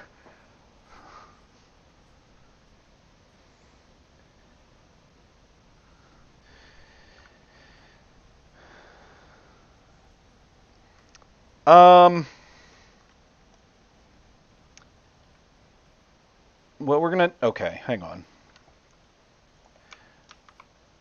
We're gonna bring up, I'm just gonna, 1 second. I'm gonna detach these cars. We're gonna take this one off the timetable for now, not the tender.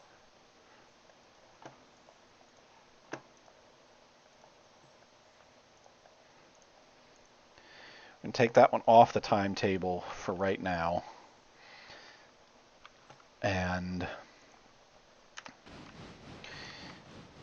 I am going to send it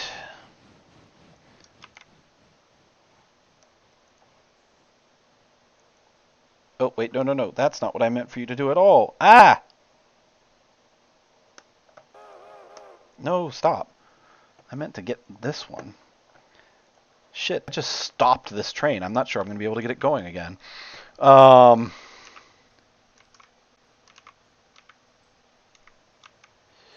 I'm sending Great Bear 1 up here. That way if I have to, if I can't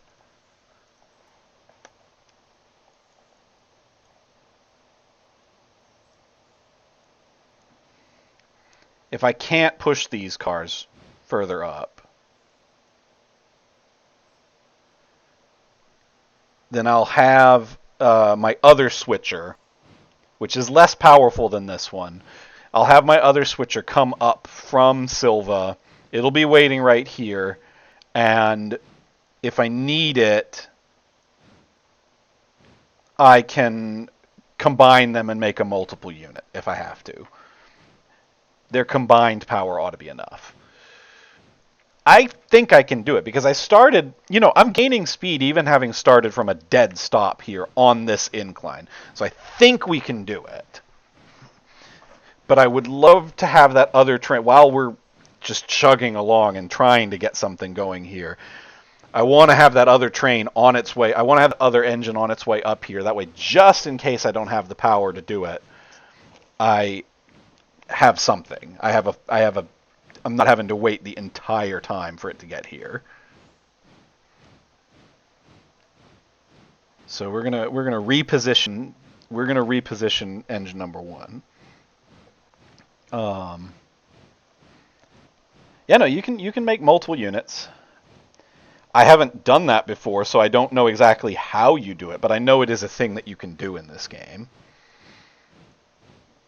I don't know whether I'll need it or not.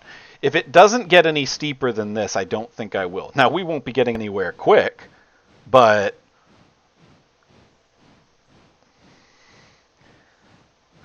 5 miles an hour seems to be my top speed here. I wonder if bringing the reverser in would help at all, or if that would just take away the power I need.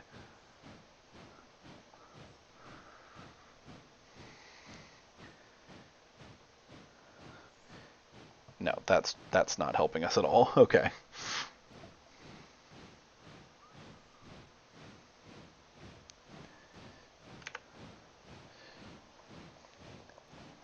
Well, gang, looks like we're in this one for the long haul. Okay, now I'm losing speed even at full power. The throttle's at 100%. It's as open as it can be. The throttle is what feeds steam to the pistons. So that is our power. The reverser is effectively our gearing.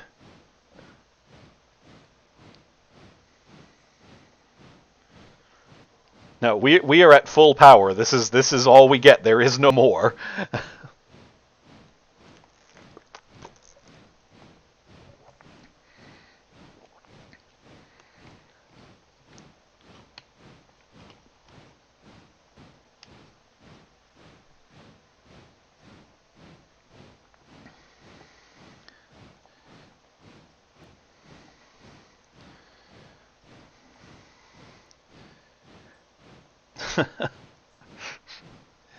This is not very exciting, I realize. This is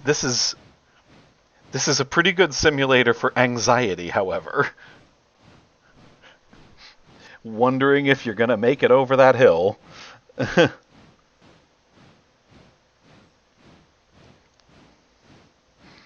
This is that locomotive going, I think I can.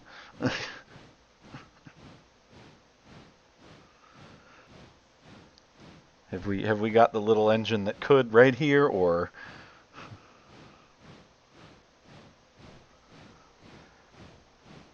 I feel like the little engine that could is one of those things that just became public domain this year.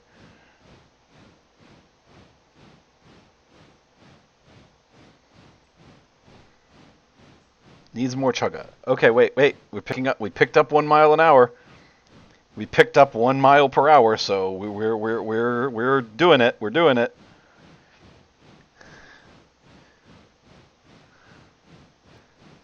Oh, there's another. Yeah, it's chugging a bit faster. I think we might do it.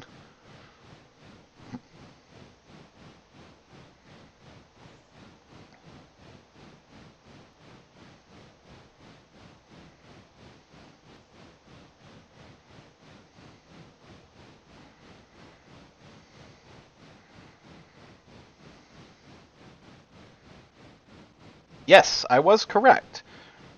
The 1930 children's book, The Little Engine That Could, by Watty Piper, was published in 1930, which means that it... Yes, that is a 30 limit. I don't think we're in any danger of exceeding that. But yes, the children's book, it became public domain this year. But yes, Circles, that is a 30 mile an hour speed limit, which again, I don't believe we're in any danger of exceeding.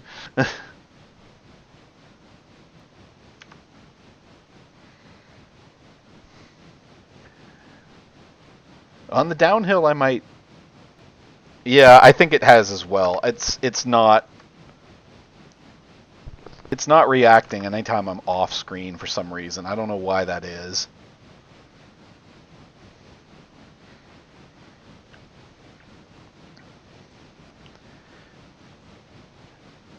My computer is chugging right about as much as this train is right now, I'll tell you that, I'll be honest. Alright, how does the front of the train look? We're not through Hemingway yet. Hemingway is... There's a siding at Hemingway. Let me make sure that that is set right, because I really don't want to go over that switch the wrong way. Okay, good. That's already set correctly. And Alarka Junction, we need that. I think, if I remember correctly, and I haven't... I've explored the entire map in sandbox mode, but that's been a while, and I only ran the entire route once. I think going into Alarka Junction is a downhill. I think once we really get past Hemingway and a couple of other, like... I think Hemingway is kind of at the top of the hill. I think once we're past Hemingway, that's kind of the top of the hill right in that area, and it's downhill from there.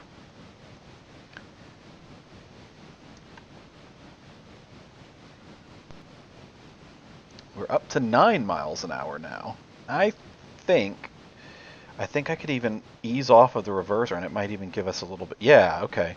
Ease off of the reverser, that gives us even more. You know what? We're going to cancel... We're going to cancel Great Bear 1. I'm going to stop that and send it back to Silva.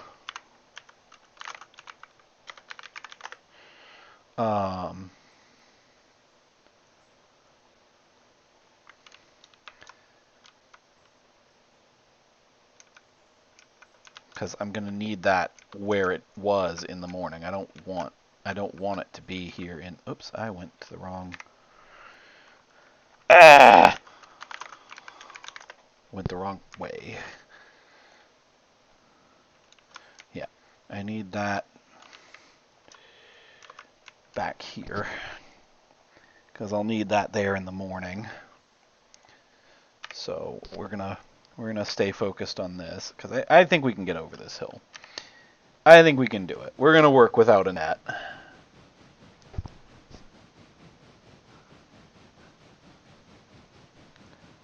We're gonna be brave, and we're gonna go into the unknown and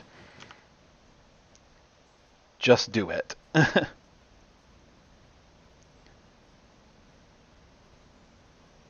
We are continuing to pick up speed.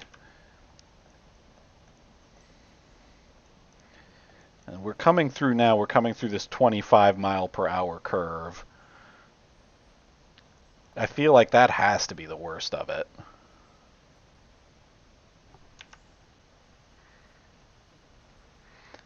I hope so, anyway.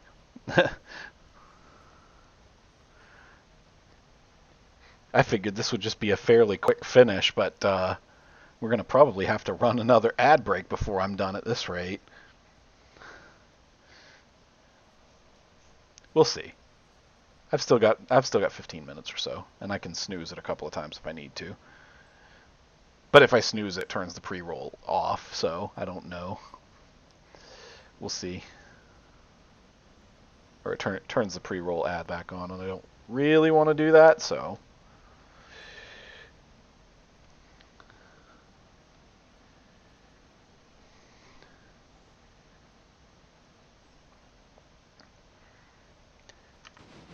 Well, handling multiple locomotives at the same time, it would just be a case of. I sure hope I have enough water to do all this. Handling two locomotives at the same time, it would just be a case of connecting them together and effectively setting them. There's a box that you tick to make them into a multiple unit, I believe, and that effectively just gives control to the front locomotive. I don't know exactly. I haven't tried it before in this game, but I don't. I really want to avoid doing that if I can, because that's just so much more work. But on the other hand, we are starting to lose speed again.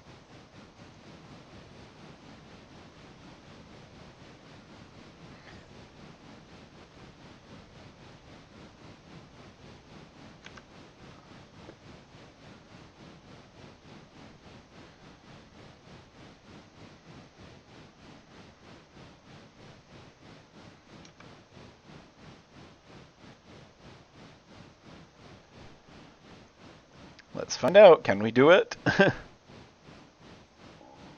I'm not so sure we can.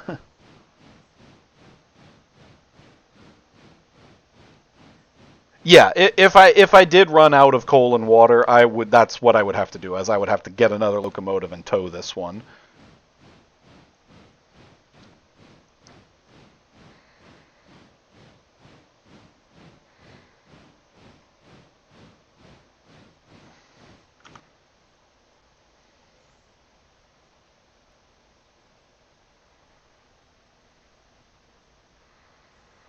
I think this is all we've got.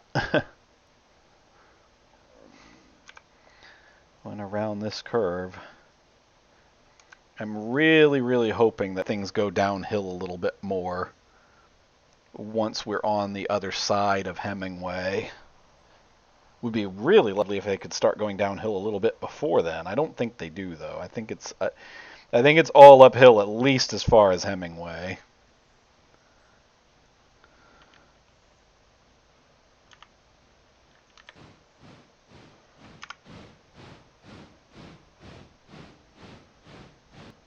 Yeah, it is. I could get out.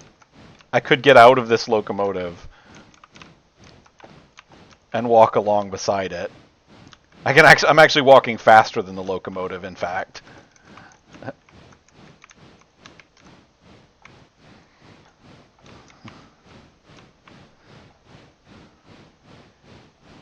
Is it all the way up to Alarka that is uphill? Or Alarka Junction? For some reason, I thought going into Alarka Junction was downhill.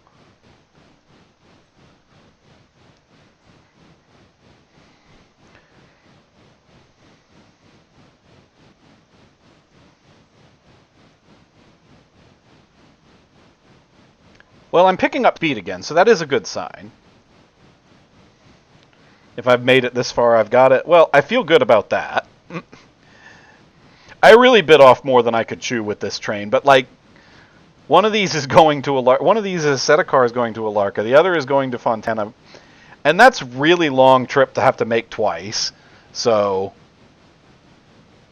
no, you only know, like, even being here, you can't really tell. It's hard to see what the actual grade is.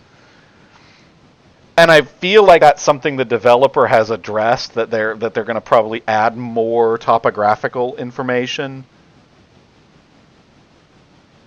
Okay. So well, and I know that the line goes downhill from, well, maybe not entirely downhill, but I know that it's a downhill slope towards Lake Fontana as well. So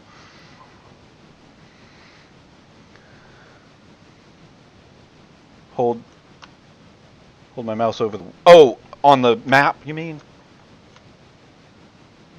That doesn't do anything. Oh, shift question mark. Shift and... Oh!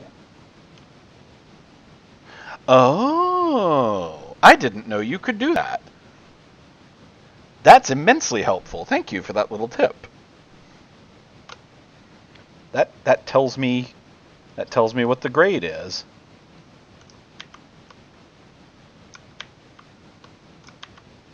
don't know why it keeps disappearing, but...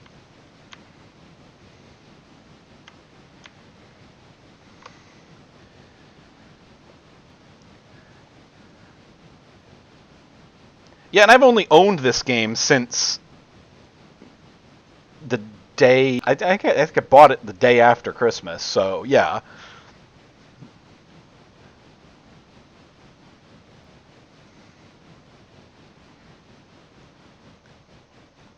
That's extremely useful to know.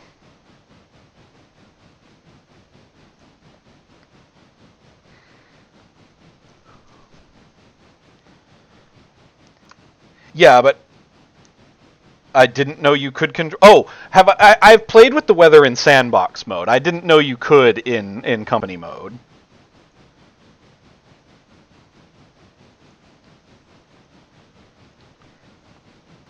Like I know I have played with the weather in sandbox mode. Um.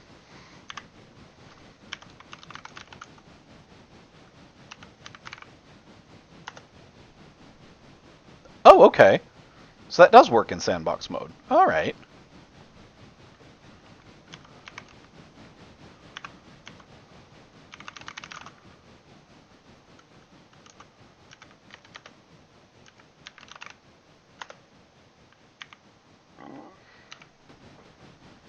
No, it's not snow. It's rain. I don't know if you can make it snow in this game.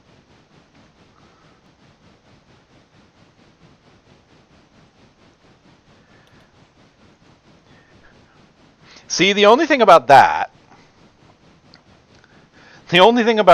is that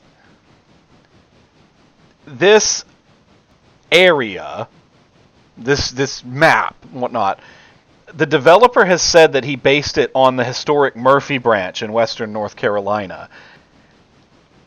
And while it's not impossible for them to get snow and blizzards there, it is rare.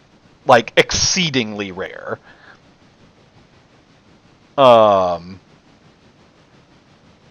Snow isn't all that uncommon, but it's you're gonna have maybe one big snowstorm every 3 or 4 years in that area. It's not, and blizzards are nigh unheard of.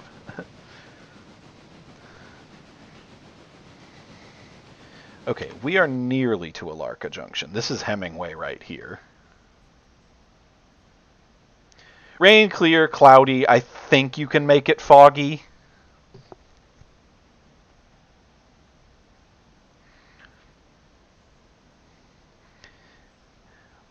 I have not played with any of the mods in this game, admittedly. Again, I'm still somewhat new to this game. I've only had this game for like a week.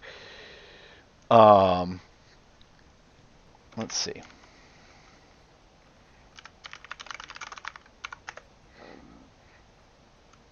Yeah, there we go. There's fog.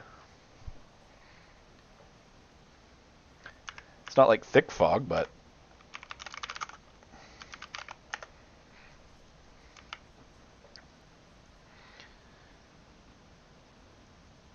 I can imagine.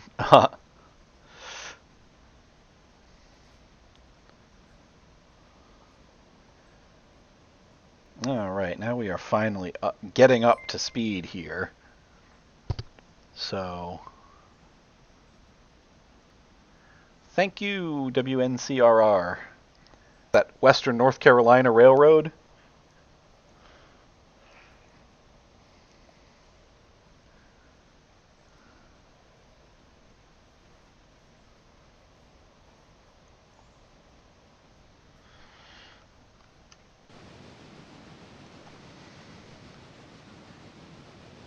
Oh, very nice.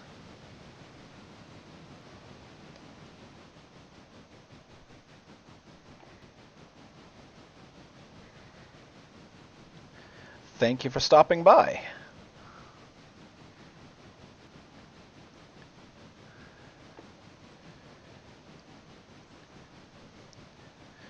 My stream today seems to have attracted the train people.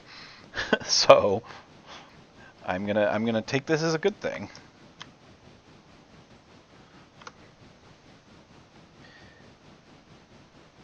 Have a good time. My stream will probably have ended by the time you get back. But I hope you enjoy your whatever it is you're doing tonight.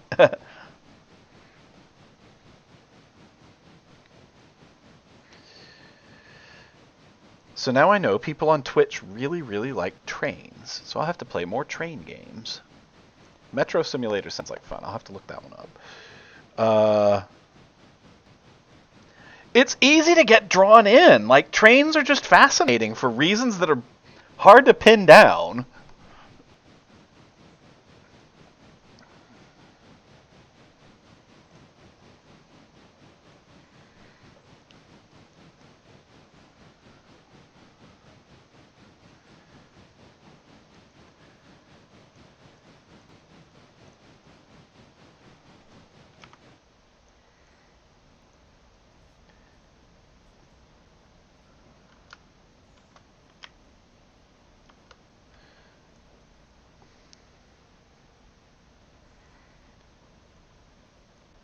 Yeah, I am gonna have to find. I am definitely gonna have to find a stopping point here soon, though, because like I need to get dinner. I didn't intend to stream. I've gone an hour past what I would normally stream. Um, this is taking a lot. Like I said, this game is a time sink. Uh, well, that's fine. I'm okay with that. Simple graphics. I don't need like hyper realistic graphics or anything. But I've been playing games like this. This one was in a bundle with one called Rail Route, which is a dispatching simulator. Um, but there's also Transport Fever 2. I've got Train Sim World. Oh, here's a Larka Junction right up here. But I've also got Train Sim World 2, or sorry, Train Sim World 5. I've got Transport Fever 2. I've got Tracks, which is a fun little space game. It's basically a wooden train set sandbox. That one is fun. Mini Metro is fun.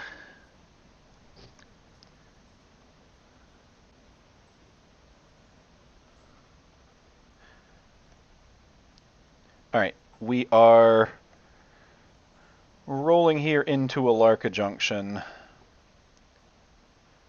So I am actually going to go ahead and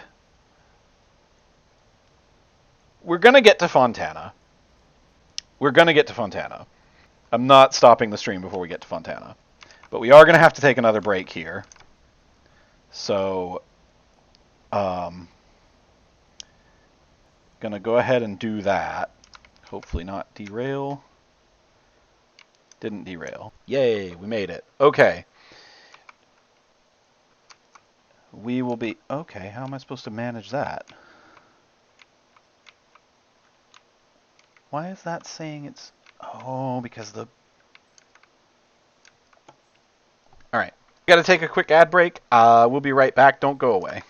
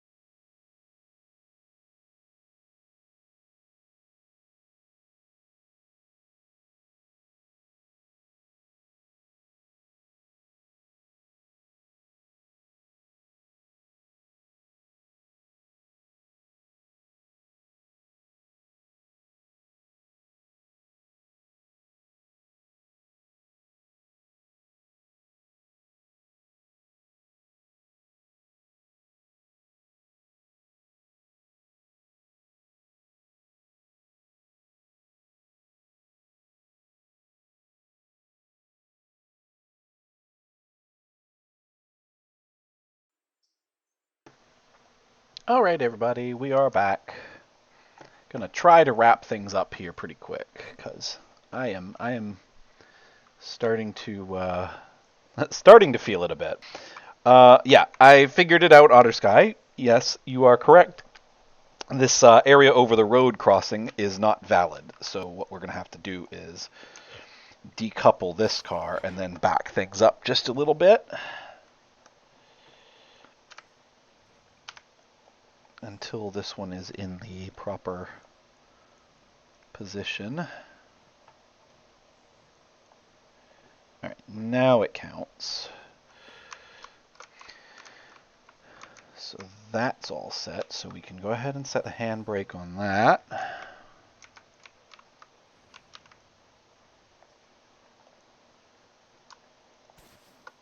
Now we're gonna...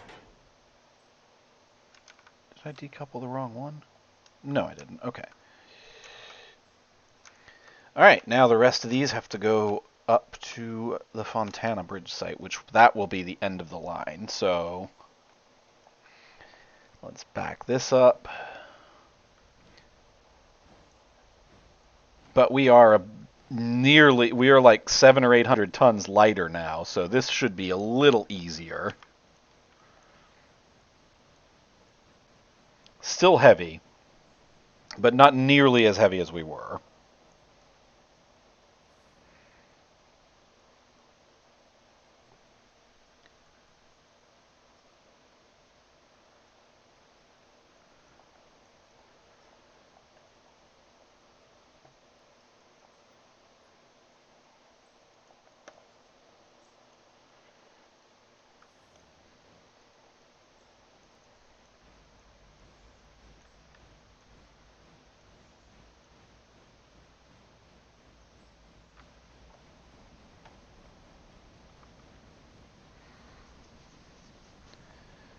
So now the rail's kind of plateaued out, and we should have a bit of a downhill stretch from here.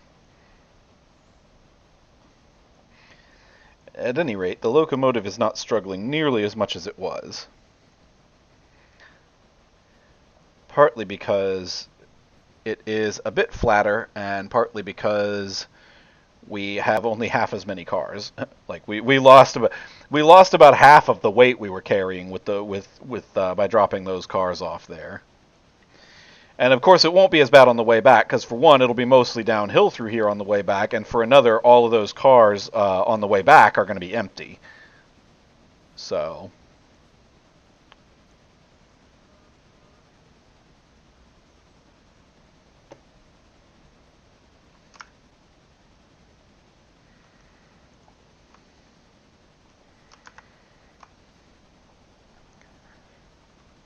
What is that switch set to? Okay, that's set correctly. Is that a Y? That's not a Y. Daggone it. That would have been nice. But I guess if that was a Y, there wouldn't be any point in building one here at Alarka Junction. Well, yeah, because that's going to be the start of the branch line. But... Alright, we're on the downhill slope, and now we're really going fast. We've got that 30-mile limit, 30-mile-an-hour limit past Brooks up here. So we're going to have to watch out for that. Normally I should receive something in the... Oh, did I might have gotten a notification. That might have been what my phone was going off about. I did get those gifts. Thank you very much, Otter Sky. I appreciate that. I will definitely make room for that in my streams. I better pay attention to my speed. I greatly appreciate that. I will definitely play those on stream at some point. Some point soon. Maybe we'll do that next weekend. If not, if I don't, and that's assuming I don't stream before then. But I can wait until next Saturday if that's going to be easier for you. But I very much appreciate that, and we'll give those a look. And I will hold off on playing those until I can do it on stream. That way you can watch. That way I can discover them on stream. But that is very sweet of you.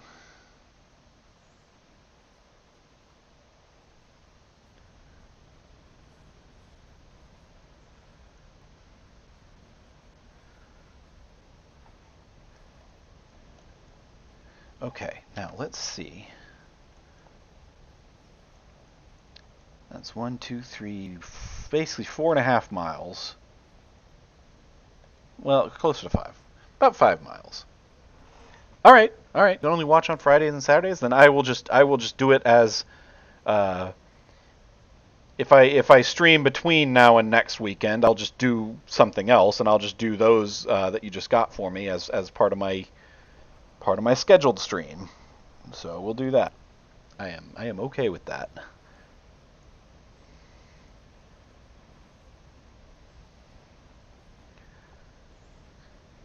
And as a reminder to everybody here, I stream somewhat sporadically throughout the week. I try to stream every Saturday from 2 to 6 Eastern Time. I'm not always able to. I didn't last week just because I was on vacation and I needed a break. But I try to stream every Saturday from 2 to 6. We are past 6. Well past 6. We're past 7 now. We're over an hour past what I normally do on these streams because this game is so dang addictive and time consuming. But uh, but yeah, that is that's what we that's what we're gonna try to do. Is that's our regular stream schedule, and we'll be doing more of this type of content too. So we have a lot of train games. I'll start playing more of those because I can see you guys definitely like that, and now we have even more thanks to Otter Sky. Um, so I've got more content like this. If you would like, if you've enjoyed this stream, then definitely hit that follow button and consider subscribing. I know times are tough right now, and a lot of people don't have very much disposable income, but uh, every little bit helps. And of course, if you want art from me, if you want regular art from me, I'm open for commissions. My website is ursamajorartworks.com. And you can also find me on Subscribestar at Alioth Fox. If you want regular stickers and YCHs, I do them every month. I'm somewhat unique. I don't my Subscribestar content is not paywalled like a lot of folks do. By subscribing to my Subscribestar, you're basically joining an art club, and you get stickers and YCHs and whatnot every month. Um, yeah, Nishi is one of my Subscribestar supporters, so they get stuff from me every month. Um, that is what I do full time. Art and the streaming and this kind of thing. You know, creative work. That is my full time job. I don't have a day job. I used to be a teacher, but I left that profession because I got tired of the way the state was doing things. So yeah, Cam is also one of my supporters. Cam has been a supporter since very early. Yes, Circles is one of my biggest supporters. Circles is one of my platinum supporters. He doesn't just get to choose what he gets from me every month. He gets everything that I do every month. So, and I've still got two platinum spots open. So, $100 a month, you get 3 YCHs, 3 stickers, sometimes a little bit more depending, but usually that. You also get discounts on commissions, and there's a lot of benefits to subscribing to being a supporter for me. Um, and I wouldn't change it for the world. I talk about how busy I am. I talk about how tired I am. But I love, love, love the fact that I can do this sort of thing as my job, as my way of making a living. I'm extremely fortunate to be able to do that. There's a lot of bullshit around it. There's a lot of politics around it. There's a lot of nonsense that you have to deal with. But I love the fact that I'm able to just do this. Yeah, you know what? When you're bad at choosing, pick the tier that lets you get everything. That makes it easy, right?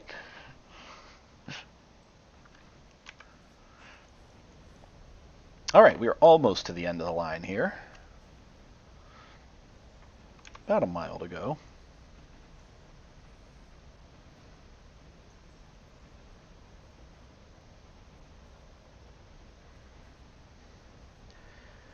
after that, I am definitely going to have to get up and get some dinner.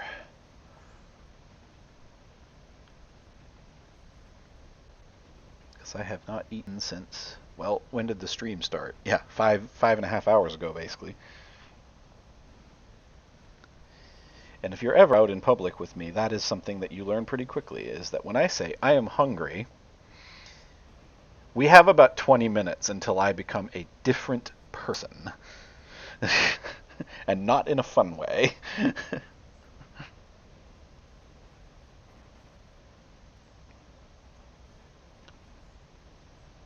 Alright, this is an unnamed siding of some kind. There's no name on this one. That's fine. We've got about a mile or so to go.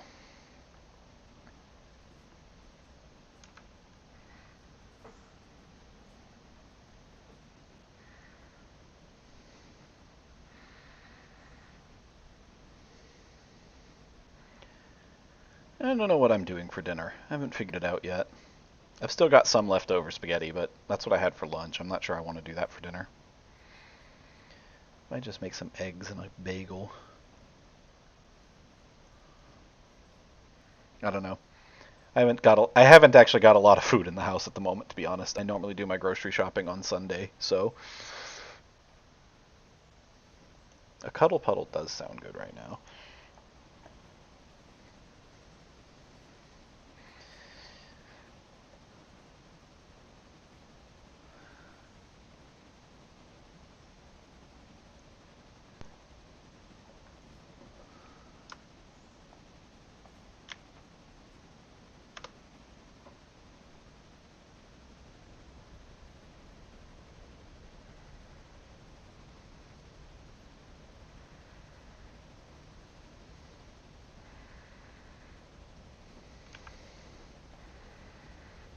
Alright, there's that last curve, and then we've got the end of the line right down there.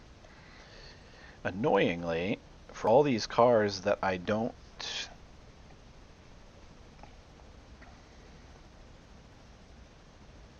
it's showing up on the chat for me. I did not do anything to take it away, I'll put it that way.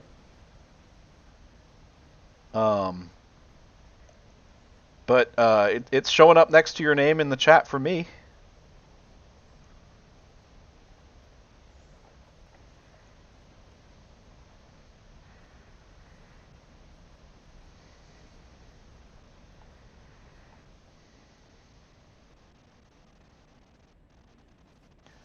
Well, yeah, I mean, those New England houses are drafty. And they've all got the... Oh, you got one central... central heat source. Yeah, because most of the New England houses are at least all the ones I've lived in were the baseboards throughout the house that you could hear clinking all night long as the steam went through them. Oop, we're at the bridge site. We probably better slow down so that we don't go off the end of that bridge and into the lake. Is that all of the cars? Are they all in there? Yes, they are. Perfect. So we're going to go ahead and set the parking brake and disconnect from that.